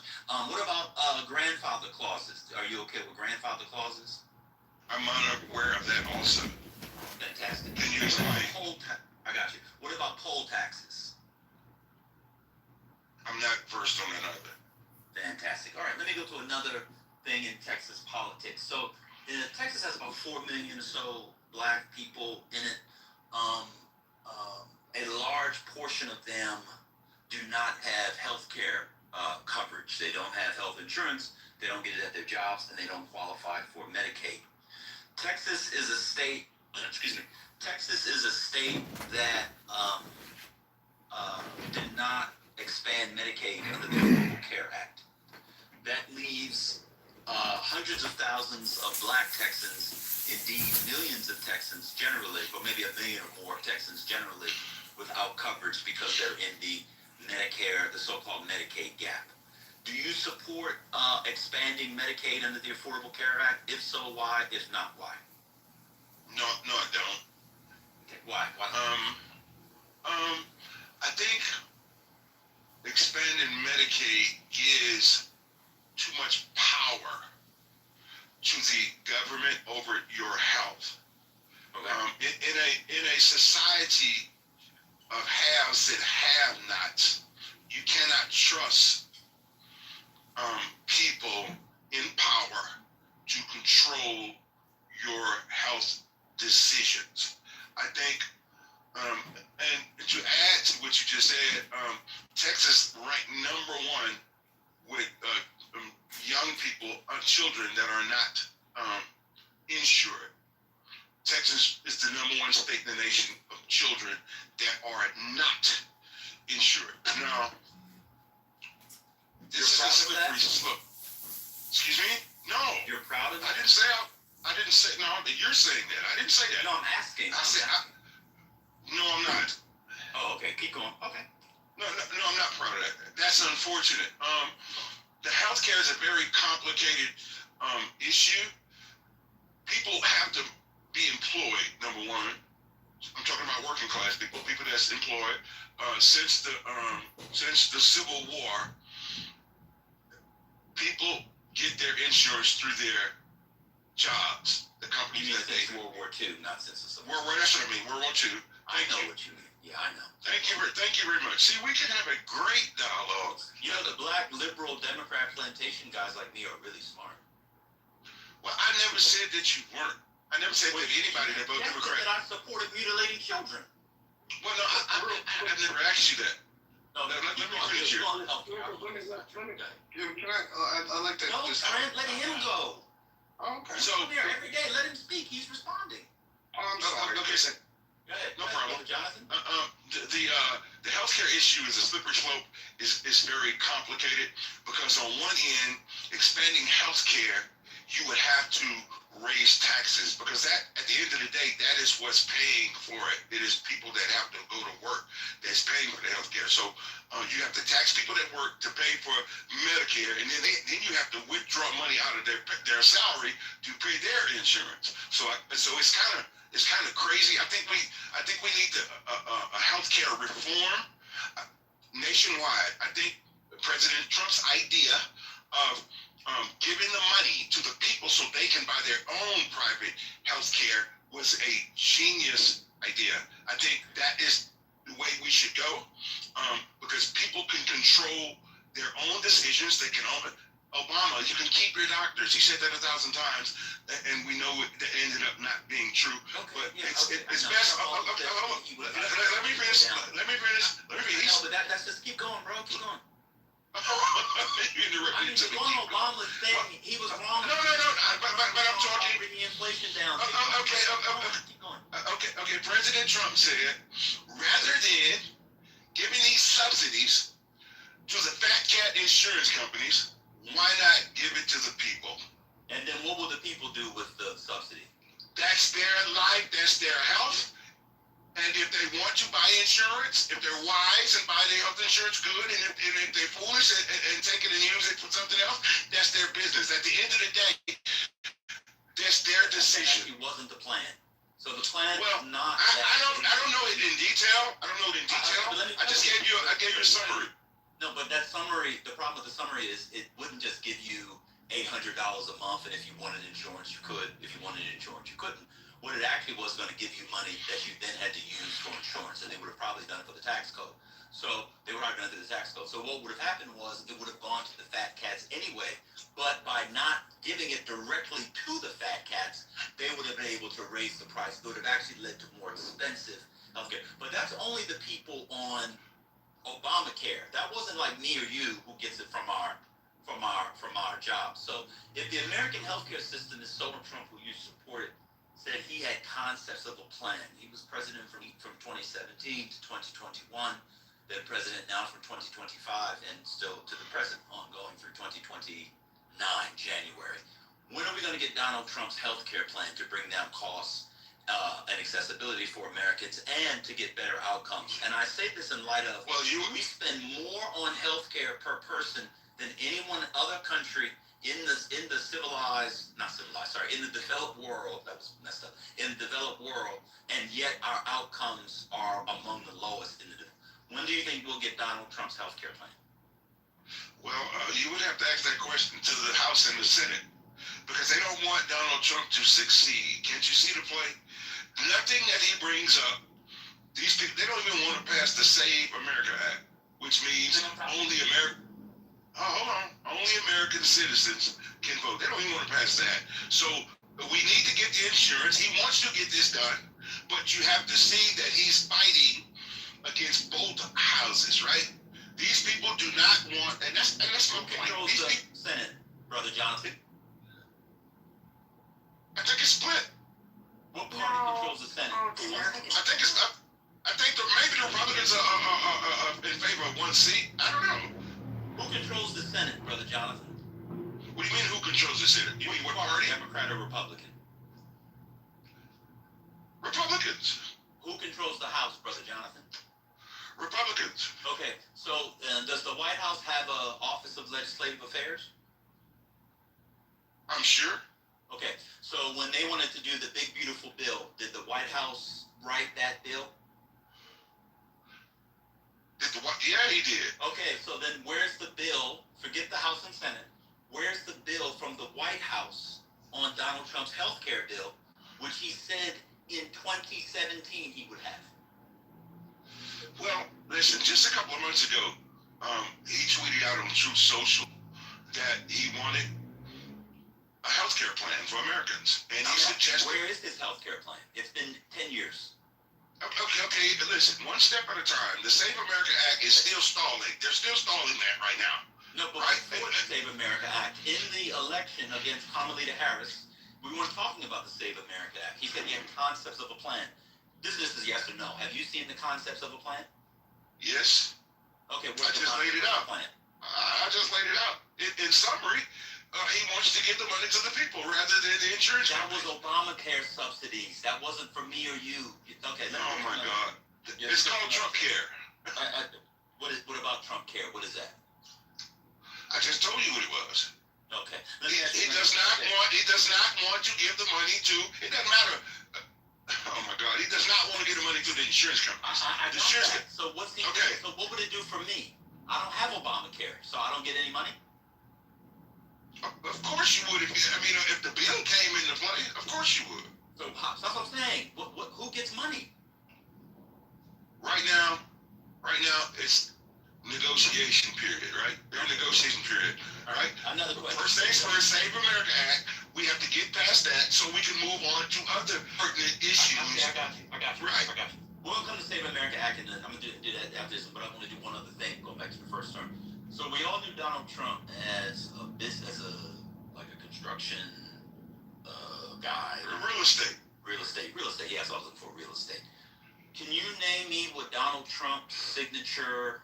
He's now had 2 terms. What is his signature policy or achievement in rebuilding American infrastructure, either electronic, fiber optic, or material? That is to say, roads, bridges, etc. Does he have a signature bill that he can point to? No, he's brought it up. It was in the Make America Great presentation. To rebuild the infrastructure. But again, he's fighting against both parties. One second. Hold on. Let me say this. He's fighting against. We say Republican and Democrat. Yeah, but he is fighting. To be very truthful, he's fighting against both parties, and they call it the establishment. Okay, he's fighting against the establishment. That is who's holding the American. Okay. Okay, but these things that you're saying, these things that you're asking me. My question. So are you saying the establishment is against an infrastructure bill? The establishment is against anything that Donald Trump proposed. So then why did they pass? Okay, cool. So why did they pass the big beautiful bill? Look how hard they fought. What do you mean? Look how hard they fought? They had control of. They did it through reconciliation. It passed the House very easily. once again, no, it didn't. No, it did not. The House very easily. The House. It passed the House very easily. All Republicans voted for it. So you're telling me, I just want to know. So the reason why did Donald Trump propose an infrastructure bill to Congress? Yes, I don't know if he did to Congress or not, but he had it in his campaign initiatives. So this is the last question on this. Then we'll go to the Save America Act. Why was Joe Biden able to do an infrastructure bill? And we know he was dead. He was pooping on himself. Why was he able to get one done? Which, by the way, he did over a filibuster. But Donald Trump could not get one done. Is Joe Biden a better leader of politics in his party than Donald Trump is of his? In other words, well, he's a better puppet. Donald Trump can't be controlled. He's a better puppet. You're not listening. Go ahead. Oh, so you're saying an infrastructure bill for bridges, tunnels, and roads is from being a puppet? Yeah. Okay, got you. So Donald Trump. Let's go to the Save America Act. Which part of the Save America Act do you think is the most important part? The most important part of the Save America Act is American people, number one, getting rid of the paper ballots, and American people producing. Getting rid of the paper ballots? Yes. You want to get rid of paper ballots? Yep. That's in the Save America Act? I think so, but let me finish. No. I want to see that. You can verify that. You can verify that. Bro. You don't have to go fast. We're just chilling. I don't see anything in here about the Save America Act and paper ballots. Okay. Well, I have more. What else do you think is the? Did you mean mail-in ballots? That's what I'm talking about. Correct. Okay. Go ahead. Keep going. I'm sorry. I got you. So 1 second. So there are Republican states that Donald Trump won 3 times that use mail-in ballots. You think those states shouldn't be able to have them? So like in Utah, for example, the vast majority of the population uses mail-in ballots. You don't think Utah should use mail-in ballots? No. Okay, cool. All right, cool. What other part of the Save America Act do you like? Proof of citizenship. Okay. Where? At the ballot box? Wherever you have to present it. In order to vote, produce that you are a legal citizen. Okay. So when you register to vote now, you already do that. You think we should have to do that at the ballot box as well? I don't know how, but that's in the bill, and I answered that. Everybody have to prove that they're American citizens in order to vote. There's too much corruption. Do you think it should be during registration or at the ballot box? Wherever they feel it is needed best. Wherever the best place you can put it. I'm asking you, brother. You lead the I'm not. Well, I don't. My organization. I don't lead people or tell people how to vote. I challenge them to think. Now, I know I'm challenging you to think. Where do you think it should be? I have no idea. Oh, so you haven't thought it through. You just go with whatever Donald Trump says. No. I know this. I trust him.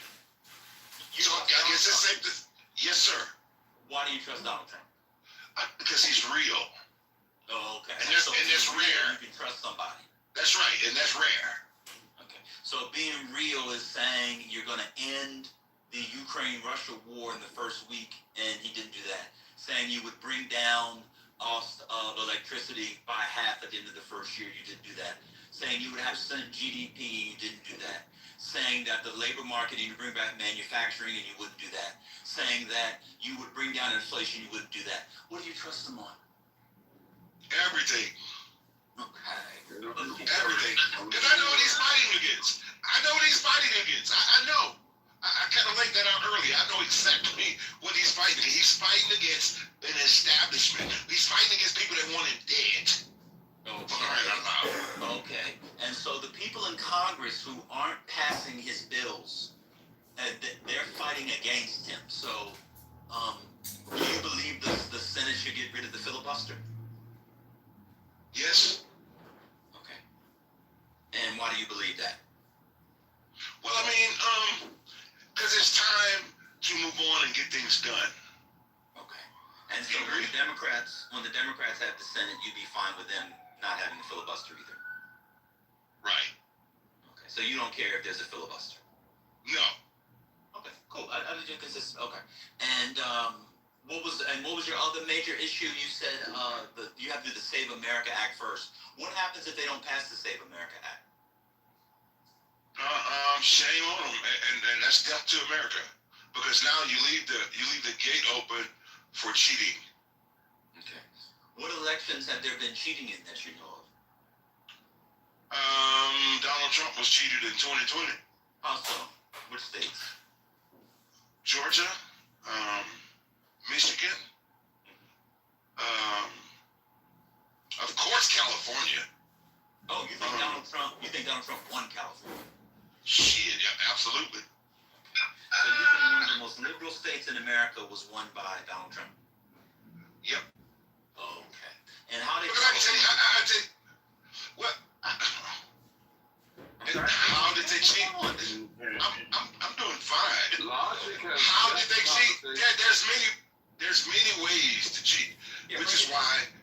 Well, I don't know, because I don't cheat, but I know because you know that cheated, but you don't know how. Of course, you would have to cheat. They still have Gavin Newsom as your governor.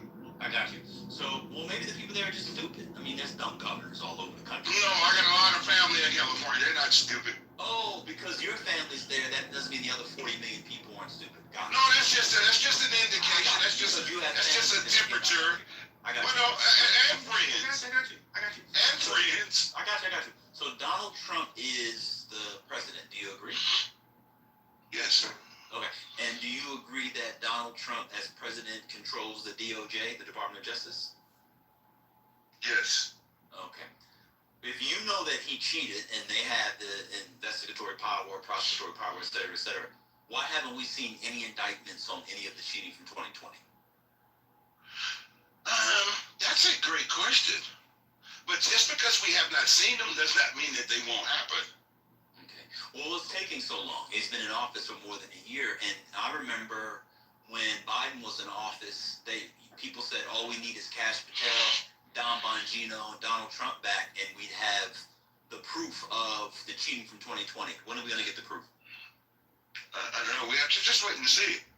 Okay. I can't give you a definite date. So I understand, but if the cheating was so widespread, why haven't they even indicted one person? Maybe it's on the horizon. It's on the horizon. I got you, cool. And then do you think that the Democrats changed votes? Of course. Okay, so people voted for Trump, and then the Democrats then changed to Biden. Yes, and let me say something about that. Those of you that are on social media, you ever been invited to a group and you hit the invite and it doesn't register? It comes back like as if you didn't hit it. These glitches like that.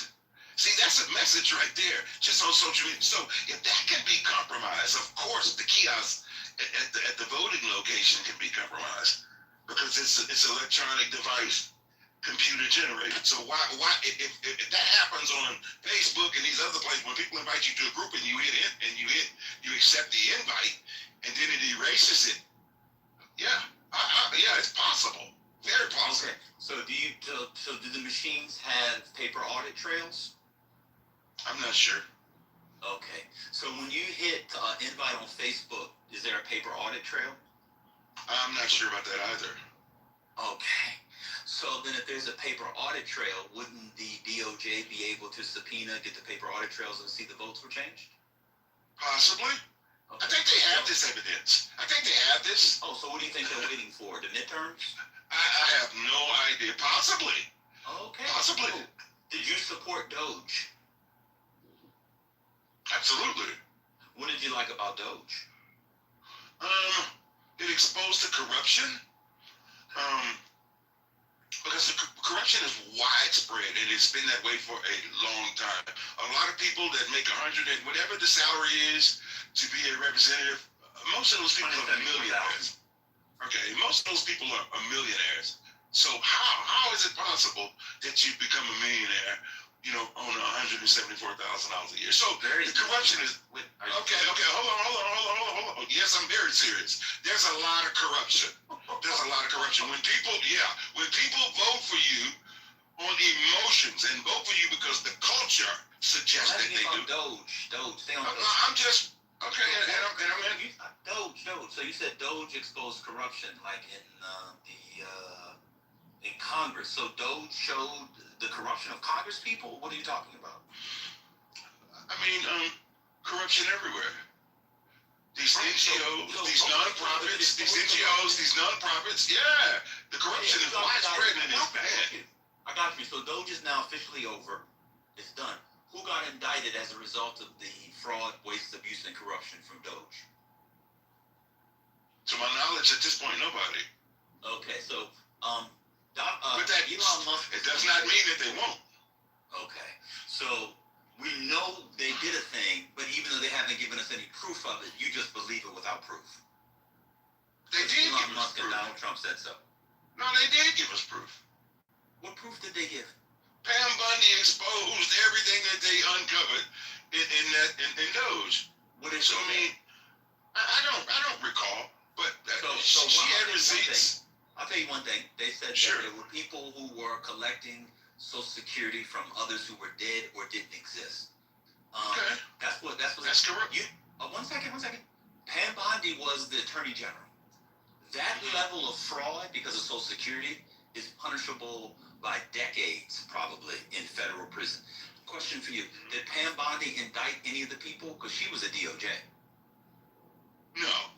Okay. Why didn't she indict anybody? I don't know her reasoning, but she did. So they exposed fraud and just allow people to keep the money. We don't know that yet. Oh, does it have to happen on our time? Right. Just yeah. Oh, okay. I understand. So we have to let it wait. Inflation. Do you think Donald Trump's done a good job on inflation? Excellent job. Excellent job. Are you drinking or smoking or doing drugs? Come on, continue on, man. What are you doing? We keep hearing snorting. Continue, please. Oh my God, bro. Come on, man. What's going on? What are you doing, bro? Are you talking to me? Yes, you came on here and you getting fucked up. No, I'm listening to you, man. All right, cool. Okay. So, he's doing a good job. So if he's doing a good job, why is inflation higher now than when he took office? I don't know. So then how's he doing a good job? He's doing a good job. Once again, he's fighting the establishment. Everybody's against him. He cannot get the things that he wants done because for that reason alone. Okay? So what we have to do, I think the economy is doing great. No, I think the economy, what has he not gotten done that he wants to get done? There's a lot of things that he hasn't yet done. I mean, right off, I can't really name. I'm really tired. No, I can't. No, this is like a cross-examination. So, this is questions. Of course, they're basic questions, but they're coming. Yeah, they're coming in rapid fire. Yeah, go ahead, Trevor. And what's your organization called? It's Urban Conservatives of America. We're rebranding to Urban Conservatives United. Okay, so Urban Conservatives of America. So you're unable to answer questions about Voting Rights Act and civil rights, about the economy, about you said it wasn't a war. What questions do you feel? Do you want to do like social issues? You want to talk about welfare? Do you want to talk about welfare? Real quick, in all fairness, we did tell Jonathan this would be an hour. We are now 40 minutes over that. I just want to, I want to be fair to Jonathan. He has been working all day. He did take this time out. If he wants to answer a few more, go on a little bit. I just want to be fair to him. Okay. So he has an organization that is about like getting people to his organization. I'm just a random dude who gets fired from his jobs, according to Gerard on the act, but he doesn't have the stamina. Cool. Do you want to do the welfare and social issues? Are you against welfare or the 60s? You want to talk about that, Brother Johnson? Am I against welfare? Yeah. No, I'm not against welfare unless it's for retired people and widows, but able-bodied people, no. Okay. So you were saying something before about welfare in the 60s. What did you want to talk about on that? Well, man, I'll talk about this, and I got to get some rest, man. I was.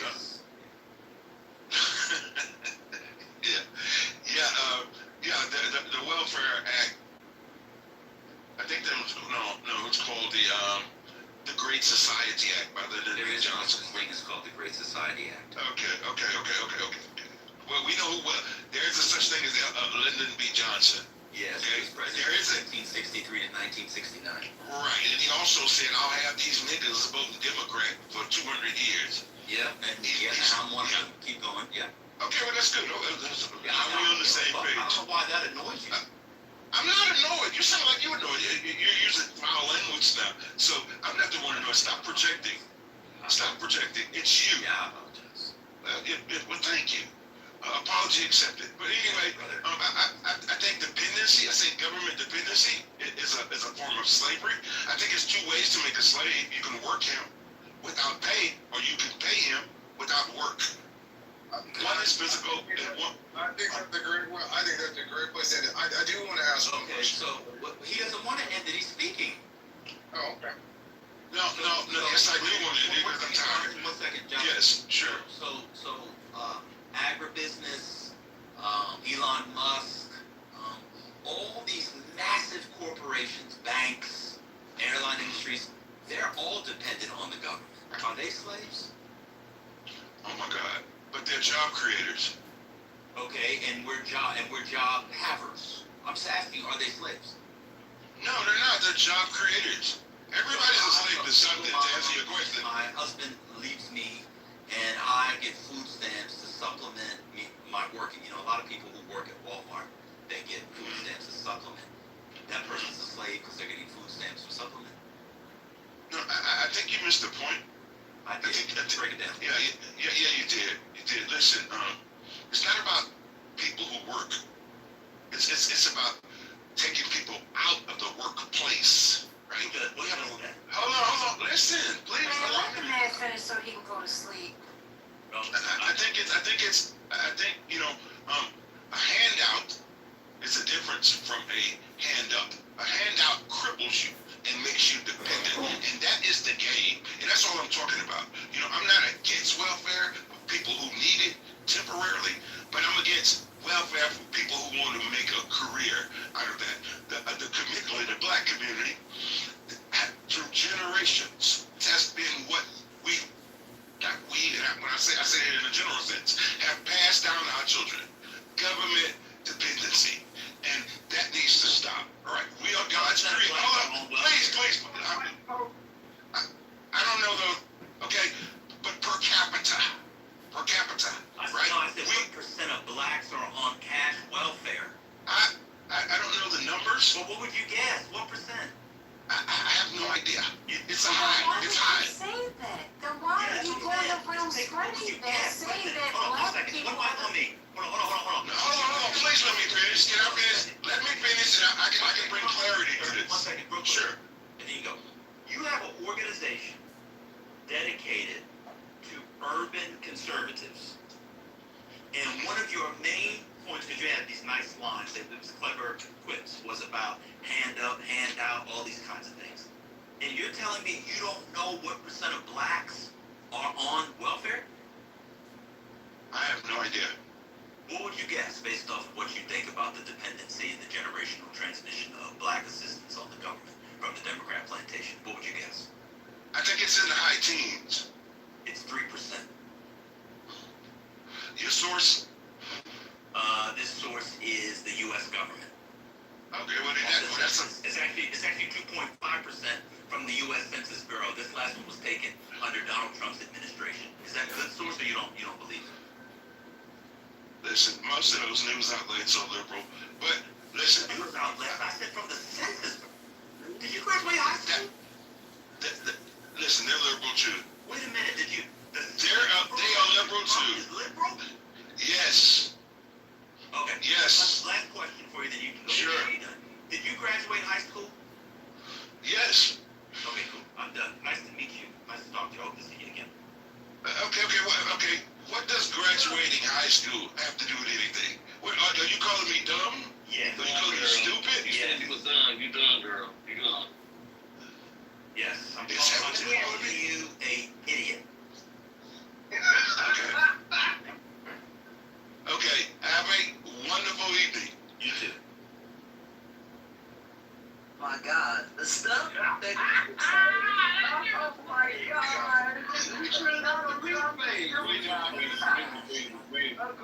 and we say, we needed to save that.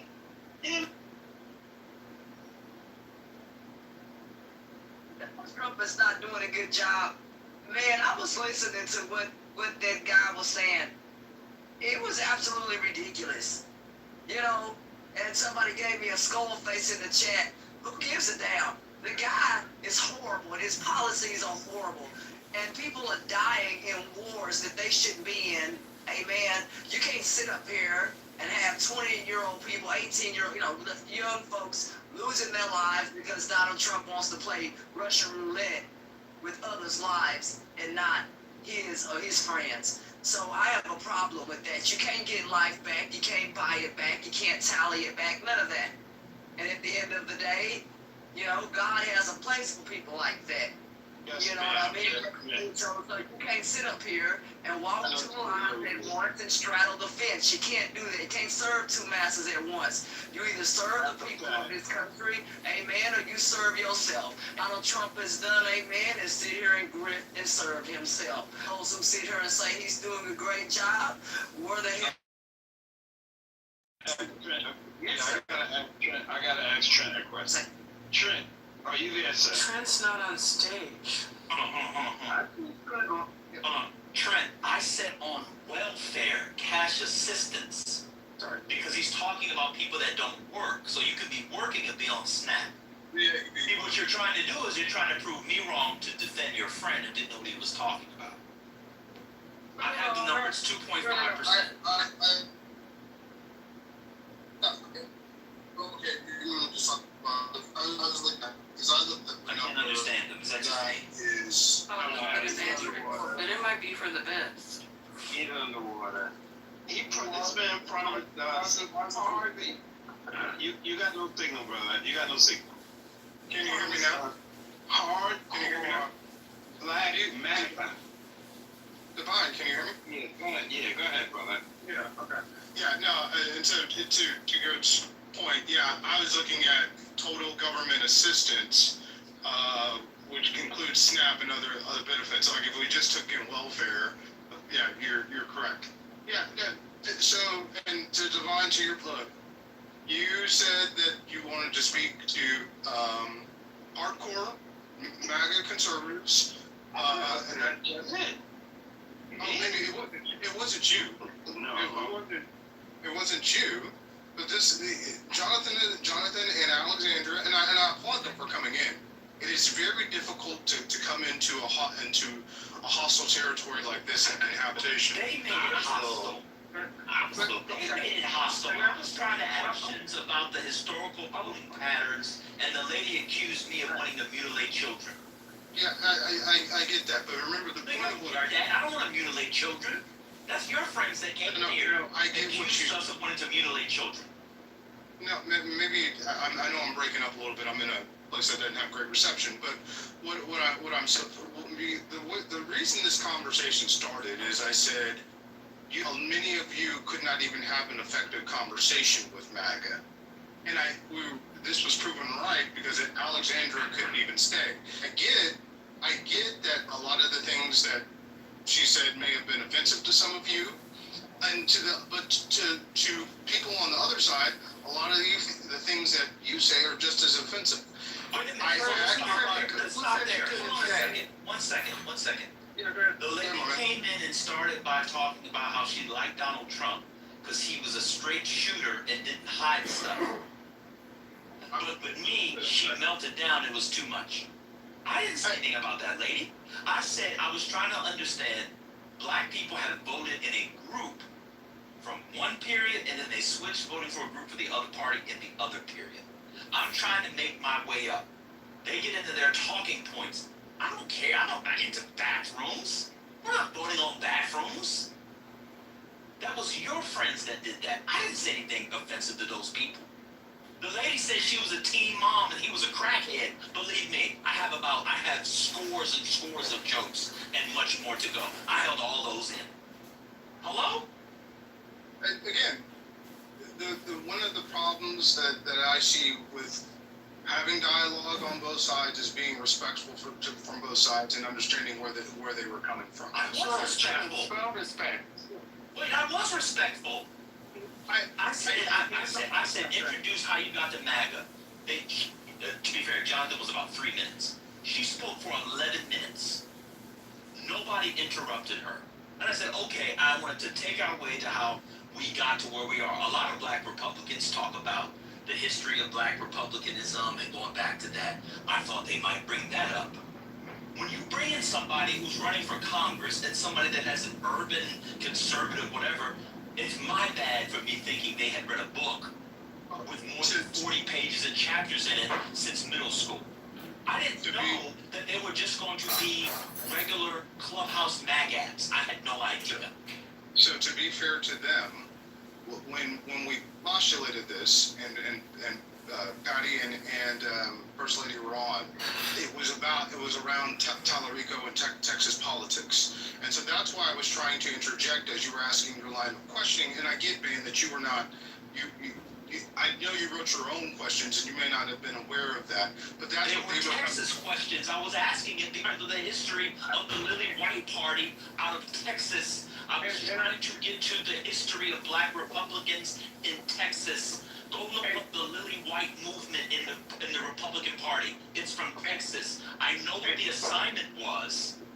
And I talked to Patty and or First Lady. And you are, again, you are in the 99th, not even the 90th, the 99%. Congress! Hold on, my man, calm down. You are in the 99th. You're gaslighting, and it's insulting. No, what I'm saying is you are in the 99th percentile of intelligence in the United States. Do that. I know it was going to be about Talarico. I was trying to establish how. Yeah, I know, but most people do not know. Most people do not know all the questions. Even I had no idea of some of the questions that you were asking what the answer to. And I'm okay. I'm okay. No, but I actually. Do you have an institute based in Texas to bring people to the Republican Party? So, but Ben, here's the thing. 99%. All she had to do was say, I don't know. She didn't have to say, I want to mutilate children. You're correct. But 90% of Texans don't give a fuck about the questions that you're asking. I'm not talking to 90% of Texans.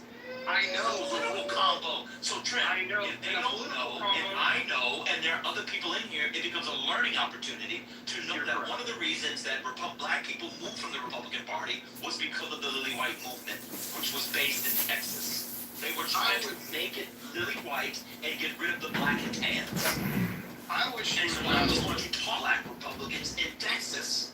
Okay, I wish you would have asked conversation on affordability. And I didn't get a chance to. Your friend crashed out after a minute. Okay. And by the way, Jonathan and I did have conversations about affordability and contemporary issues.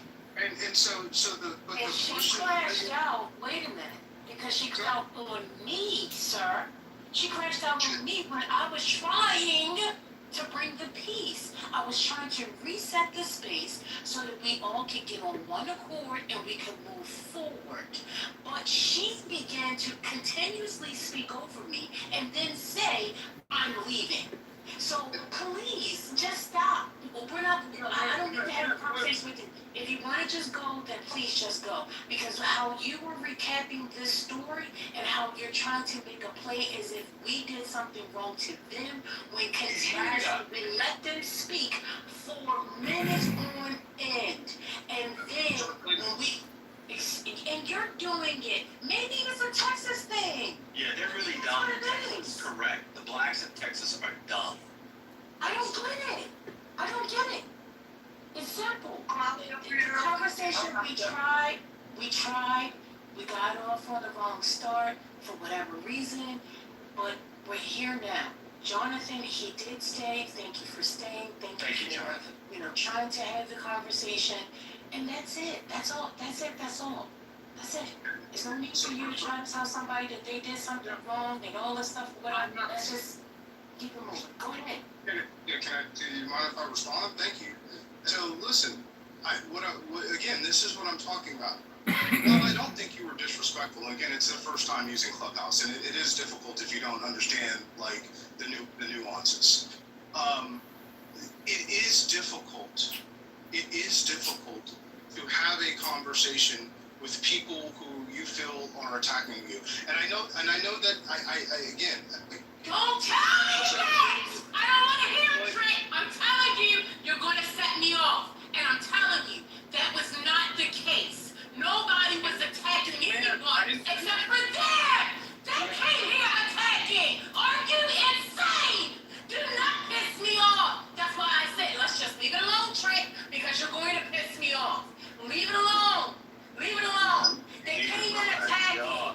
They came in attacking the Democrats, talking all this negative things about the Democrats. So don't tell me somebody was attacking them when nobody got a chance to attack them. Don't do it. Don't do it, Trent. Listen, I'm telling you, why don't you just back away? Back away. Let it go. Pass away.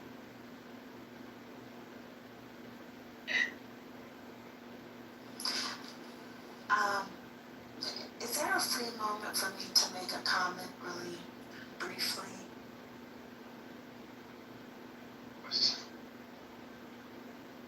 I am deeply embarrassed by that display. I think that to be running for any sort of government position in a state, and in particular in Texas, to have some sort of organization here in the state, to be in a room full of people, a little to one apiece, and you don't know who in that room is from your state and from your area, and you comport yourself the way those two individuals comported themselves, embarrassing. The display that I just saw of people who are in quotation supposed to represent Black Texans, at that, the Republican ones, it was pathetic. I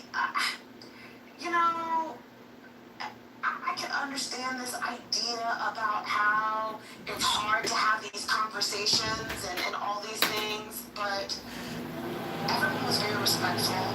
They got upset. They crashed out. They didn't know anything.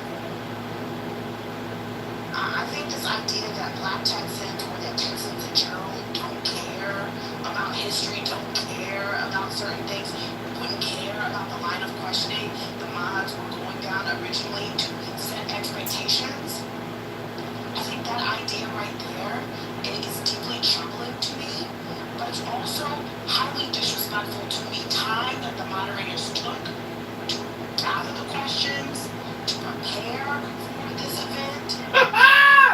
Preparation and questions. Come in here and bloviate for an hour. Bloviating. You could have said that.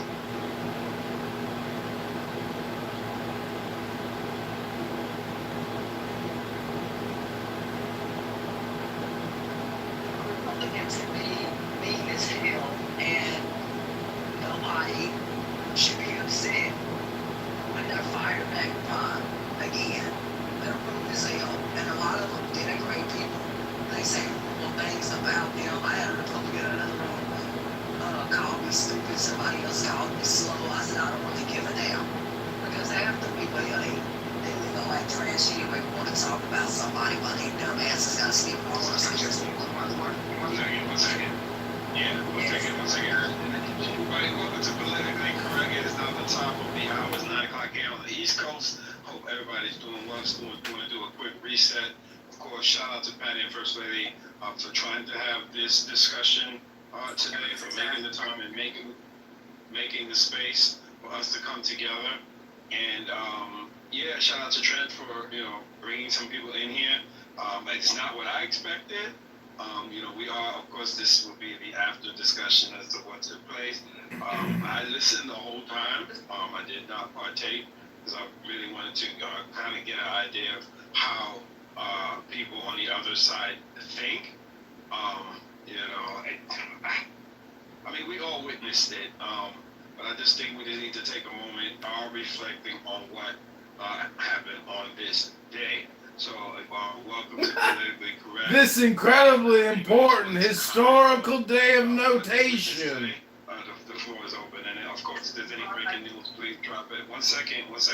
If there's any breaking news, please put it in the chat so we can go over it, take a look at it, and see where we're going to go from here. Appreciate you guys. But I saw that in 2000.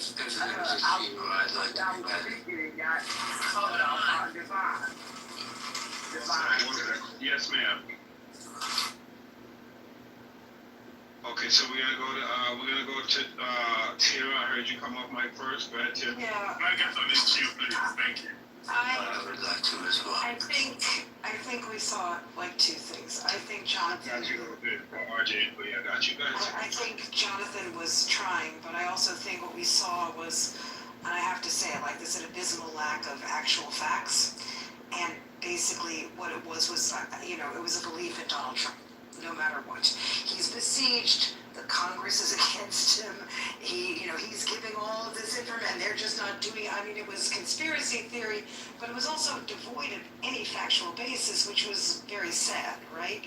And I think that was probably the saddest part of it for me. There was literally, It was so sad. Listening to this Texas African American Republican. It was so sad. Well, it's Trump. And I think that really is a MAGA sensibility that we saw there, which is, to me, very MAGA sad. sensibilities. It's just a belief in this one person. It doesn't really matter about whether... Could you imagine believing in the president? Oh, God! I think we saw with, and forgive me, I know I've forgotten her name, I'm tired. The woman who was in for... So tired. To a certain extent, a lack of understanding of the ground rules, right? Maybe they weren't laid out, maybe she's never been here, but, what ground rules? Don't upset the first N-word. Then you have to talk as much as I did or less than I did, and it's not really as a back and forth, and I do feel that she just didn't maybe get it in the beginning, but I also felt she didn't get it. She's not here to voice her opinion. She's here to be manipulated and spoken to. She was able even to be, really questioned in any depth. Oh, the lawyer couldn't get the questions in depth. It was valuable for one purpose. To me, it showed sort of the paucity of some of the ideas. The paucity! And the fact that the paucity! They don't. It was really, disturbing, but also. It was disturbing.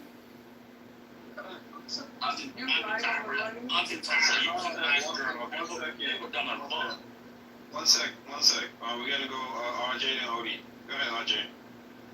I just want to say I've learned some valuable things today in Clubhouse. Earlier today, and I'll try to be short, but I got a bit to say. Earlier today, I heard an individual on this app, a male who is of modest intelligence, somewhat learned, speak about how knowledge is not an asset, it's actually disincentivizing today's discussions. And after listening to this, I think they were correct. I see plenty of black men on this stage who have learned some things in their lives, maybe read books, studied, dog-eared some pages, wrote some notes, maybe even did a dissertation. Really? So you were all incorrect. What you need to do is leave that library. And some of you went to libraries that have several floors upstairs as well as downstairs. If you're in the stacks, oh my God, a room full of books. You may or may not be on. Go out, find someone who's shown you some crack, get yourself a glass pipe and free base under a highway underpass. And when you do that, you will get the knowledge and you need to lead people in this nation politically. So tell you what I'm going to do now to rectify the mistakes of my misguided youth. I'm going to go find my good brother Messi, and I'm going to find him because I know that he lives in a van down by the river. Damn, that is a submission, brother. Old jeans, great submission. And a belt. And when I'm there, I'm going to go get me some heroin. I'm going to heat it up in my spoon, use the belt to expose some veins in my arm. Oh, shit. And I am going to shoot dope into my veins, and then I will truly find the knowledge I need to exist in this America. I'm done. Damn! Damn! 1 second. We're going to go to Odie. Go ahead, Odie. Thank you, RJ. Love when you come on stage. Odie, it's on. Thank you very much. I'll be quick. I know the fact is not here, but I would have loved to have asked him because the way Pence spoke about these two people, it spoke as if they were some intellectual coming to tell us what we've never heard before or what they are maggots on the app don't see. Then I was given to bad. I don't know why.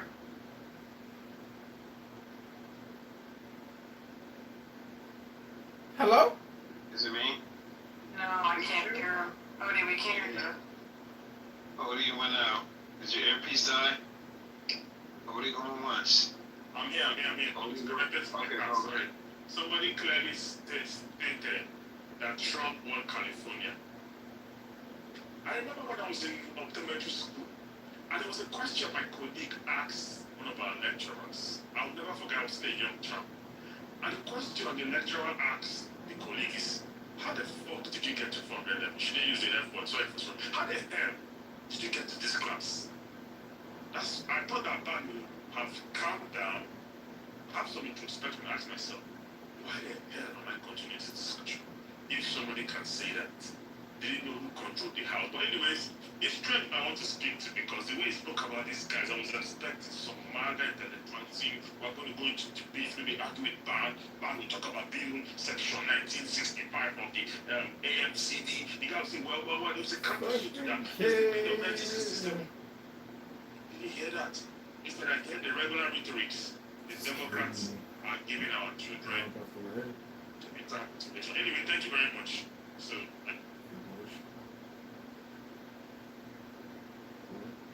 request of John East, we just can't know about the rape, after the our abortion, submission.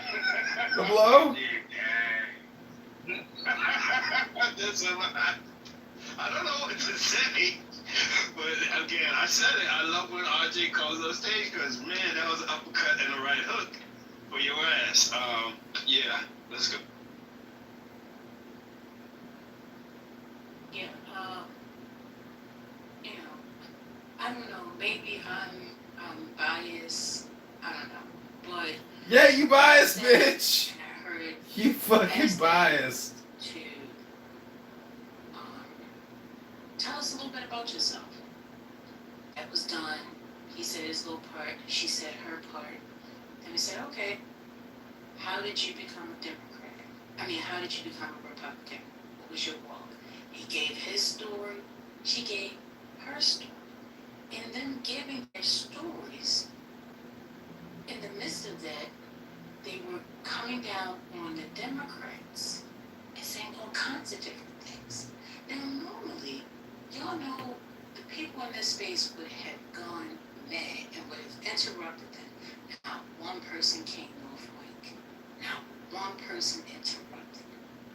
So when somebody tells me that they felt attacked, I don't know. I missed that part. I understand we were there were some questions asked, and it's of that. In the midst of that, I don't know what I got else to say. Well, fuck Donald Trump. No, I don't think we got off to a rough start. You want to talk about stocks? To a great start. Okay, I'm speaking right now. Hello? And I understand they're new to Clubhouse, and I'm trying to. Oh shit, he knew. But at the same time, we gotta respect. He knew they're having a conversation. Respecting each other, right? That means just like how I listen to the stuff that I didn't even want to hear. I wasn't even saying anything about what they said, other than the fact that they attacked the Democrats. Then she just decided she was going to leave. So here we are. But Johnny, he stuck around. And, here we are. We did the conversation. I thought, the people that were going to be coming had a little bit more experience in public speaking. Oh shit! And knew how to have a conversation. You didn't even get a chance. You mean the public speaking like you did 5 minutes ago, screaming at everybody? Hello, let's move forward. Here we are. Here we are. So, here we are. I guess we can listen to it. I thought Ben was good. I'm sitting here at Juicy Crab eating my crabs. It was a good debate. He had Juicy Crab eating his crabs.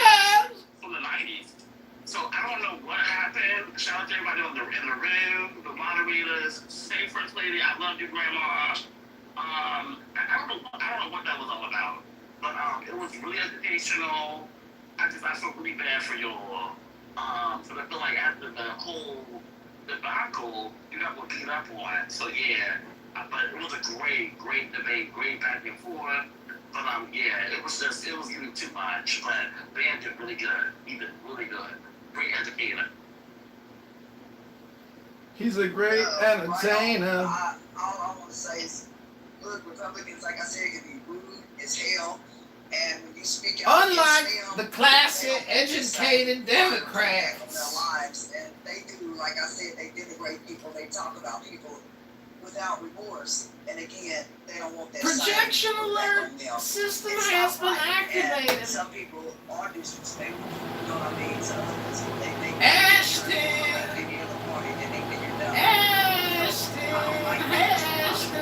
I sure as hell don't like his policies, what he has done, how he's affected the economy, and how people have died. I guess how people have died. Oh shit! Trump has killed people! I'm saying this kind of magic you're saying it's that kind of magic at the end of the day. You'll never know. That might be part of the magic. Hello?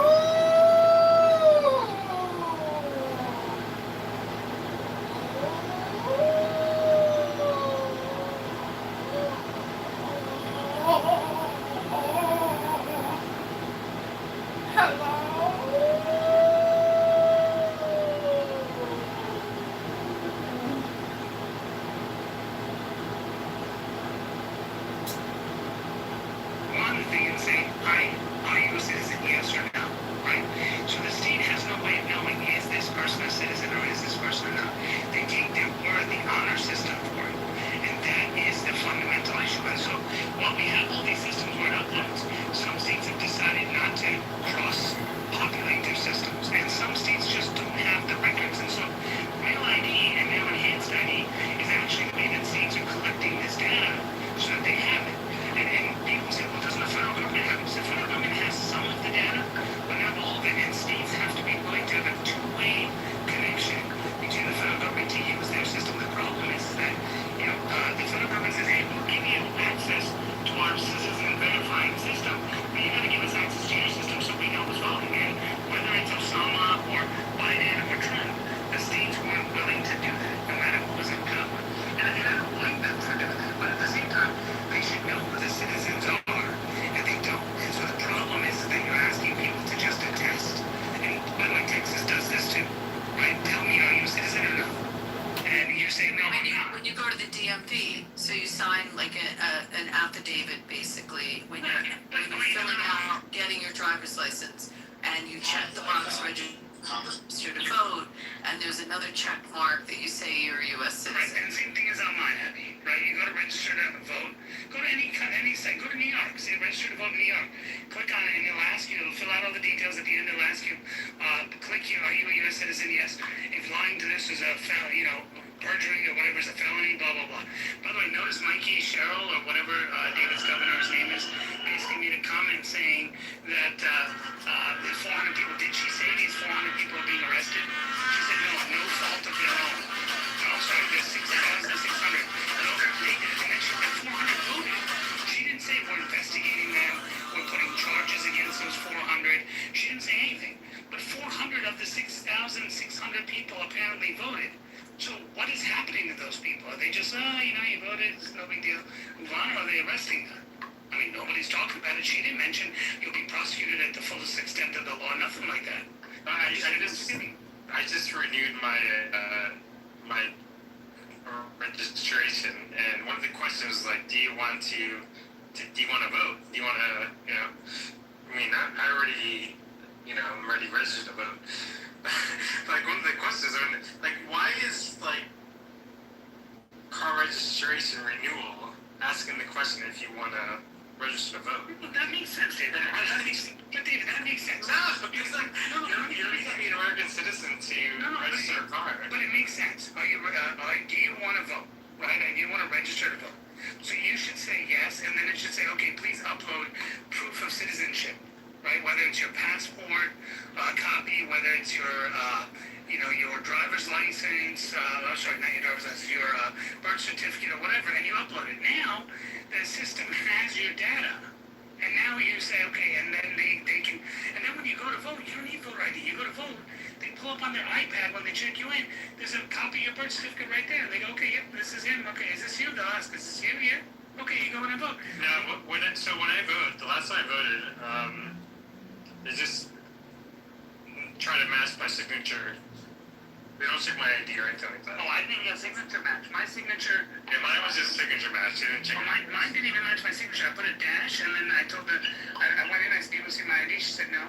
Asked me my address, gave my name and address. She pulled me up, and then I put a dash in the signature. That's not my signature. And then she said, "Okay, here you go." I said, "Do you want to check my signature?" She goes, "No, why? Is it not you?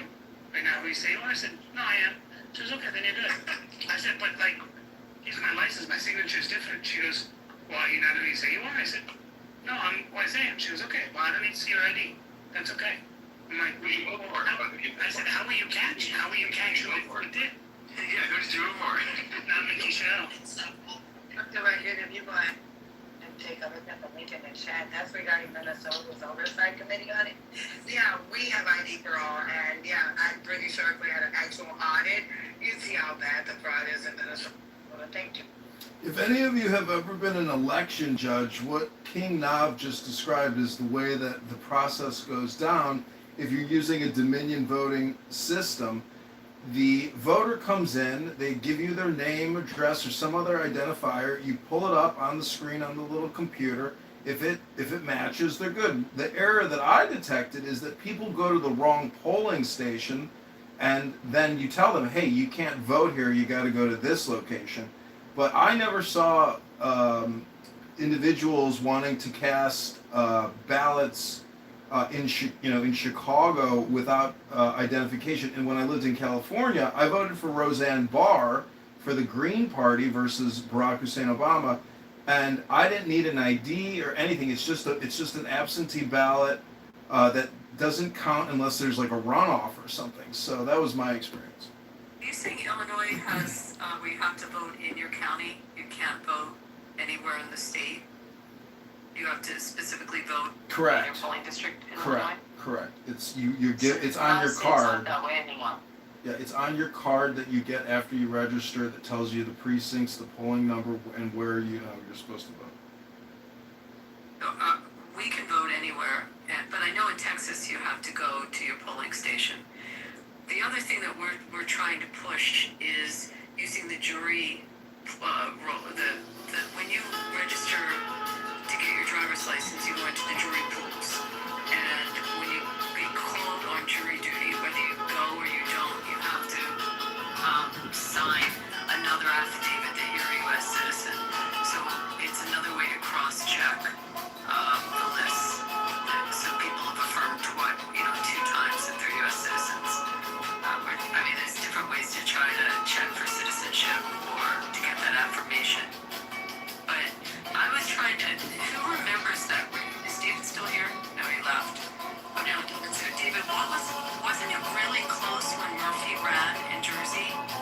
Yeah, it was 2 minutes. Yeah. So people did great. So those are significant votes. Yeah, I agree. Yeah, for sure. I mean, we're looking at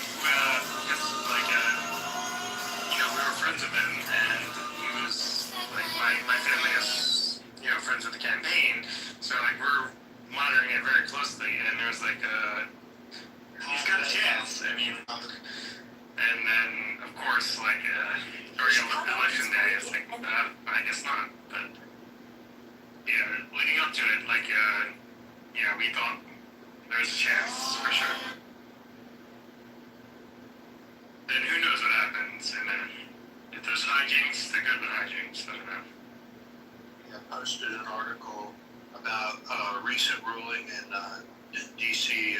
appeals court about Trump had said that all these states that are doing mail-in ballots have to hand over their voter list and also barcode the mail-in ballots. It was challenged by the NAACP and they lost. So now I think this has gone under the radar. It's not really getting discussed a lot on mainstream media. I think this is huge news, requiring the states that are going to do mail-in ballots to have to give the list over of who will be getting one, plus the barcodes on the ballot. Have you heard about this? It's the last link I posted up there. Trump admin wins huge court battle mail bound.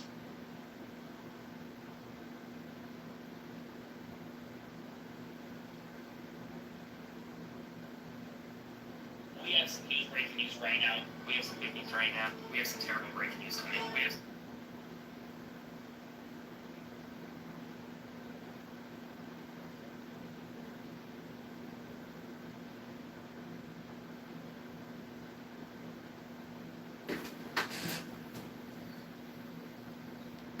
Well, I can see there's a little lull in the President Trump house, so I just want to say that we're living under a structurally white racist society, obviously, and I did my part today to help reverse the structural white racism so I could help Bima in her goal to defeat structural white racism once and for all. And I listened to a politically correct ban. He talked to a African American Trump supporter in Texas, and he absolutely harassed and harangued, cross-examined, and abused this African-American conservative Republican black man who also probably believes in structural white racism, the establishment, as he put it. And I just want to thank Bima and Beaver. Congratulations on your engagement. I'm looking forward to the wedding this autumn. I'm so excited to be there, and Dr. Adams is going to be your ring bearer and flower child. It's so exciting, and Marshall Rankin is going to officiate, and I just hope you can get him to take a bath beforehand, maybe spray him down with some French cologne, so you guys can breathe at the altar, breathe, because anyways. No, that's enough. Not Marshall is a gentleman of Clubhouse. You don't do that to Marshall. Well, that's why he's officiating. Oh, hey, Marshall, speak of the devil, and the cheetah will arrive. Marshall is the gentleman of Clubhouse. What? Everything else was true. Hey, I'm reading this, guys. She's running for Congress. This is not a state house. The woman that was in there. If that's the person, Beaver, that you put in the chat. Pretty sure that's her. I mean. Yeah, Marshall, were you in that room at all? The woman running for Congress in Texas. No, Alexandra Butler, Republican for Congress. Marshall works for Monica De La Cruz. Texas District 9, but is that a different person? Yes, ma'am. I'm off to look it up.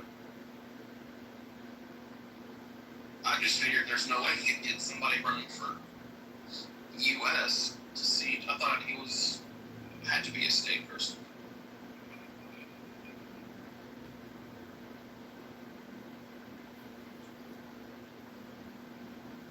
I don't know, like the last Washington Post polling data shows that the Dems only lead by 3 points in a generic poll. So, I mean, the Republicans could hold on to the House and obviously the Senate. So I wouldn't be worried at this point, but there's still plenty of time left. It's near Houston, the area, I think. The U.S. House District is being used represented by Al Green, Texas 9. So she's running for Al Green's seat? Wow. Yes, no. Wait, Al Green is that's who was in the room? Al Green is like the crazy guy, right? Yeah, he is insane. Wait, Beaver, that's who was in the room? No, I think it was Alexandria Butler running for Texas House of Representatives District 146. Texas House Representative 136. So look at this, Marshall. Look at the name. The name pops up as someone running for Congress. Maybe I'm reading this wrong.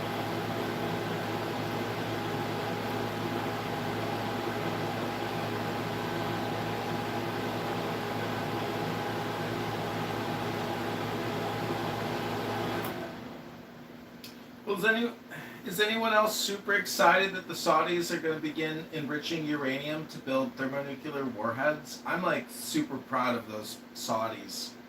Very excited about the prospects of creating more nuclear weapons in the Middle East. It's such an exciting time that we live in.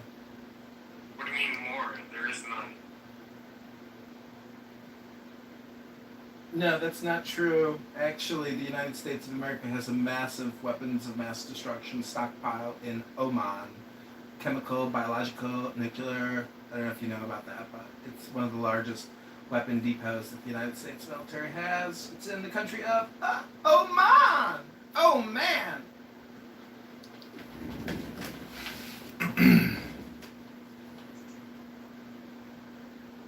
So she ran, but prior for that seat. But now she's running for the House, the Texas House. Oh, did she get smoked in the first one? Well, don't the Republicans have like a super majority in the Texas State House anyway? So does it matter? I don't know. Abby, I'm getting all of my accessories for my horse, and this horse, the brush kit, one of the brush kits, the grooming kits, it's called Abby. It's funny. I know, Abby. Do you have a name for the horse? Yeah. His name on Beaver, believe it or not. Beaver, like Justin Bieber? No, Beaver, like my name, Beaver. Beaver. What? I got a question. Tiger is calling. You promised me that you would. Tiger is calling me a retard in the chat, and you know I hear Tiger in Gary Bumgarden's newsroom all the time, and Tiger's right. yeah, Tiger is like a super academic, intellectual Chinese, agent sent here to demoralize America. Isn't that right, little Tiger? Really. Oh yeah, Gaddy. I wonder more about my horse. Yeah. Oh my gosh. So, I'm so excited. His grandsire is some beach somewhere. So he has the fastest standardbred mile on record. So there was a whole documentary made about him. His father also made the Hall of Fame, but he made like $3 million in prizes. But he's not so. I guess he's not so fast. He's very laid back, like lackadaisical. But he likes jobs, but he's not fast. And so the horse, I guess the barn that has the racehorses, so they have all, like thousands and thousands and thousands of dollars worth of horses. And so they said that they wanted to race them. They was really sweet, and they offered a price that was way out of budget. And I saw him on our local, he's not close to blue chip farms. And so there's a lot of racing, big names that come through. And so I was just on one of the pages. It's like horse, like horse business. And I saw him, he was just so beautiful. So we messaged her, we started talking to her, and then she told us his price, and we're all like, it's way too expensive for us. We're not trying to do anything with him. We just want to, play horses in our backyard, basically. Me and my sister, that is friend to us. So this is where we're going to be keeping him in my sister's yard. And so she messaged us. I actually slept on him, and she messaged me. She's just like, we love him so much. He's such a sweetheart. And we just love when we don't need the money. And so just tell us what we can afford. So that's basically how we landed him. That's how we go.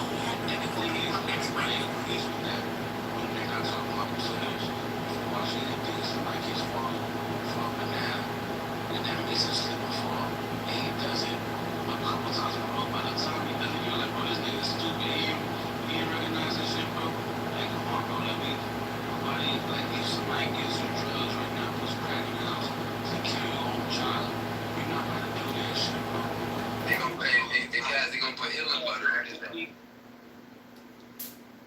Yo, Alice and Crowley is crazy. It's a reason why they do Oh, this. wait, Jojo, one second, because I wanted to say, based on what a couple of people are talking about, I think that's why, I don't remember who, maybe, I don't know who exactly it was, asked, what are you? And like I said before, no disrespect, but if you take it as disrespect, that's a personal problem, I'm sorry. But the way that Black Americans speak about certain things, if you are not Black American and like foundational Black American, I don't think that you should be talking about how Black Americans think, because even if you are Caribbean or African American, you are not, like, you, the upbringing is not the same. So please, Yes, it is. one second, don't do that. It's not, and if you think it is, then that's your own level of ignorance that you are not addressing, and that's okay in other, in other spaces. What if you're white and you got a doctorate in black criminology? 1 second. Ooh, wait a minute. I wasn't finished. But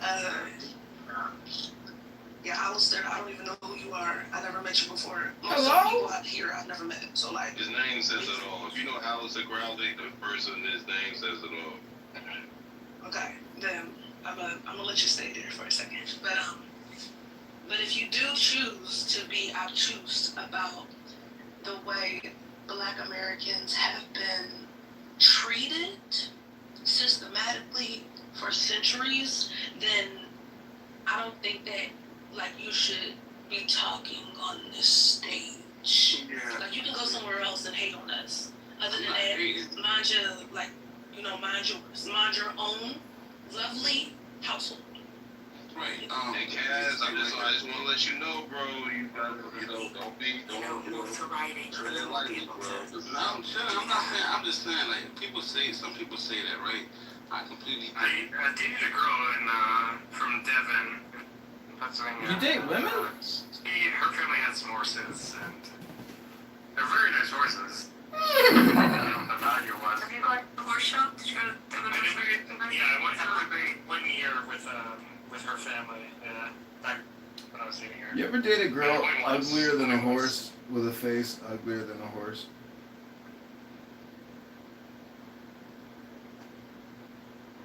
David, have you ever gone to Kennett Square to Penn's, why am I blanking on the name of that center? It's the Equestrian center. It's where Barbara went after Barbara had the accident, and they tried to, they put all the pins in the legs. The equine center. It's the big equine. I think it's like the most famous in the country. It does ring a bell. No, I don't think I've been there, no. I used to spend a lot of time in, like, the Villanova, Gladwin, Lower Marion area. All the way out. No, Kennett Square is all the way out, like by the... Is it like by the King of Prussia area? No. Past Chad's Ford, past Brandywine, by the Maryland border, but the equine center is like the big vet treatment for horses, and they have, when Barbara was there, they had, like swimming pools when they rehab the horses. They into a pool to that. There's something about them working their legs in water that heals them. It's a pretty cool place. Did they learn that? Yeah, definitely never been there. But, spent a lot of time in the mainline area. Only been to the Devon Horse Show once. And I only knew the one girl that had horses, and she was from Devon. Did you ever notice a thing about women that have horses? Like, their ADHD is really high, and so they get a horse to, like, try to calm them down therapeutically, but then they spend all their time with the horses, and then they never develop a career, and all they do is spend time working with horses, and that ends up becoming their fake career. But they're still hot, but they're also not very nice or pleasant. They're, like, very poor, and they have bad ADHD, and they're just always working with horses. My girlfriend wasn't poor. good looking, and she was fine. So I don't know what you're talking about. Oh, I was thinking about one of these crazy horse girls that I took out on a date that, you know, just always working with horses, could never pin down a job. Maybe the people you were associating with are a lot different than the people I was associating with. I agree. With all due respect, I do agree. But since we're on the topic of horses, I'm just wondering, you know, when a man or a woman is united with a horse and they're galloping on through the field and they're one with the horse, is that a centaur? And I got a question for you. Is there a lot of structural white racism within horse breeding, the horse breeding culture, and horse racing? Interesting. Because if they're not Arab and not white, I don't really see a lot of diversity. Well, I was dating this extremely hot, rich woman, young woman, beautiful, beautiful woman. Her father worked in the oil industry in Texas and Houston, and they were exceedingly rich, far beyond the class structural class of David and his little Chinese toy company. We're talking about oil billionaires, not Chinese toy import manufacturers like David and his pathetic little insignificant family. What I'm trying to say is that this woman also loved horses, and I have noticed that within the horse community, there is segregation and racism against African Americans that actually are affluent enough to purchase horses and to play with horses all day.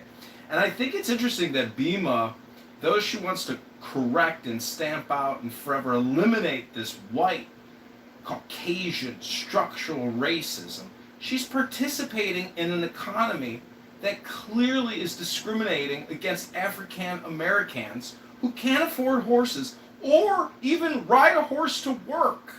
If you live in, say, a suburb and you want to ride your horse to Chicago downtown, well, that should be your right. We have parking garages, but we don't have stables anymore. And I think that that's indicative of the structural white racist society. And Bima, I'm glad to see that you're spending all your time with a horse instead of going to the gym where you belong. I am complete. Racist shit. Like, that is the racist ass shit that I'm talking about. And I know you're joking about it, but it's just so sad. The best trainers, the best like natural trainers that I follow on TikTok, horse trainers, they're all Black Americans. Okay, they're Black Americans. They're the real ones. Yeah, I was going to say on the Kentucky Derby, American Pharaoh was owned by an Egyptian Orthodox Jewish family. And, yeah, and do you remember American Pharaoh? Of course. They had to set up, what do you call it, like Winnebagos, you know, like trailers to live in, because they were keeping the Sabbath. It was a whole issue because of when the race was, because it was on Saturday. Well, shalom. Yeah, I forget the name of the family. Well, Bima, are you aware of redlining in the horse racing industry? Because this very hot chick who ultimately dumped me because I got rid of my dog that I was not, couldn't really take care of that well. Biggest mistake of my life. Got rid of your dog? Yeah, unfortunately, I had to have a. Get rid of their dog. Well, hold on. Oh my God! Are you guys gonna break up with me and kick me from the room too? I've already suffered enough. Who gets rid of their dog? I gave the dog to a great family. The dog was a Havishire. It wouldn't shut up. That's not nice.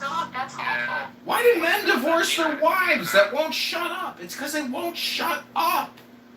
I'm speaking. That depends on the kids.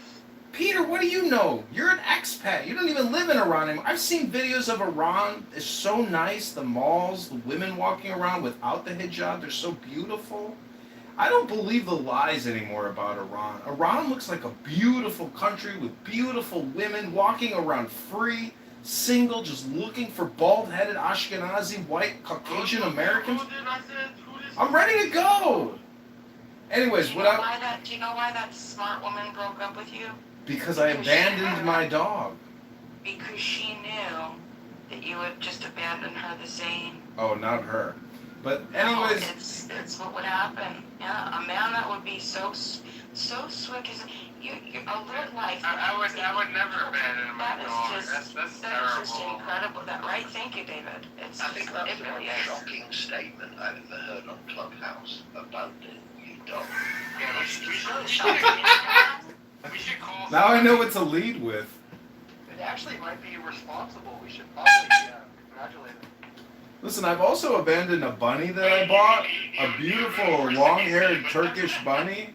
But see, I didn't just abandon these pets in the street. I put them on Pet Finder and eBay Classifieds and found them quality families that could take better care of the dog as I was suffering and not taking care of myself the way that I should have been. Instead, I was acting like a mother to a baby all day long, and eventually I had my breaking point and I had to do the responsible thing and give the puppy away, but in the process I lost the most beautiful, rich woman I've ever dated in my life. And let me just say, when I woke up at midnight and she was under my sheets blowing me in her mother's multi-million-dollar house in Escondido, I thought I died and went to heaven. Yes. What's that about?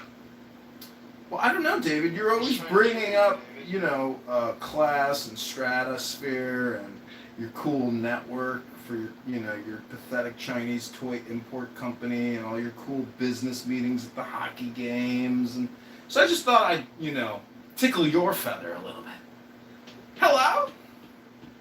Just because my ex-girlfriend had a horse doesn't mean she's like super wealthy.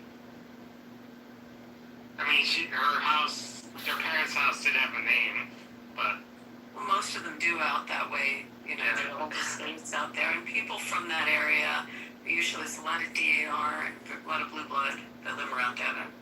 Yeah, I'm not gonna say the name of the house because I don't want dogs, but yeah, her house did have a name. Or her parents' house, I should say. What's DAR? DAR. I can't believe you don't know what that means. I'm shocked. You You know everything. DAR? You never heard DAR before? DAR. What's the acronym for? I don't know. Daughters of the American Revolution.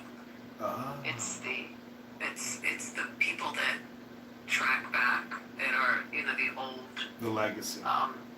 very must be Yeah. like in certain neighborhoods in the area coal mine. It's a lot of Basically, like they're all rich CIA, tax parasites sucking our economy dry. No, have you been in Washington, John? Have you ever gone to DC? Yeah. There's a DAR.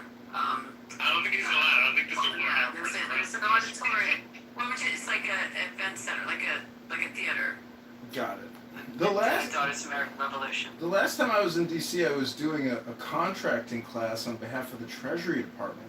And oh my God, there were these Palestinians in there working for an NGO, and they were ready to submit these multi-million-dollar theft parasite packages through USAID. I was like, wow, what a scam! And what did you do about it? Oh, I brought this really hot Bosnian chick from Chicago with me, and we were very romantic in Chicago. We got to DC, she didn't even want to touch me. And I was like, what happened to the romance? Was he rich? No, she was not rich, but she was hot. And in my book, being hot is just as good as being rich.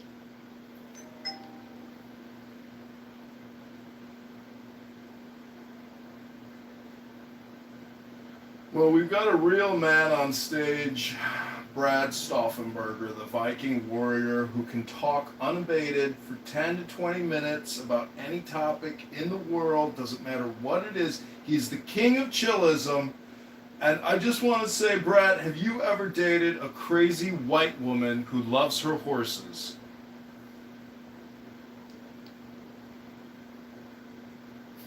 That sounded like a question, not a statement.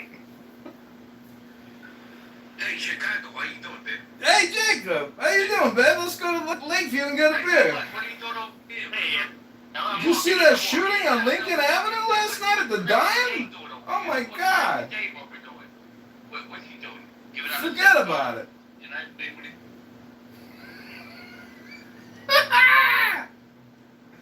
They kicked me. Why did they kick me?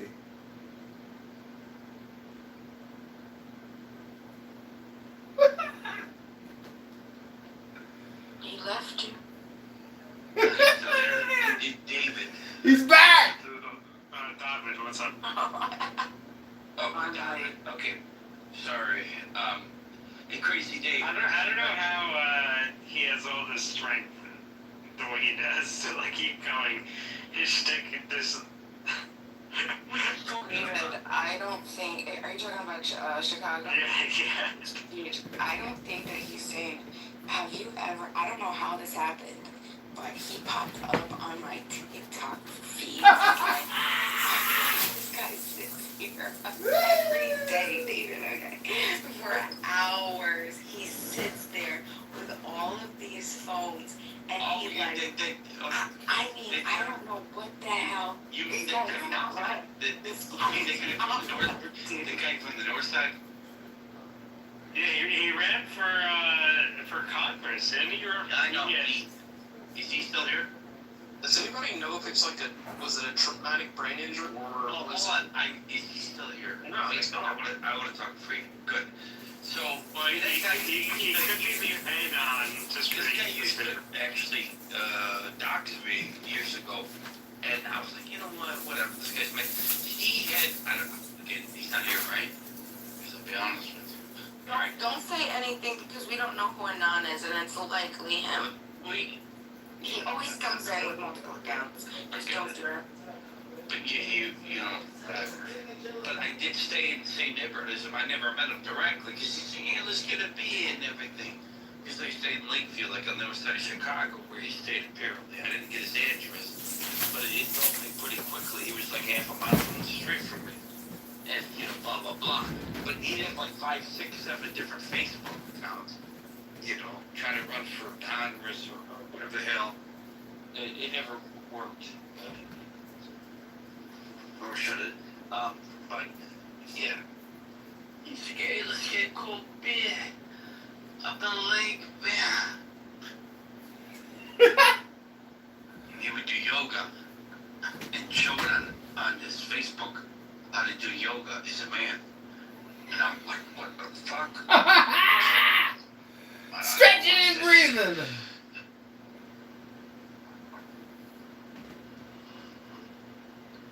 Feels like he's the same person I shoot you in the head.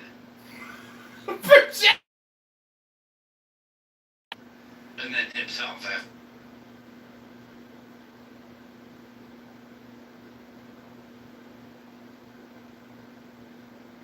Peter, what's your diagnosis of Kitover? You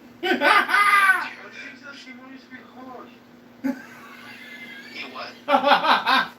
You see how he was yesterday.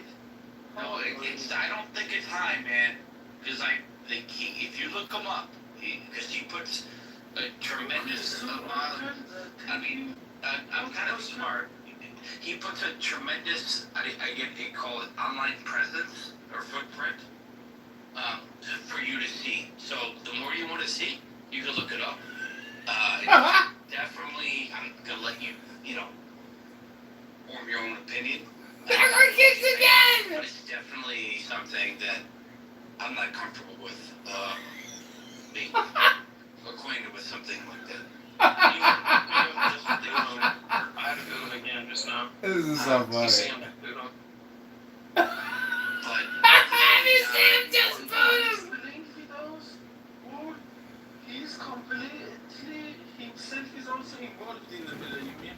I mean, either he's crazy or he's playing with Well, he's got like 7 different Facebook accounts. He has 7 different phones. He's fucking.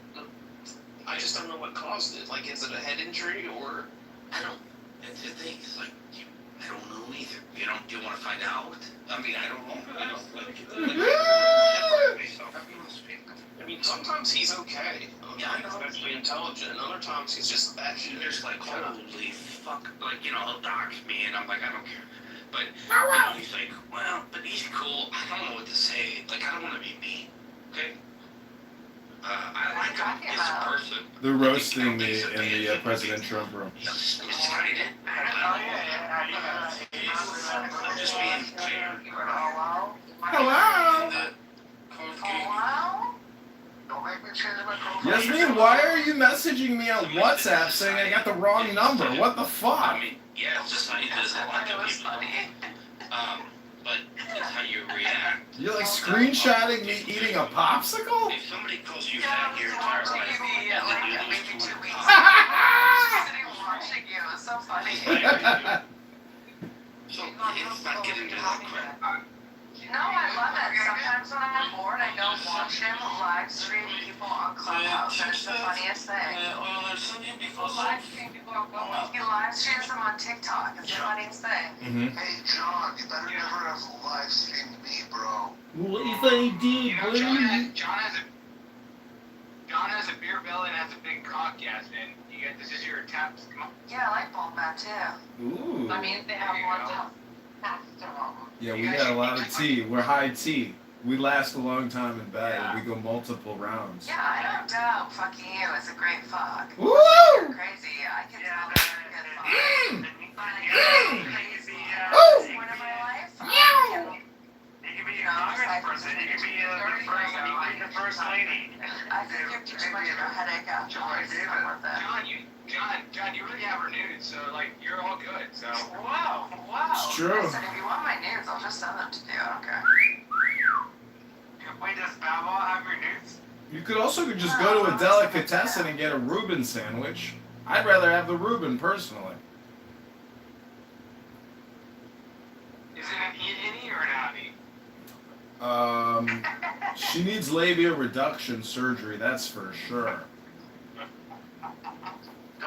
Thanks. Don't shame a meaty vag. There's nothing wrong with I that. don't have a meaty vag. Listen, Yasmin is hot. There's just no doubt about it. Like, she's hot. It's like, it just isn't, so it's not really offensive. I actually have a very small vagina. She's a MILF, but I bet you when she was 19, she was like a rock star. Weren't you just like the hottest thing? Because I've seen that photo of your... Yeah, of course. Yeah, of course. But for a woman my age, I still look far better. I don't So I'm doubt doing it. okay. I don't doubt it. But do you think Clown House has aged you? No, I think it's pushed me to not age. It's actually freaked me out to the point where it's pushed me into like, I can't work out this week because I broke my toenail, but I'm so scared of becoming like the people on here. Yeah. And it pushed me to start working out again, and last year I started like really getting into it. I lost over 30 pounds. I got like way in shape, and it's honestly because I didn't want to, it was Clubhouse. It freaked me out. Has Bow Wow aged you? He has scared me that I don't ever want to be like that, yeah. Hey, David, I have a question. Why? It has motivated me. In rooms. What have I done to you? Can we squash this beef? What do you mean? I have nothing against you. Listen, sometimes I try to talk to you in rooms and you don't acknowledge me. Well, I'm busy. Respectfully. But you're like the tie-in that I have to the room, so you need to like, in those situations, you need to introduce me to everybody else, you know what I mean? Well, like to send you nudes, you could just ask Edmund. I didn't save them. I didn't save them. Yeah, I know, but you want me to do it, that's why you're saying it, so I sent you something. Wait, how come Bow Wow is not getting the nudes? Just ask. Yeah. I was reverse psychologizing so I could get more new fresh photos. Thanks, babes. What's at me? To Bow Wow first. Bow Wow! No, Bow Wow can never see my body. He just never have my consent to do that.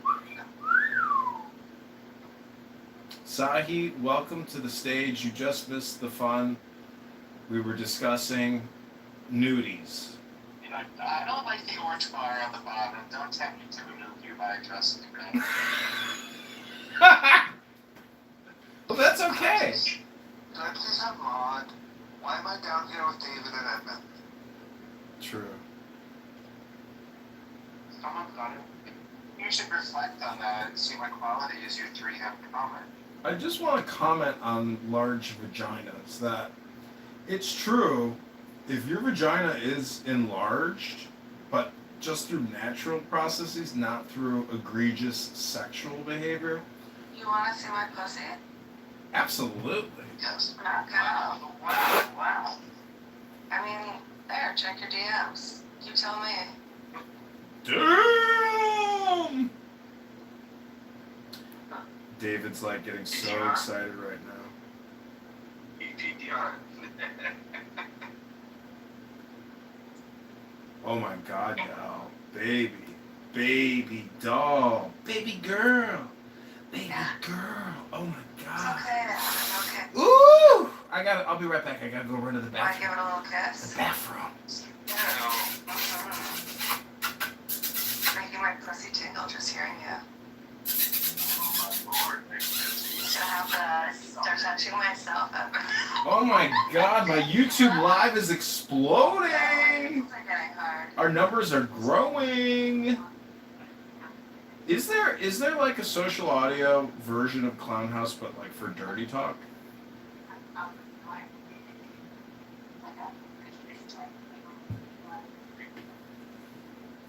PornhubLive.com.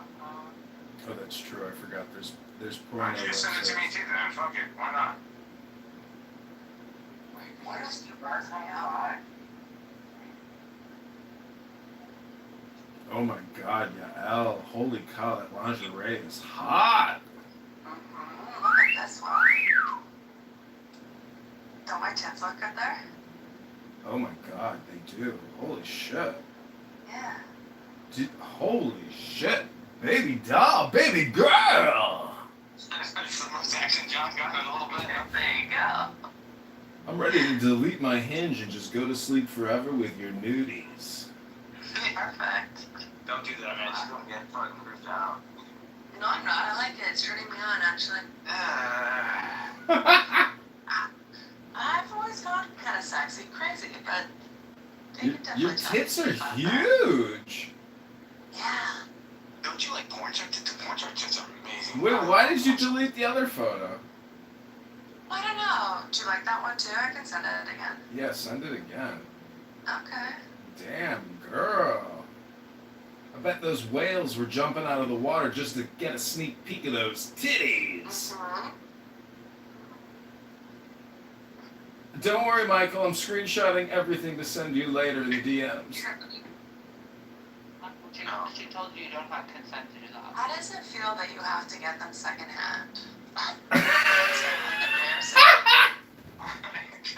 Like, where's the sense of pride? Like, does it embarrass you at all that you have to get it through, like... Michael, this is all part of the game. Does it make you embarrassed?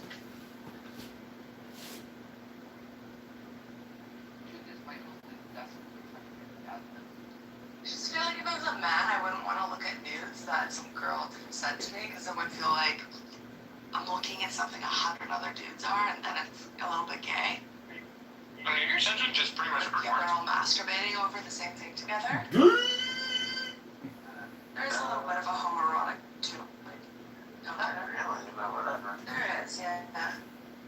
Just the very fact that you got to the second DM really just shows how the woman doesn't desire you at all. Like, don't you want to be desired a little, Michael? What is this? What are you talking about? I would honestly never have sex for the rest of my life and never have sex with Michael. Damn. Yeah. What if you were on an island? What if you were on an island and the whole everybody on the whole world? Well, don't feel dismayed, Bow Wow. This is all part of like her. Because he really does remind me of one of my brothers. So when he's sexual, it's just revolting to me. Well, you know, incest is a thing. He doesn't like that at all. I don't think that's funny.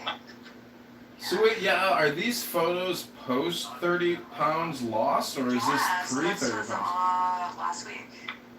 Oh damn. Well, send me more.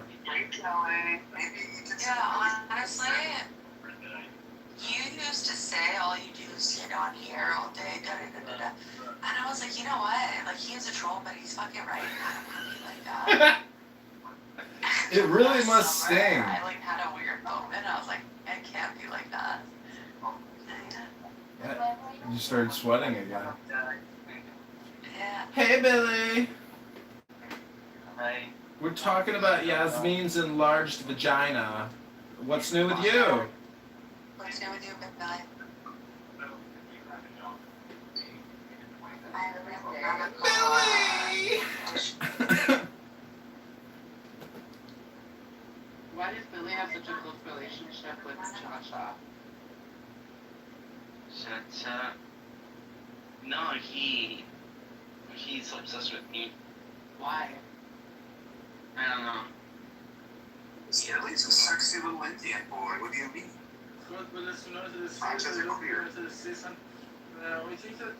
I'm not just an... Oh, is he? Yeah. Satisfy the other side. I mean, you, not me.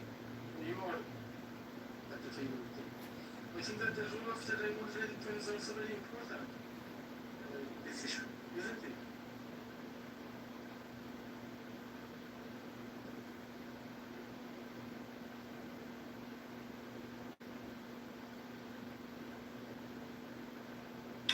What's the point of having all the metal on the halters?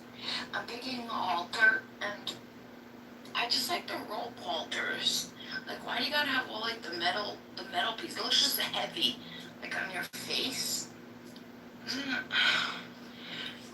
What's the downside to it? I mean, like the upside. Just like no metal. White people problems. No, this is natural problems. I picked my color for him. I picked my color. Like the most white thing I've ever heard you do. I'm impressed, actually.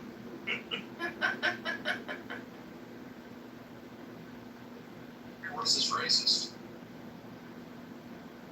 Don't you ever say that again. Well, I was dating this really hot chick with a great ass that had an Irish wolfhound. And boy, that dog barked at You can't do every... dogs people in here. You know better, Kitover. You doxed somebody? Who did I Why would dox? you do that? Why would you do that? You talking about Jacob? Fucking guy doesn't even live in Chicago. You said a last name. Last name? Dude, do it again, you'll get... It's over. I missed it. I wasn't modded. Yeah, you weren't on it. Oh, I just miss it. I'm glad you got it, Beef. You're the best. You're the best, baby. So my sister has green. That's her color. And so I got my color. You take your boyfriend to meet the horse is going to look at him and run. And then you're going to be left with a huge bolt of you're going to know what to do. Do you know, he won't even acknowledge him. Oh my god, Yasmin, that video you sent is really hot.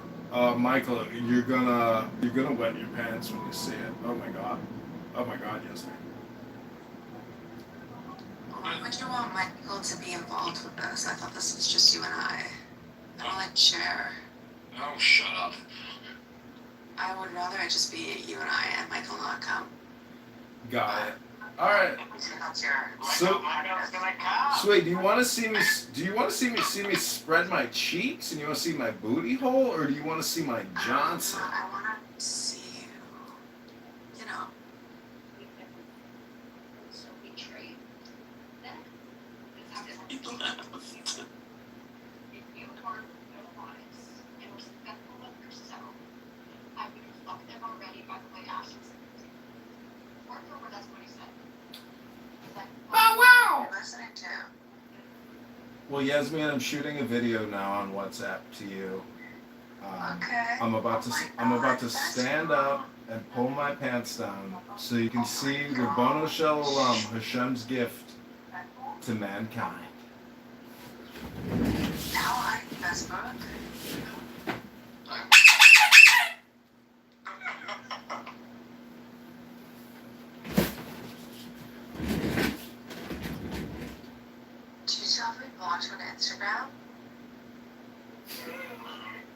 Unblock me. Yasmin, you must have some crazy stories about like your activities on the internet and men contacting you. Yeah. Lots. What on X? Do you get anything on X, or is that just like? Mostly just pictures of Anne Frank and like Auschwitz on X. Wow. That's awesome.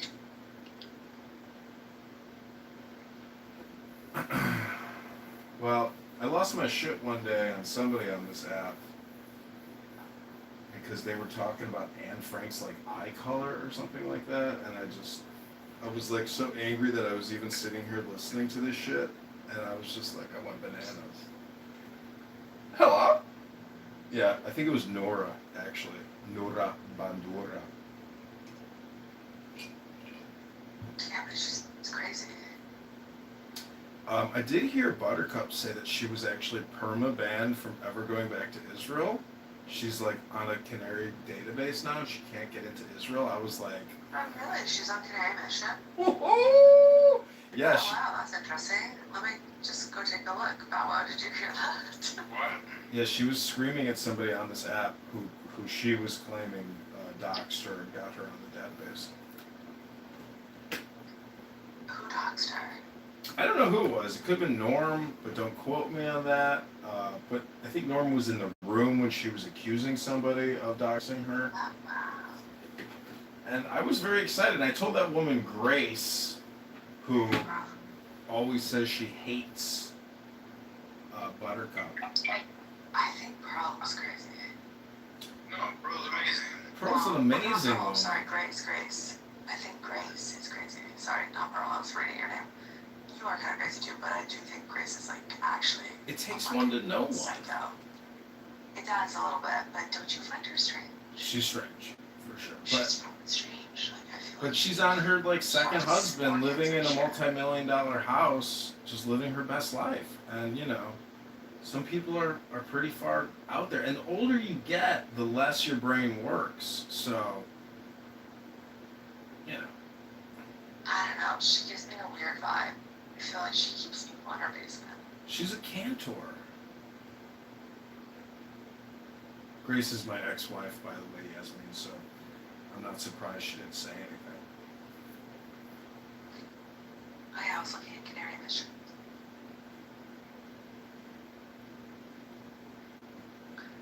Search.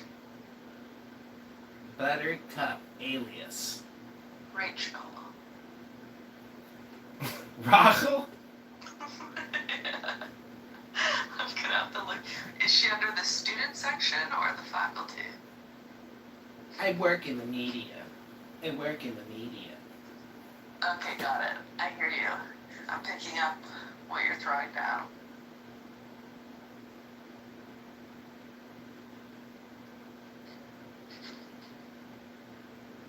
I've been messaging this chick in Tel Aviv.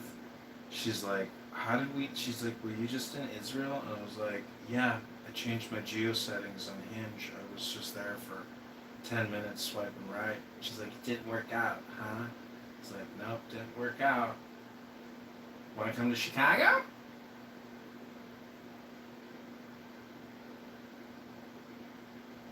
I don't see her on here. She said she was on there. Did you look? I didn't look. I was just Oh, there's happy. more pages. I was just happy that she said she can't get back into Israel. I was like, that's great news. We've actually had an impact. Oh god, that's funny who she is. I'll say who they should get rid of is that fucking Emrose. Oh man, what Yeah. a fucking brain rotted out fucking. Communist bitch. Ugh. Yeah. Just like she's like listening to literally like people scratch chalkboards with their nails incessantly. She wins the prize for the most highly annoying person of Clubhouse. Even Amir's rooms, the fucking terrorist supporter promoter Jew haters, they can't stand her after a while, even though she is even more hardcore than them.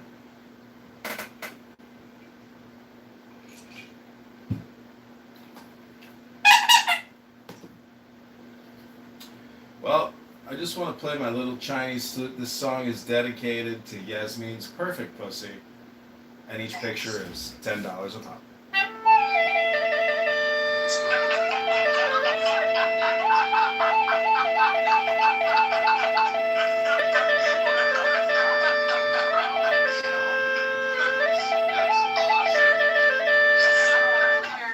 Just $10 a picture. We got all the juicy photos.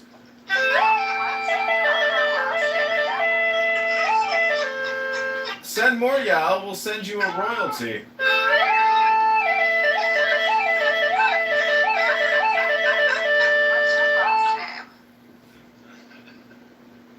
They all look so similar. Who, Rachel? I don't know which one she is. What's Buttercup's last name? Miller.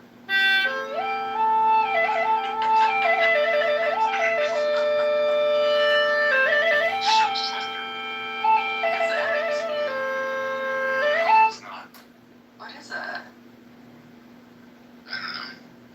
What I'm playing? Yeah, I don't think she's on here though. Maybe she got herself removed. Oh my god. This girl texted me today. She's like, "Excuse me, can I ask you a question?" I said, "Sure." She's God like, sent this message just for you she's today. like, "Can you send me $175? I have some unexpected medical bills that came up, and I would really appreciate it. And I would send you pictures to make it, fair for you." And I saved her in my phone as like Anna hates Trump because like on her Hinge account it was like fuck Donald Trump or something. So, I just wrote her back a polite no, but it's pretty ridiculous that these chicks are like texting random guys that they've never even spoken to on the phone asking for money, and like if they actually have any success, like I'd be fucking amazed. You know what I found out? What? Apparently Lolly's given thousands of dollars to Travis. Who's Lolly? Lolly? Yeah. Shocking, right? What? Yeah. Why? Beauties. I always felt something was weird about her. Like suicidal empathy here? Like what the fuck? I know she's got a weird thing, yeah. She's a strange woman.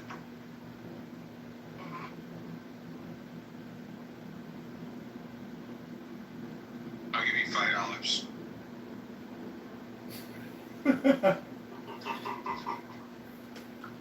Sold to the highest bidder.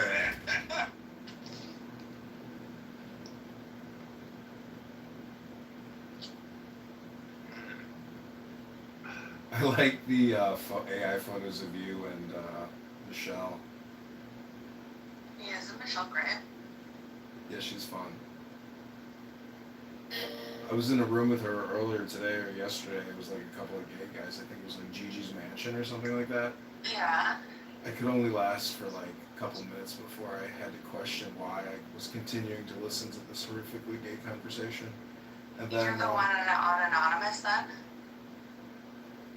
no, I think I was just like in a different account, not Anon at the time. I'm just saying that as soon as I left, Michelle left and like came to my room because she's like, he's right. This is fucking trash. This is fucking stupid.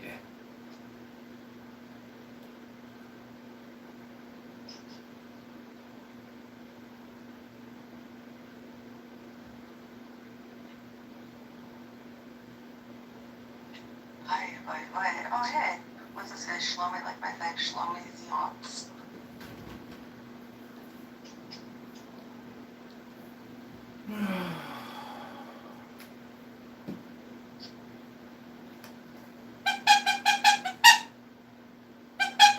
How are your budgies? They're good. Hot. Temperature. I do not miss my budgies. Love them. You should have an Instagram or a YouTube for them. I don't have an interest in being a public person. That's why people do it with their pets. That's why I stuck on Twitter for as long as I did, because I don't really want to do that. You said you were going to delete the account. You never deleted it. I know, I thought I was going to too, but then I remembered that Elon Musk liked my tweets, and I was like, oh, I don't want to give up shit. on that. Yeah. That's some big karma. Why don't we just rebrand it and just call it like Clownhouse Retards, and then just live stream Clownhouse Retards? Because everyone that's following now that's still even on Twitter will just stop following me because it'll annoy them. Who cares? Well, I kind of want to hold on to it. Got it. I've had it for a long time. Got it. Boring!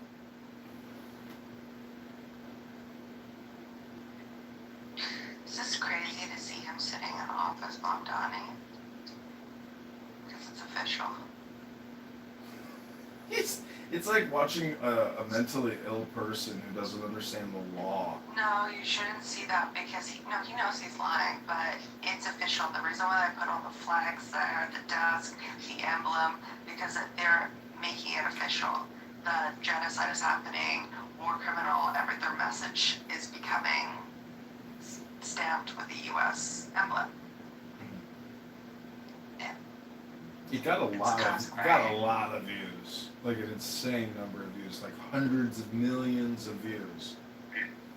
Probably a lot of bots. But yeah. Yeah. There's always a lot of bots, but anyways, I didn't even watch it or hear what he said, but I don't think Benjamin Netanyahu is shaking in his boots. So it's just clickbait. It's all it is just publicity for Mamdani. No, I know nothing's gonna come of it, but nothing to Bibi. But what will happen is it's a open target on Jews in New York. He understands that he can't do shit about it against Bibi, but it's going to incite.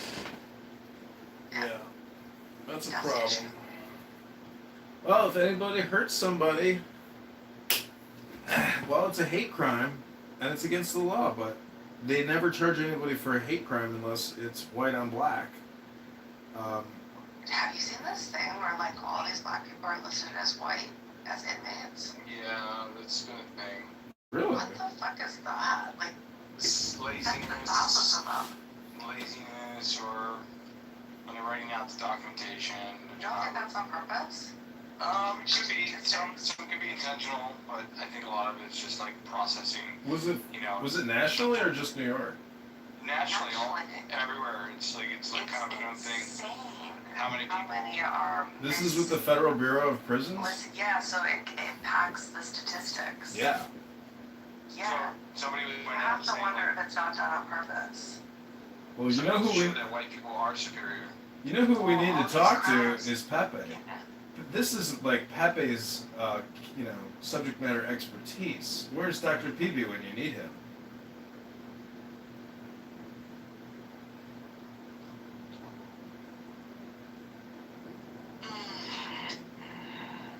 Let's see.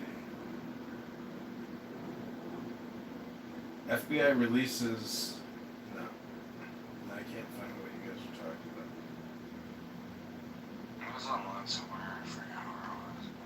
She's right, though. I saw that too, and I read a little bit about it. Well, if you want to fly into Chicago this weekend, yeah, I'd be happy to get you a plane ticket, especially after seeing you in that lingerie with that whip. Ow.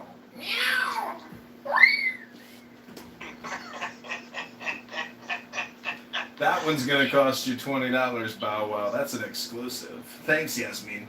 You're the best, babe. No problem.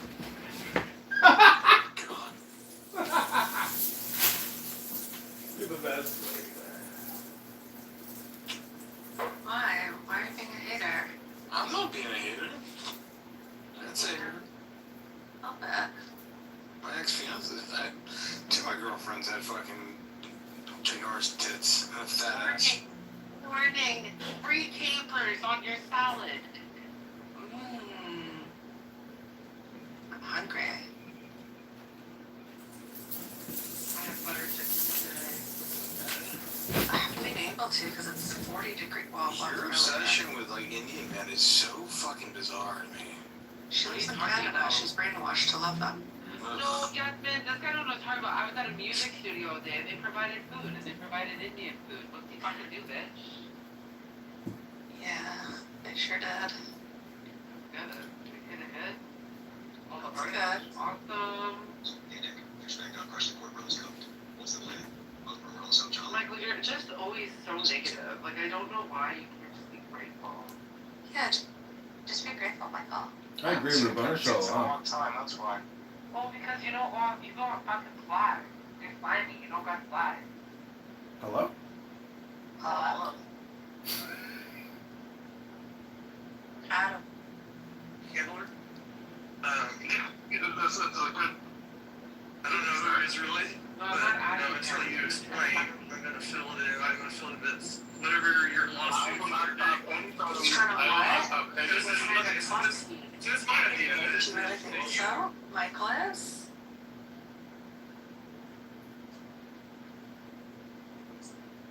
Hello? Yeah. Fuck, but I wanna fuck you. Are you trying to fuck Sierra? Why not? Yeah, Elle, you must be really bored. Like, goddamn, woman. It's so fucking boring. So I'm waiting for my license to get back, and I have to do all these modules, and then I can start looking for a job. But honestly, yeah, I'm really fucking bored. Well, come to Chicago this weekend. I'll tickle your feather. I don't want to go to Chicago, but I gotta start working this fall because I gotta lose my fucking mind. Well, I can't do it. How long have you been out of work for? 5 years? 5 years. No. Yeah, I don't like working, and I don't need to. Put this on Fox You News. weren't even on Clubhouse 5 years ago. Oh, yeah, she was. Yeah, I was. I sold my nursing thing. Anyways, I worked for Chabad actually for 3 years. There. Oh, So shalom. I haven't worked as a nurse for 5 years. But I was working at Chabad until Shuki got me fired. Are you shitting me? No, I'm not joking. He got me fired. Yeah, he got her fired. That's awesome. No, it's not. What do you mean? That's a memorable thing. Oh, wait, I see Jacob has... He gets kicked out of Israel.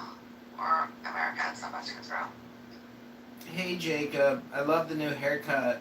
I'm in a room with Yasmin. She just sent me some lingerie photos, and they're $10 a piece. I hope you're doing well. Why did Shuki do that to you? You guys used to get along. Because when that blind 21-year-old black girl came on and started saying that she had his baby, I thought it was really funny because the summer before he had been sending us pictures of some black 21-year-old girl that he'd been hooking up with. And then I saw pictures of the baby, and it was like a little black Shuki baby. And I just thought it was fucking hilarious. And I could not laugh at that. And he got so angry because it's his baby. Because he knows it's a baby. Oh my god. He's in denial about it, yeah. If you saw this baby, it's so funny. It is literally Shuki if he was like biracial and a baby. So wait, what did he say to the Rebbe? Or the He said Rebbe? to the Rebbe, well, he said that I went on the internet exploiting young Arab Muslim men for naked photos of them, just really dirty stuff. Yeah, it was really embarrassing, the whole thing. Damn. So you're not welcome at that Chabad anymore, huh? No, so they knew, so Nehama and Madi, they know it's bullshit, but it's also like these people don't even have social media. Like, they're so sheltered, and it was just such a aggressive, humiliating thing for them, for my family.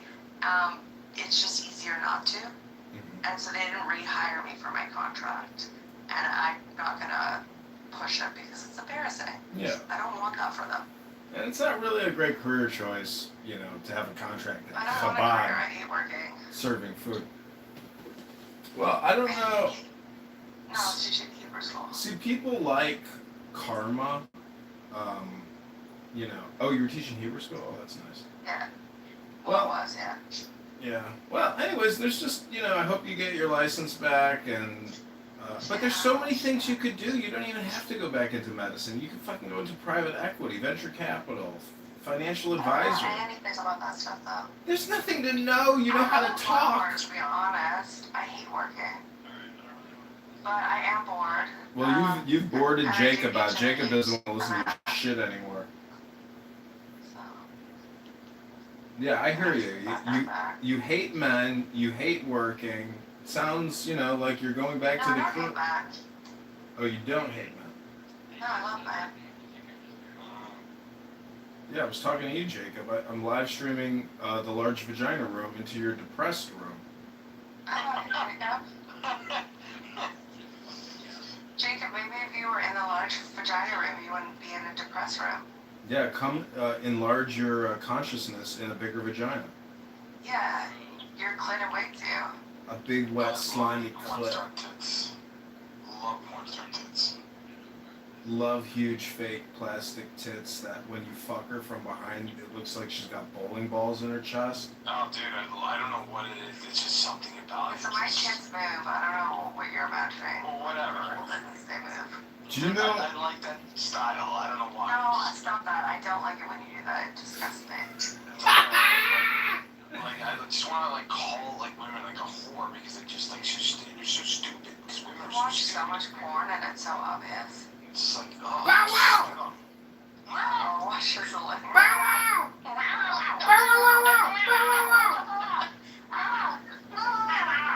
See, Bow Wow, I don't know if you know that they've run scientific observational studies on augmented breasts, and they've found that 9 out of 10 men prefer augmented breasts to non-augmented breasts 100% of the time. It's crazy. Yeah. It's something in the brain that lights It is. up. It's in the brain. Yeah. It's called supernormal stimulus. Look it up. Yeah. It's on Wikipedia. It's basically billboard advertising, but it's just yeah. the weirdest thing in my brain. As I got older too, it's even more pronounced as I get older. What are you talking about? Before I was. It's a psychological term called supernormal stimulus. It's on Wikipedia, and they did tests where they've done observational studies on men that do. Super what? Stimulus? Supernormal. It's like when a new stimulus exceeds the threshold of a previous stimulus. That's just basic economics, though. The more you use something, the less value it has. No, it's really more about aesthetic and enlarging, you like hentai porn or something. It's yeah. This is John Kitover, Jacob. Nicholas Tinbergen. It occurs when an animal's innate drive are hacked. For example, a bird will often choose to sit on an oversized bright blue polka dot. Oh, this is so interesting. Yeah, and the weird thing is, as I got older, I really wasn't too much of a tit guy, and then all of a sudden, for some reason, I'm just so enamored by, tits! Fucking porn tits, yeah. Dude, I can't explain it. Fucking, that whore, I just want to fuck the shit out of her. It's like Dr. Lucky style. I think it's personally, I think it's kind of gross, augmented breasts, because that person now has to live with a possible health scare in the future. I was watching the Drewski show, and this big fat Colombian bitch, she's like, my breast is leaking right now, and the bags can leak, and so it's so that's why you get saline. You have a choice whether you get silicone or saline. Mm-hmm. So in the developed world, we do saline, or a good surgeons will recommend you go with saline. Should there ever be a tear, at least it's something that's not foreign to your body. It's going to cause an infection and problems, right? Yeah, I understand. But what I'm saying is, when it comes down to preference, a man will always prefer a non-surgically altered augmented Well, it's woman. not true. Michael's right here saying he prefers them. No, he hasn't actually been given the Michael option. is literally a man saying he prefers fake tits. No, So that's false, what you're saying. No, I like them. I didn't say. No, you said you can't get enough of them. You see, you just want to fuck them. All you want is fake tits. Rah. Listen to him. Yeah, but doesn't mean he prefers fake tits. There you go. I mean, it doesn't mean I prefer them. Yes, it does. No. He's just Don't walk merely back on it he's now. merely expressing No, often. you already broke your argument. No, go on, John. I'm just saying that at the end of the day, like I was dating this really hot 27-year-old with fully augmented breasts, and she started working at Hooters last Friday. All I'm trying to say is that she was very hot, but at 27, with her lip injections, her breast augmentation, her vape pen addiction, her 2 cats, and the toxoplasmosis, she had some red flags that outweighed, the Sure. awesome tits. I agree. I'm at the point where I'm dating only based on finance. Like, if you're not in my finance bracket, I'm not interested anymore. What do you bring to the table? Me. What does that mean? I know what I am. What does that offer? Can you cook? Anyways, yeah, there's a certain type of women in the world that have certain intrinsic well. Yeah, okay. Anyways. Yeah, I agree with you. So I broke up with her because I took her to my favorite hamburger place, and she's like, I'm not eating here. And so I told my dad, and my dad said she's just too high class for me. And Bow wow. Bow wow! She's just out of your league. Well, she wasn't out of my league when I met her at the Greek Fest, and I slammed her the same night. She was out of your league. Out of my league, she borrows $6,000 a month to go to PA school. Financially, she only dates men that are above your league then. I agree. I think that she probably does date wealthier men, but at the same time, she's exchanging sex for some financial accompaniment. Not even like Listen, security. all men are shit, but not all men are rich. So, choose wisely. Oh, damn! I'm gonna remember that one. Is it wrong? See, that's where it like gets a little interesting with a woman, because on a Friday or a Saturday night, if the Shechina is present and there's a bottle of whiskey or a glass of red wine, the money and the economics are transcended by the pleasure of the moment and the experience. So it's, when you say that all men are shit, you're just like an atheist, low IQ cunt. And I'm glad I got your photos, because I've made $2,000 off that pussy. Relationships, like romance relationships, it's not worth it. The older I get, I just realize that kind of all men are going to be disappointing.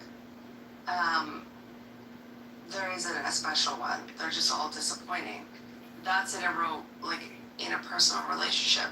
Men as friends, I love them, I love men. But in a relationship, so if they're all gonna disappoint you, may as well find one that's gonna be, worth it. I get it. You're strictly transactional. You're a sugar baby. That's what you're describing yourself as. I would rather stay single than date somebody that was a headache, yeah. I'm perfectly comfortable being on my own. I think everybody But says if I'm that. gonna date somebody, it's gonna be somebody who improves my life. Well, there's different ways to improve your life. Like the way that I treated this girl until I finally had my breaking moment. No, dick doesn't do it for me at this point. I'd rather have trips, vacations, new clothes. I would rather have all this than dick. Like, Yeah, but dick. if you're I don't- going on I don't care vacations about with their a dick. guy that you don't even like, you're not attracted It's to. okay, I can learn to like him. I Mhm. don't like most people. Well, see, that's the heart of dysfunction, because he's also going to be equally unhappy being with an No, artificial he's gonna be flake. so happy because men are much easier to satisfy and please. Then what, opposed to women? Yes. Women are kind of psychotic. Men are much more simple. Well, what I'm saying is that an authentic, genuine, loving, caring, conscientious. Got kicked from the room. I got kicked from the room, Jacob. Was I boring you?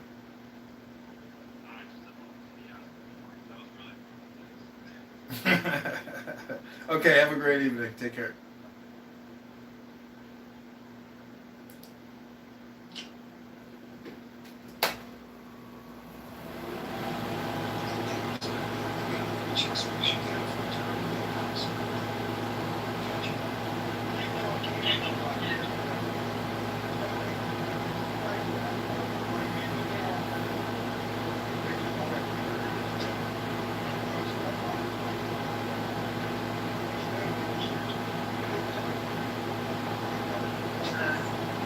No,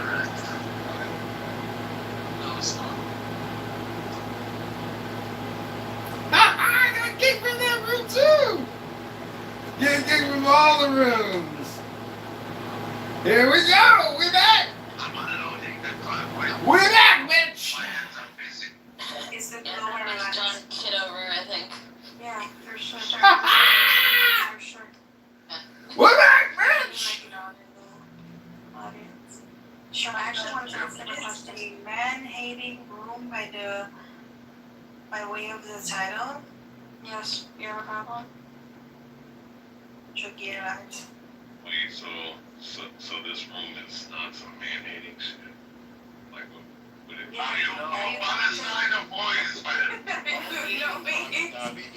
They only hate you. No, normal. Are you for Palestine or you for Israel? So now, Tom. Guitar. Hold on, give me a second. Are you for Palestine or for Israel? We're not going to be able to talk to anybody, Shuki. I'm pro-mutant, how about that? You're for me? Oh, that's very good. Shuki Airlines offering tonight. Bye. Chicken wings. I'm African for $7. She's going to take your job.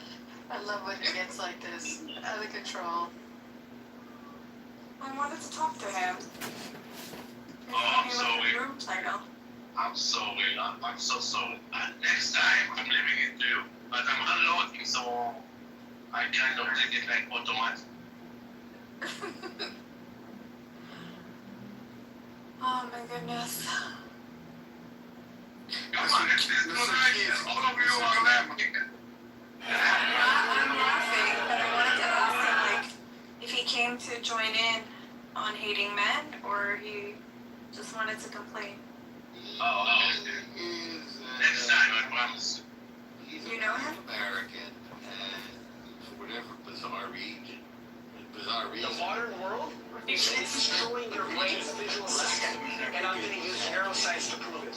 I'm also going to give you 3 neuro hacks, which you can start doing today to improve your brain's visual focus and attention. You're supposed to blink 15 times per minute. But guess how many times you blink when you're staring at a screen? Only 5 times per minute. That's alarming, because blinking resets the brain's visual system. Enhance focus. There's these I love to say that when somebody calls me white, I'm going, actually.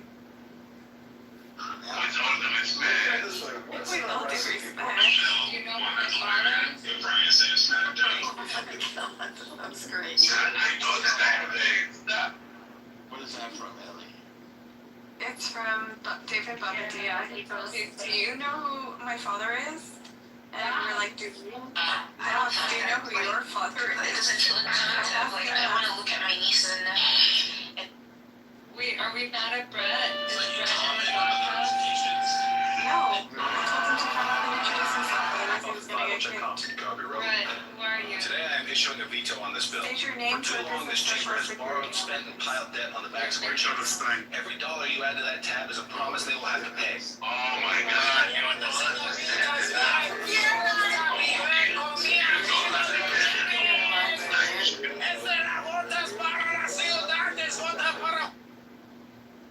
What the fuck? Why am I not logged? What the fuck is going on here? Am I sure can you please keep We're waiting for you. We're waiting for you to introduce yourself, Brett. No, someone else sitting away. They want to be on first. That was Shuki. That was Shuki. He took care of you, Brett. Yeah, because our name is not Lavsky, and over here there is no Soviet Union to become a distance. So that's your life today.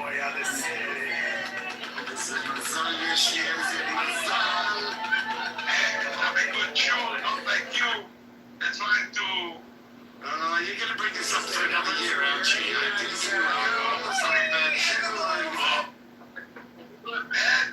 Bad Jew. So here's the thing, guys, for your judgment.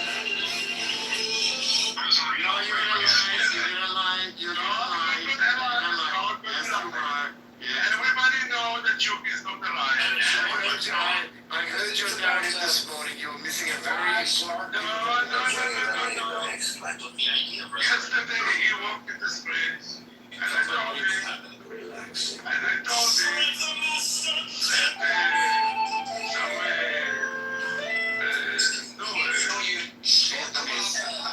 Vietnamese girl. My way. And he said, It's okay, Shuki asked for my housekeeper also. exactly. Beautiful. There you go. Melanie is my Meliciosha. How do you say Meliciosha in English? I don't know. Well, she is my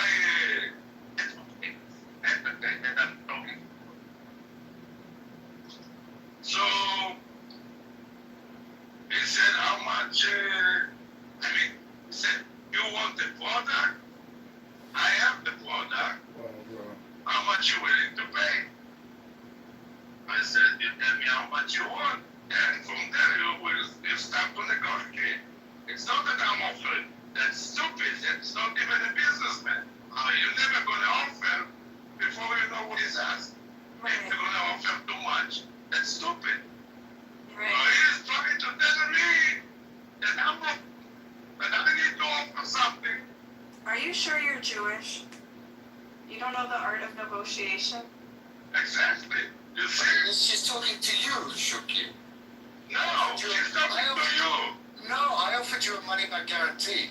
No, I'm talking to you, Brett. But there you go. No, I like, come on, like it just doesn't make sense. Like, he asked me. If you're gonna offer something, what if he offers more than what she was originally expecting? What if he offered more than I was expecting? Yeah.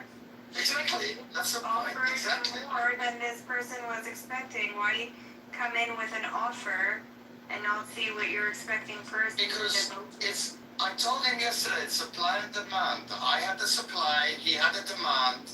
I didn't offer him the commodity. He asked for it. So I said, how much are you willing to pay? He said, how much are you offering for? I said,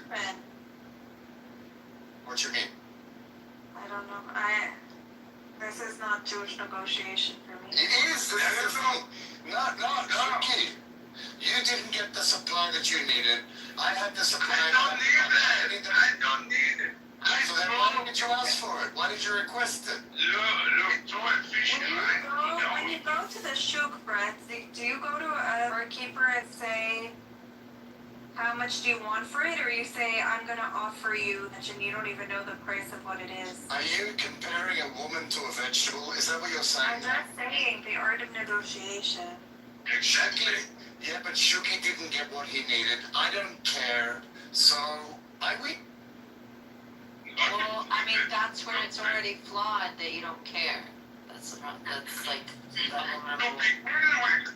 To begin with, it means that you're a Jew. Because I think we need to name. And you need to jump. Shuki. You need to not jump. To help a fellow Jew, then you're a Jew.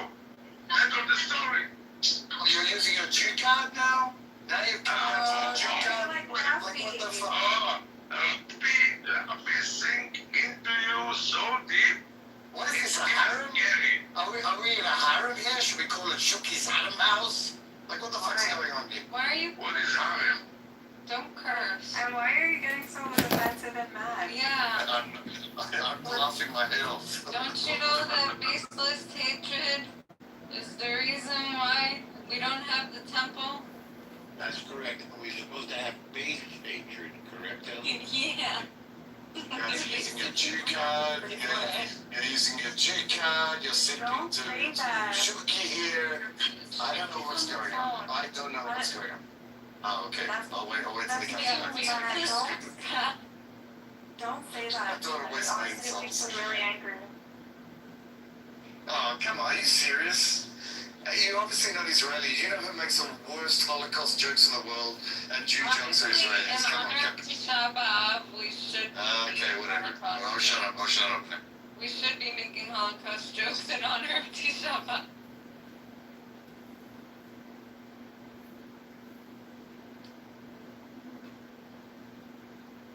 I always forget how sad I go.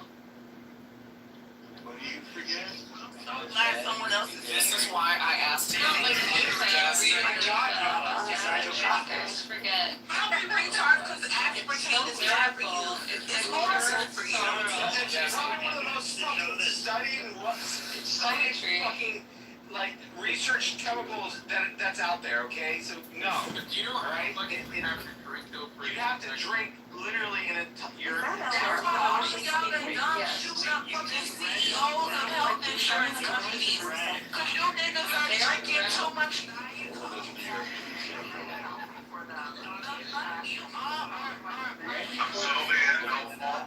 I'm sober. It's fucking annoying. True is true.